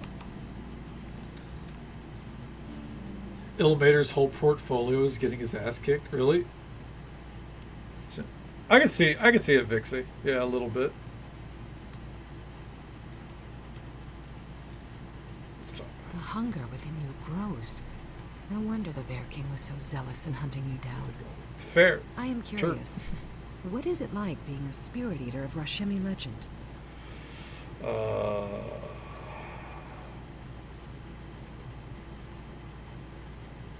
It's torturous, actually. Feels like there's a presence inside me. I only ask because I recall reading some of the Academy's texts on Rashemi spirit eaters. When you've read a lot about a legend on parchment, Yeah, there are it's two always people fighting back fascinating there. to meet that legend in the flesh. So what'd the text say about spirit eaters? Rashemi folklore is handed down by word of mouth. Very little of it is written down. Still, a few Crying rumors were God, overheard by God. Thayan The Lord on scholars the who rack. penned for The one who curiosity's endures sake. the rack. So keep in mind, I'm hardly an expert on this topic. God, yeah. So he Did you literally have a just specific question in mind? gets his ass beat. What exactly is a spirit eater? The Rashemi used the term spirit eater as reference to both the curse and the bearer of that curse. The spirit eater curse allegedly devours its host from within. The stories describe the process I need Oku as to back up there, by rather the way. painful, to say the least. According to legend, there have been Lord, he numerous got victims back. of the curse, but the legends differ on whether or not there is more than one bearer of the curse at any one time. Do those texts say anything about a cure? Actually, no. In all the stories I read, the bearer of the curse rapidly went insane and died rather quickly. Oh, great. Well, just because there's no curse doesn't mean just because there's no cure in folklore doesn't mean there's no cure at all. The spirit eater supposedly feeds upon the mind of the host. Perhaps your optimism is a sign that the curse isn't as dire as legends describe it. Do you have any idea how this happened to me? All the stories suggest that becoming a spirit eater is the result of the curse. Some rumors suggest this curse is bestowed by a witch, others say it's the result of an amoral life, And yet other rumors suggest the curse is transmitted from one spirit eater to the next, like an illness. About to say, we live to find life. Sadly, there is little consensus on the matter. Alright. What can I do about this hunger? As the name would suggest, devouring spirits appears to sate the hunger. For a time. I have no advice for you, aside from the obvious. Be careful in your choice of prey. Much the way food nourishes one's body, I think it's safe to assume that the spirits you devour will nourish this presence within you. Feeding it poorly is certainly a risk not worth taking. Alright. Let's talk about something What's else. on your mind? Let's see if we can finally learn more about her mother. What would you like to know? Were you and your mother close? My mother was headmistress of the Academy of Shapers and Binders. She was a rather inconsistent parent, sometimes very protective and forgiving, other times strict, callous. I often felt like a valued possession, not a daughter.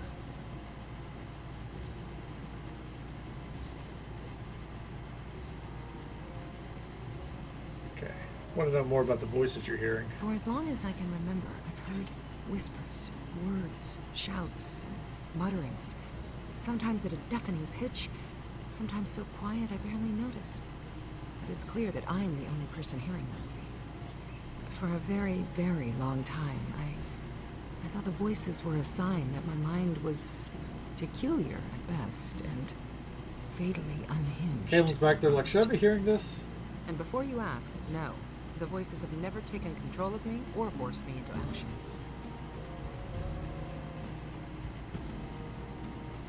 Thank you for telling me about these voices. Oh, well, usually people associate voices in one's head with raving lunacy. In other words, you're welcome. What do the voices usually say? Most often, gibberish. Fragments of words. Sentences so quiet they might as well be a mumble. Still, there is an occasional bit of guidance, dissuading me from foolish mistakes, or warning me when an unscrupulous classmate is trying to deceive me.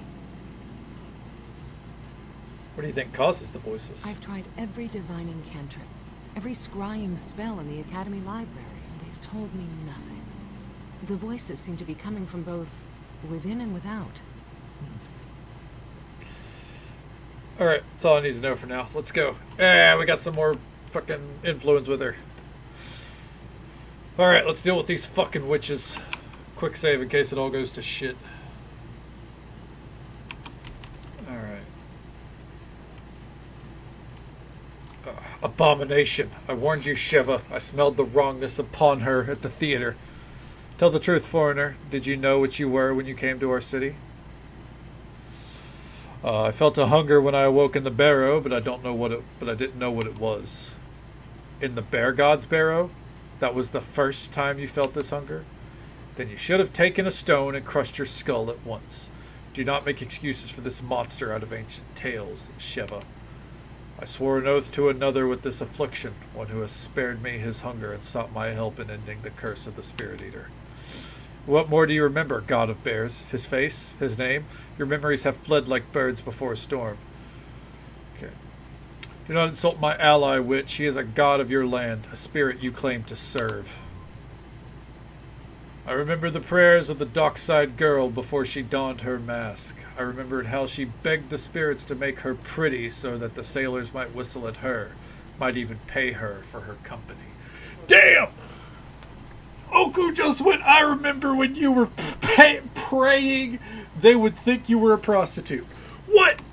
Lies. Shiva, these are lies. The monster has tainted Lord Oku's Enough, Kazumika. Lord Oku, we meant no offense, and it is not our place to question the mind of a god. Damn. He went, shut up. Oh, man. It's like that one chatter who tried to come in and fucking be rude to Vixie. At least tell me what the Spirit Eater is. We know little of them. No Spirit Eater has walked Rashomon in living memory. They were monsters, devourers, spirits, and souls, boogeymen in children's tales. Some were men, some were women, some were even children. Wherever they walked, they hungered and fed, and the land died. No matter their intentions, all spirit eaters ended the same. Their hunger turned upon themselves and they were destroyed, utterly consumed. Oh, and just so folks are aware, there's an ad break coming up in just about 30 seconds or so. It's the usual 3-minute ad break. Happens once every hour, but it is our last one for the night. Hurrah for that. We'll be right here.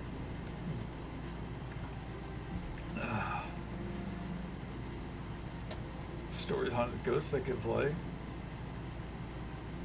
Yeah, he was like, "You're a lion hoe." Like, I was like, what the fuck? Like, coming in here with that energy. Then they followed up with like, "Never lie to me again." And it's like, okay, toddler.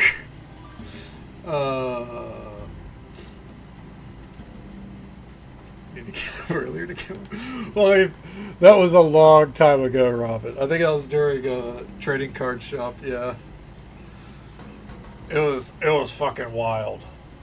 Very off the cuff. That was one of the quickest bands I've ever done, I think. Let's see. Right. Just asking to be lied to. How did I become a spirit eater? Was it something that happened in the barrow? Perhaps you can answer that question best, monster. Did you anger our gods? Defile our land? Few punishments are truly undeserved. Hush, Kazumika.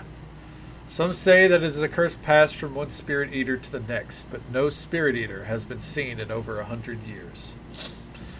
Beyond that, we know little. Those who have kept such secrets are many years dead.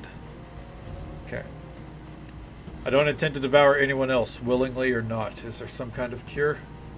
If there's any hope to be found, it would be amongst those who have fought your kind, amongst spirits, not mortals. My sister speaks of the woodman, a living soul of the ashen wood. He fought your kind, and he brought them all low. If the woodman fought Spirit Eater, tell me how to find him then. With difficulty, many Spirit Eaters sought the woodman in ancient days. Some found him, and found their deaths as well. I remember that one. I'm sitting down, actually, right? The Ashen Wood is several days sailing upriver. I will send word to our shipwright, Vasil. He will prepare the boat for you.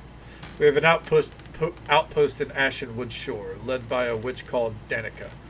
She is a hard-bitten woman and distrustful of foreigners. What about the dwarf woman, Magda? You promised I could speak with her once I made peace with Oku.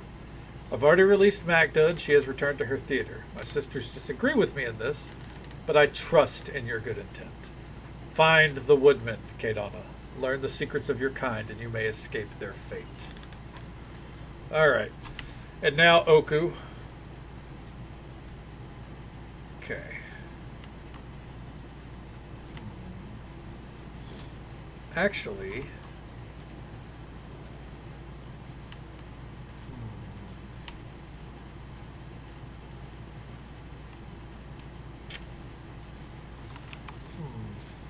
Debating.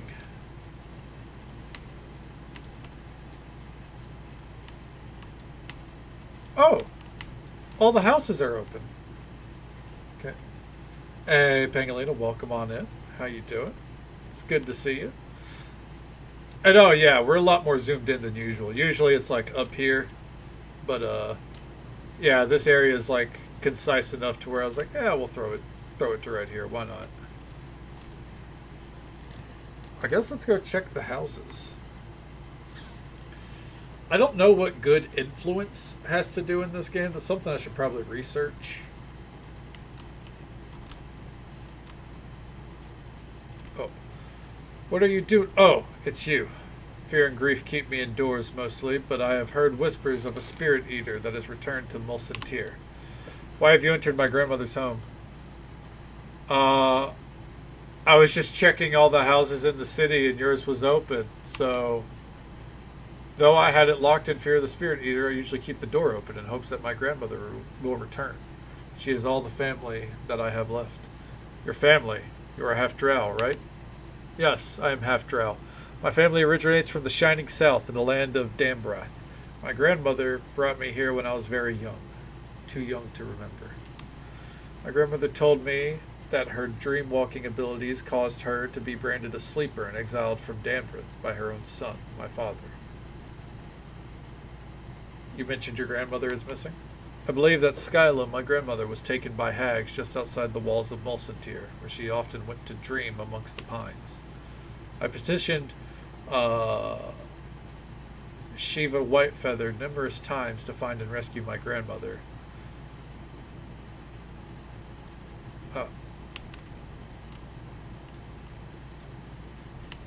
Can I talk to her again? Where was she?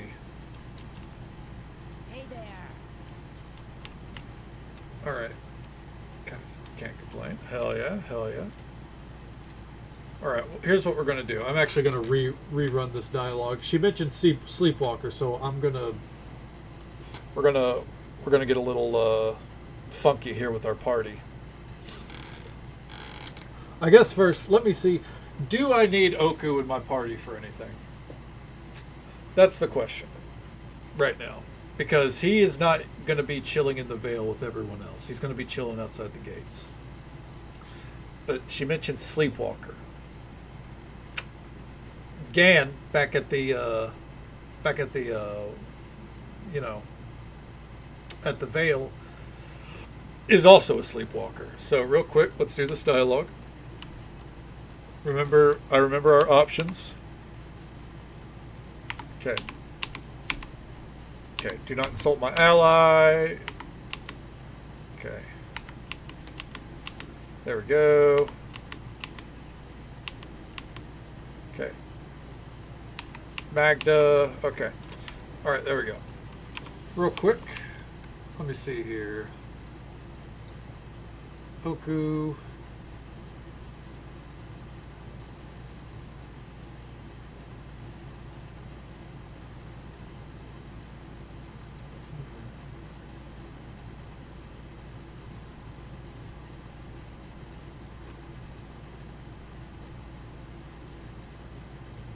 Okay.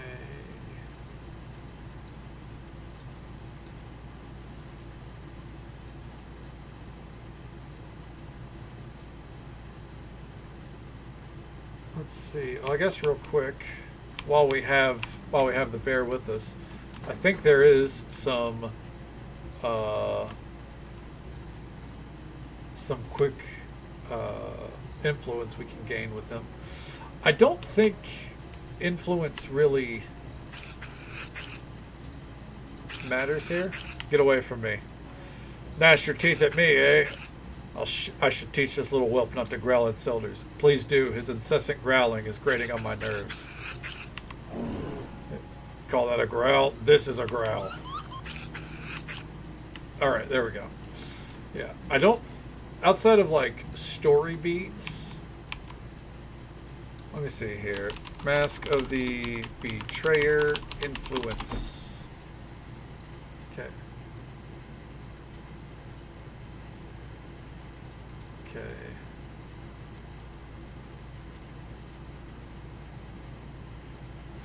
Okay, so...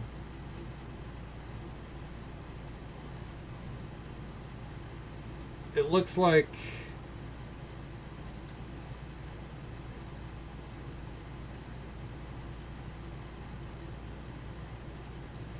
Okay.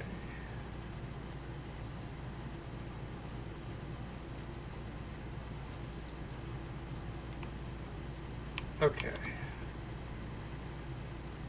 It looks like, for the most part, influence is like they get stats while they're in the party with you. So it's not as intense as the base game.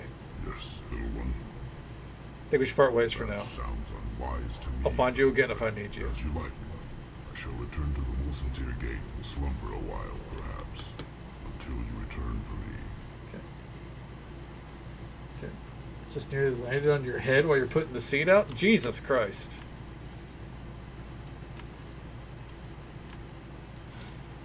That would startle the hell out of me. Alright. So while we can leave the city now, by the way, we're not going to, obviously. We are, however, going to get our homie and explore the city. Yeah, but we're not going to leave Not yet. We're going to see if we can get deeper into the Death Vault and explore all these houses. I imagine we might be able to get back into the Death Vault tonight. But first, again, and what may this one do for you? won't you travel with I me? am honored and accept your gracious request. Shall we be off? Heroic deeds await. All right. And Magda? Pipe down, you rogues, and give some thanks to the woman who saved our lives. Alas, our thanks are all we have to give, for a cruel-hearted dwarf hoards our meager profits. Aye, and squanders our earnings on love potions to still the heart of sweet Wallace. Honestly, milady, it's like chasing a pack of dockside waifs with a broomstick. And it's when we're not trying to put on a play.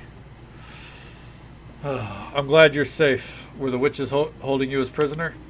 Only if sleep is a cage and dreamer is a and the dreamer is a captive. An enchanted sleep with dreams of witches asking questions about our poor Lena. They found naught besides grief. Sillard Billard. Sillard Billard is the posh name for Silly Billy. Lena was our White Lady of the Vale, and not so easily forgotten. There's not one of us who didn't love that woman, but she's been acting strange, it's true. And the blood, Magda, those ghastly drops of red upon her white robe. I nearly had forgotten the blood. Perhaps you'd better tell me. No more than a few days before you saved our hides, milady, Lena comes bursting from that shadow door of hers, all covered in blood. Covered in blood, aye, not a drop of it hers. And before that I saw the other woman hanging about, the red-robed lady, bald as a squalling babe. Both of them were up to some sort of mischief. That's all the Red Lady was good for, if you ask me. Probably behind the doors of that secret room. I saw Lena's operating table. I think that may have been my blood on her robes. Your blood? And cutting you, mayhap? Magda, what if we've been harboring some kind of mad vivisectionist? Lena was no monster, Lothario, and you know it well. Sheltering the likes of us for 20 years and never an unkind word. A bit odd at times, but never a monster. Red-robed lady? What else do you know about her? Only what my eyes have seen. Her face was like Lena's, so much so that I thought them sisters, and her head was all covered in runes. I wonder if she was from my academy. This might explain how Lena was known to my mother. I saw her but twice. No, make it thrice. The first time was years ago. I awoke to voices in Lena's bedroom, so I peered inside, thinking it might be robbers again. But instead, who do I see but a red-robed lady chatting away with Lena? I'm certain they knew I was watching. Scared me silly, you understand. Red robes mean naught but trouble, but Lena trusted her, so I let the matter pass. I saw her a second time, perhaps a year ago, before the two of them disappeared for a long while. And the third time? That was just before the wizards came. I saw the Red Lady near the portal when Lena came bursting out of her room, all covered in blood. The secret room. How would I get inside? All you need is a key, and I have it right here. When the wizards came, Lena pressed it into my hand and told me to keep it safe. I'd half a mind to swallow the key and make those wizards go picking through my innards for it. Here's the key, but I'll not vouch for your safety if you're bent on going inside. Never so much as peeked beneath the door. Okay. I have other few questions, and our Magda has answers, no doubt. So much wind in such a small bag. It's a wonder she doesn't burst. Hush you. Ignore them, milady, and perhaps they'll go away. I've been trying for a decade. Okay. When I saved you from the Thayans, did Lena really know I'd be coming? She said, a woman will be coming looking for me. You're not to turn her away, Magda, even if she's angry, even if you fear for your life. But I couldn't tell you how she knew, milady. Our White Lady was generous with everything, except for secrets. Okay. To see what free things we'd want upcoming, they have suggestions for Wicca stuff. Ooh, that'd be pretty sick. They don't have reptile pets already? You're right, a mad vivisectionist might as well be a necromancer. Can you tell me anything else about Lena? I can tell you how her eyes looked old, how she never quite remembered to brush her hair, and how the stories of doomed love would never fail to bring her to tears. Lena had a hardness in her, it's true, a metal that wasn't born of Rashomon or any decent land. She'd suffered in her time, but this theater softened her as years went by. And what of the Red Lady? As for that one, she can drown herself in the river in her own blood, as she pleases. You'll have to pardon our sweet Magda. She's but a tiny lass, and her heart's very small. There's no room inside for good manners. Okay. Okay. Did you play the OC or one of the add-ons? I played the original campaign. Yeah. Like Kuromi. I've never played Rainbow Six Siege in my life, man. So I don't think that's how you met me. But welcome on in. But yeah, I mean, I played the original. I played the original back in like 2008, probably as well. Yeah, as far as this playthrough goes, we've finished the original campaign last night. Started Mask of the Betrayer as well. We're going to go through all the official modules, and yeah, I've only ever done this one, so the other two I've not experienced before. Bet you on a modded Skyrim run? Probably. Yeah, I've played a lot of modded Skyrim. Yeah, that was, well, our last playthrough was actually a few months ago, but I had to step away from it. It was driving me nuts. But I played it modded like 3 or 4 times on stream. Okay. No, it's all good. It's all good. I get it. There's a ton of streamers on the platform. It's easy to get mixed up. All right. What kind of plays do you perform here? We try to do the finer plays. Corimian dramas and the comedies of Bessenmut. What are these places? But the merchants prefer Red Wizard Follies. Sometimes our Vesper will write up something original. And he's promised Sweet Magda a starring role in the next romantic tragedy. Pfft, the thought of me in a love scene. Imagine. You sell any hats or masks? We've no shortage of such things, though most of it's rubbish, stuffed underneath mattresses, piled in trunks. Here, have a look and pardon the dust. Alright, let's see here. Flinch's finest hat. Hey, son of a bitch, that's my hat!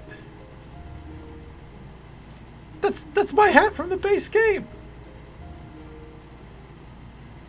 Oh, I'm not gonna... No, I'm not gonna buy it, but you know.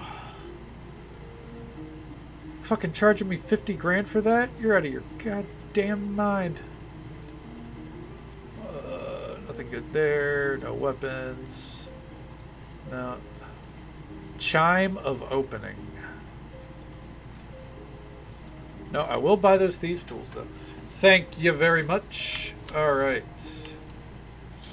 Well, let's see here. We've got about 10 minutes. Let's go see what's in that room. I know that there was other things I wanted to do, but... you know... that room has sparked a little intrigue. Let's go see what's there. And in we go. Blue Skidoo, I can too.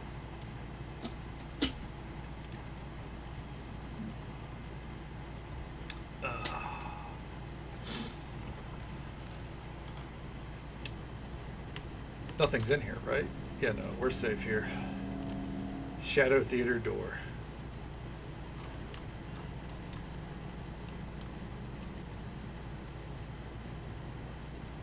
Excuse me? Alright, quick save it. The fuck's going on here? This room is a nexus of portals, although their energies seem to flow through the golem there. Interesting. I was not aware of this place, but someone has taken a great pains to build this secret passageway amongst the planes. Be careful. At times, portals can be used for disposing of unwanted visitors, and I sense some of these portals have been purposefully sealed. Okay. A description on the oval frame reads, first door, incoming visitors. This one is second door, containment. Third door, disposal. Fourth door, outgoing. The Keeper of Doors. Can I just like walk around you and, you know, loot some of these? Don't mind me. Alright, let's bust this open. Ah, fuck you. Some armor? Okay. Trap triggered, that's fine. We're gonna go ahead and throw that to yes. her. Gray robes of the Archmagi. You keep Follow them, me. it's whatever. But don't fall behind. I won't wait. And a quarterstaff. Yes? Maybe an upgrade for you? Remembrance. Ooh! Not an upgrade, but neat. Also, not impressive But don't fall staff, behind. I won't but wait. a staff that we had in the base game. We gave that one to Sand. What's up, Keeper of Doors? The golem has a broad, distorted feature sculpted from clay. It stands silent, making neither sound nor movement. Safia, can you offer any insight? The animating spirit in this creature is all but depleted. You could probably use your unique abilities to breathe life into it. Otherwise, you could reach in and extract the golem's spirit core. If you replenish the core and replace it, the golem should operate anew. Okay, touch the golem. As your fingers brush the clay, you find it to be dry, crumbling to the touch, as if the creature is very, very old. The presence inside you shifts faintly, and you sense that a spirit still resides inside the golem, but the spirit is feeble, depleted. Okay. Alright. You feel as though you may be able to channel some of your spirit into the golem, enough to bring it back to life for a short time. But such an effort would leave you somewhat weaker, and you more vulnerable to the hunger inside you. Okay, before we do that, let's see if we could actually take out its core like she said. Making a fist, you plunge your hand into the dry, yielding clay of the golem's guts. You push your hands deeper to your wrist and then your elbow. At once, your fingers brush a small round object. Grabbing hold of it, you withdraw your hand. The object is withered and black, like a tiny desiccated heart. That's a spirit core you're holding, a wizard's tool for harnessing the motive forces of a spirit. With a lively spirit in it, the spirit core could bring life to the golem. You sense that you could use the power within you to join the golem's spirit core with a new spirit essence. If you place the spirit core back inside, the golem might reanimate permanently. Alright. I do have a brilliant spirit essence.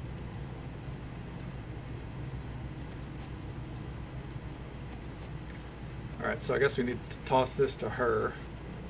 Yes? Oh, mold spirit ability. Okay. Follow me. But don't fall behind. I won't wait. Mold spirit.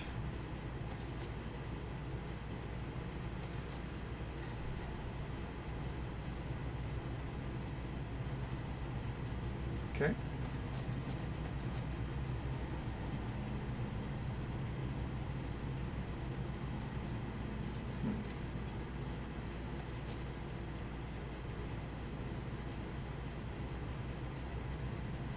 Let's try again. Mold spirit. Yes.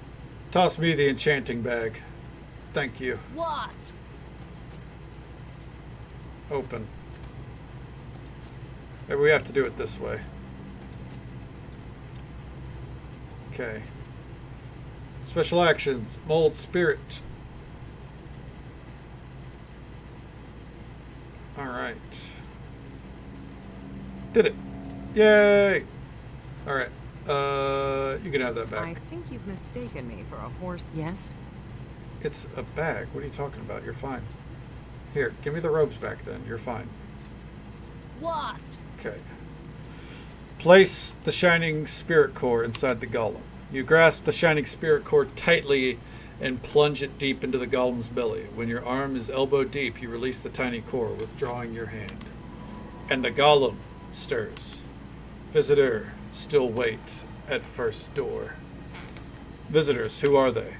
They are the couriers. They have been waiting for some time. What couriers? The couriers who brought you here from across the world. They brought me to this place? Was I conscious? No. Your voice made no words, only mutterings and moans. What kind of creatures are they? Unknown. They are voices, hissing, whining, flattering. The golem can only see the portal that it's assigned to maintain. It was made to be blind to all other distractions. Its hearing, however, was left intact so it can receive spoken orders. All creatures are voices, commands to be obeyed or ignored. Nothing else. Open the first door. The seals are withdrawn. The way is open. Demons? You. We're trapped, my brothers. Snared. Please. We did as we were told. We thought you were dead. Okay. Calm down. I've no reason to hurt you. I just want to talk. She doesn't know us, brother. She doesn't remember. Or perhaps she never fully woke during the journey. Forgive us, good master. We were poor slaves, shackled and bound to our white lady's will. We crept across the world, tracked the scent of your blade, watched you from the shadows, in your keep, through your war, and in the umbral dark of Mer de Lane. Our eyes were never far. You should have come to me in peace. I might have helped you, freed you from your slavery. We are sorry, good master. Surely you must see us for the poor, stupid creatures that we are, full of fear and full of secrets that must not come to light. When the rock smashed your bones, we saved you from death. Had we not borne you away to Lena and her red twin, you would have ended like your comrades. Her minions, more like. They followed her blindly to their deaths like chattel, like willing slaves. I do not pity them. Then my companions are dead? Yes, dead. By now they must be. No. Only 2 were dead. Perhaps 3. This is talking about the OG campaign. The dwarf was alive. Don't you remember, my brothers? He chased us and cursed us, but we were 3 and he was 1. Kelgar lived. Yes, I distracted the dwarf and he gave chase. While your body was unguarded, my brothers swooped down and bore you away. So Kelgar lives. Psst, when we last saw him, yes. What about the paladin Casimir? He was dear to me. Was he indeed? We did not see him amongst the living, did we, my brothers? Nor did we see him amongst the dead. His fate is a mystery to us, so it must remain to you as well. Did you see any of my other companions? Yes, the fearsome one. He followed us into the Shadow Realm and tried to pursue. Amangero, and was caught by the Red Lady. Don't forget her strength, my brothers. If our pursuer is not dead, then his face has surely changed. The dead. Who were they? One in robes, a shaper of arcane magic with echoes of power draining from the corpse, but smashed beyond recognition, a smear of blood and bone in tattered rags. Quora is dead. And 2 others, good master, but we could not see if they were slain by the falling rocks or by your hand in the sanctum of shadow. Those are the only corpses we saw. Perhaps, or it could have been sand. Sand might be dead. Our eyes sought only you, and when you brought me here, what happened to them? What happened then? Lena took the silver blade from your hand and the shard from your chest, and she told us to bring you to the barrow, to lay you in that chamber. We dared not tarry in the cavern of ruins, good master. We feared what lay within, feared it even more than our white lady and her red twin together. Okay. The cavern of ruins, the place where I awoke. What was inside? Ancient, empty, hungering. We knew not what it was. It reached out for us, but it did not want us. It wanted you. 2 ladies must have known that we would be untouched. They chose their couriers well. Our nature was well known to them, wasn't it, brothers? Your nature? You look like gargoyles to me. We were not always such, good master. We went to the lady in good faith long ago. In those days, we wore red robes too. Faces we had, and freedom too. Those she took to save our lives, to keep us from the horrors sent to hunt us down. A bargain struck, life and new faces, for servitude. An unfortunate bargain. Why were you being hunted? For the crime of choosing the wrong teacher, for choosing the wrong side. in a war we never realized was being fought. Never realized, good master, not until the war was already lost. Silence, brother. Our tale is not for trade. Besides, this one wants to know our mistress's plan for her, but we were never privy to the schemes. Okay. But we know when those schemes took root, don't we, brother? We know who planted those seeds in their mind, and we will tell you if you leave us in peace. Fine, I won't harm you. It was the 9 hags, the slumbering coven. Lena visited them, together with her red twin. They heard the hags' council and returned with plans. The slumbering coven. The circle of hags is involved? Yes, the coven. Their lair to the east, along the shores of Lake Mulsantir, in the depths of a city half submerged beneath the waters. A city beneath the waves. Curious. I have dreamed of such a place. I should like to accompany you in this city, Kadana, if you will have me. The lank-haired shaman is a hag spawn, yes? There are many of his kind in the sunken city, but few as pretty as him. What exactly did the coven tell your mistresses? We don't know, good master. Now let us go like you swore. No, after a century as her slaves, Lena owes us. We want to tear her things and break her shiny masks. Okay. Yes, and give us Lena's corpse. Let us ransom her body to her red twin, my brothers, and into our servitude. Okay.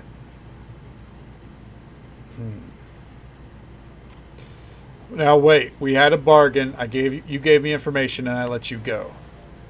All right.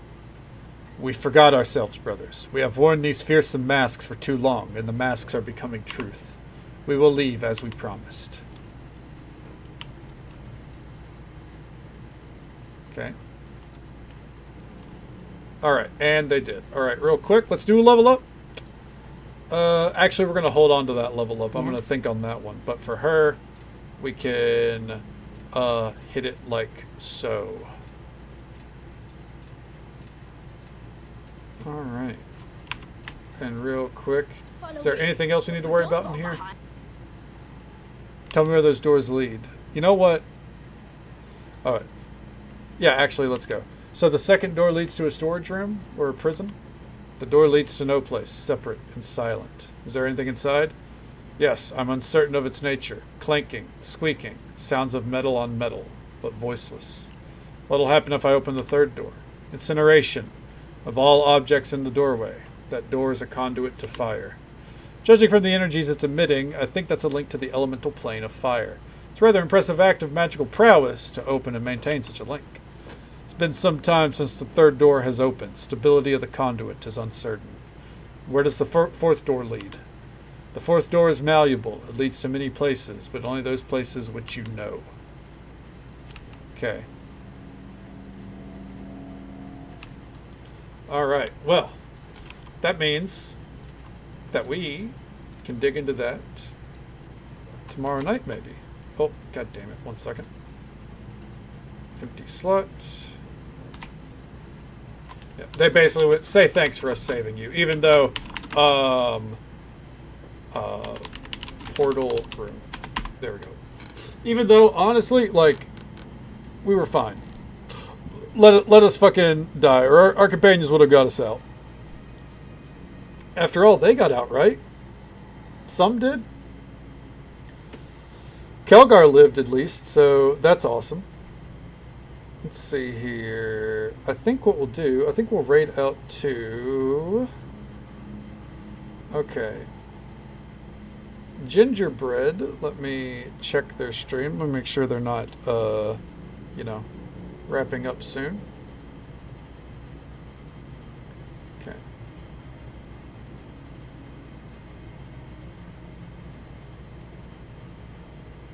Ooh, they might be wrapping up.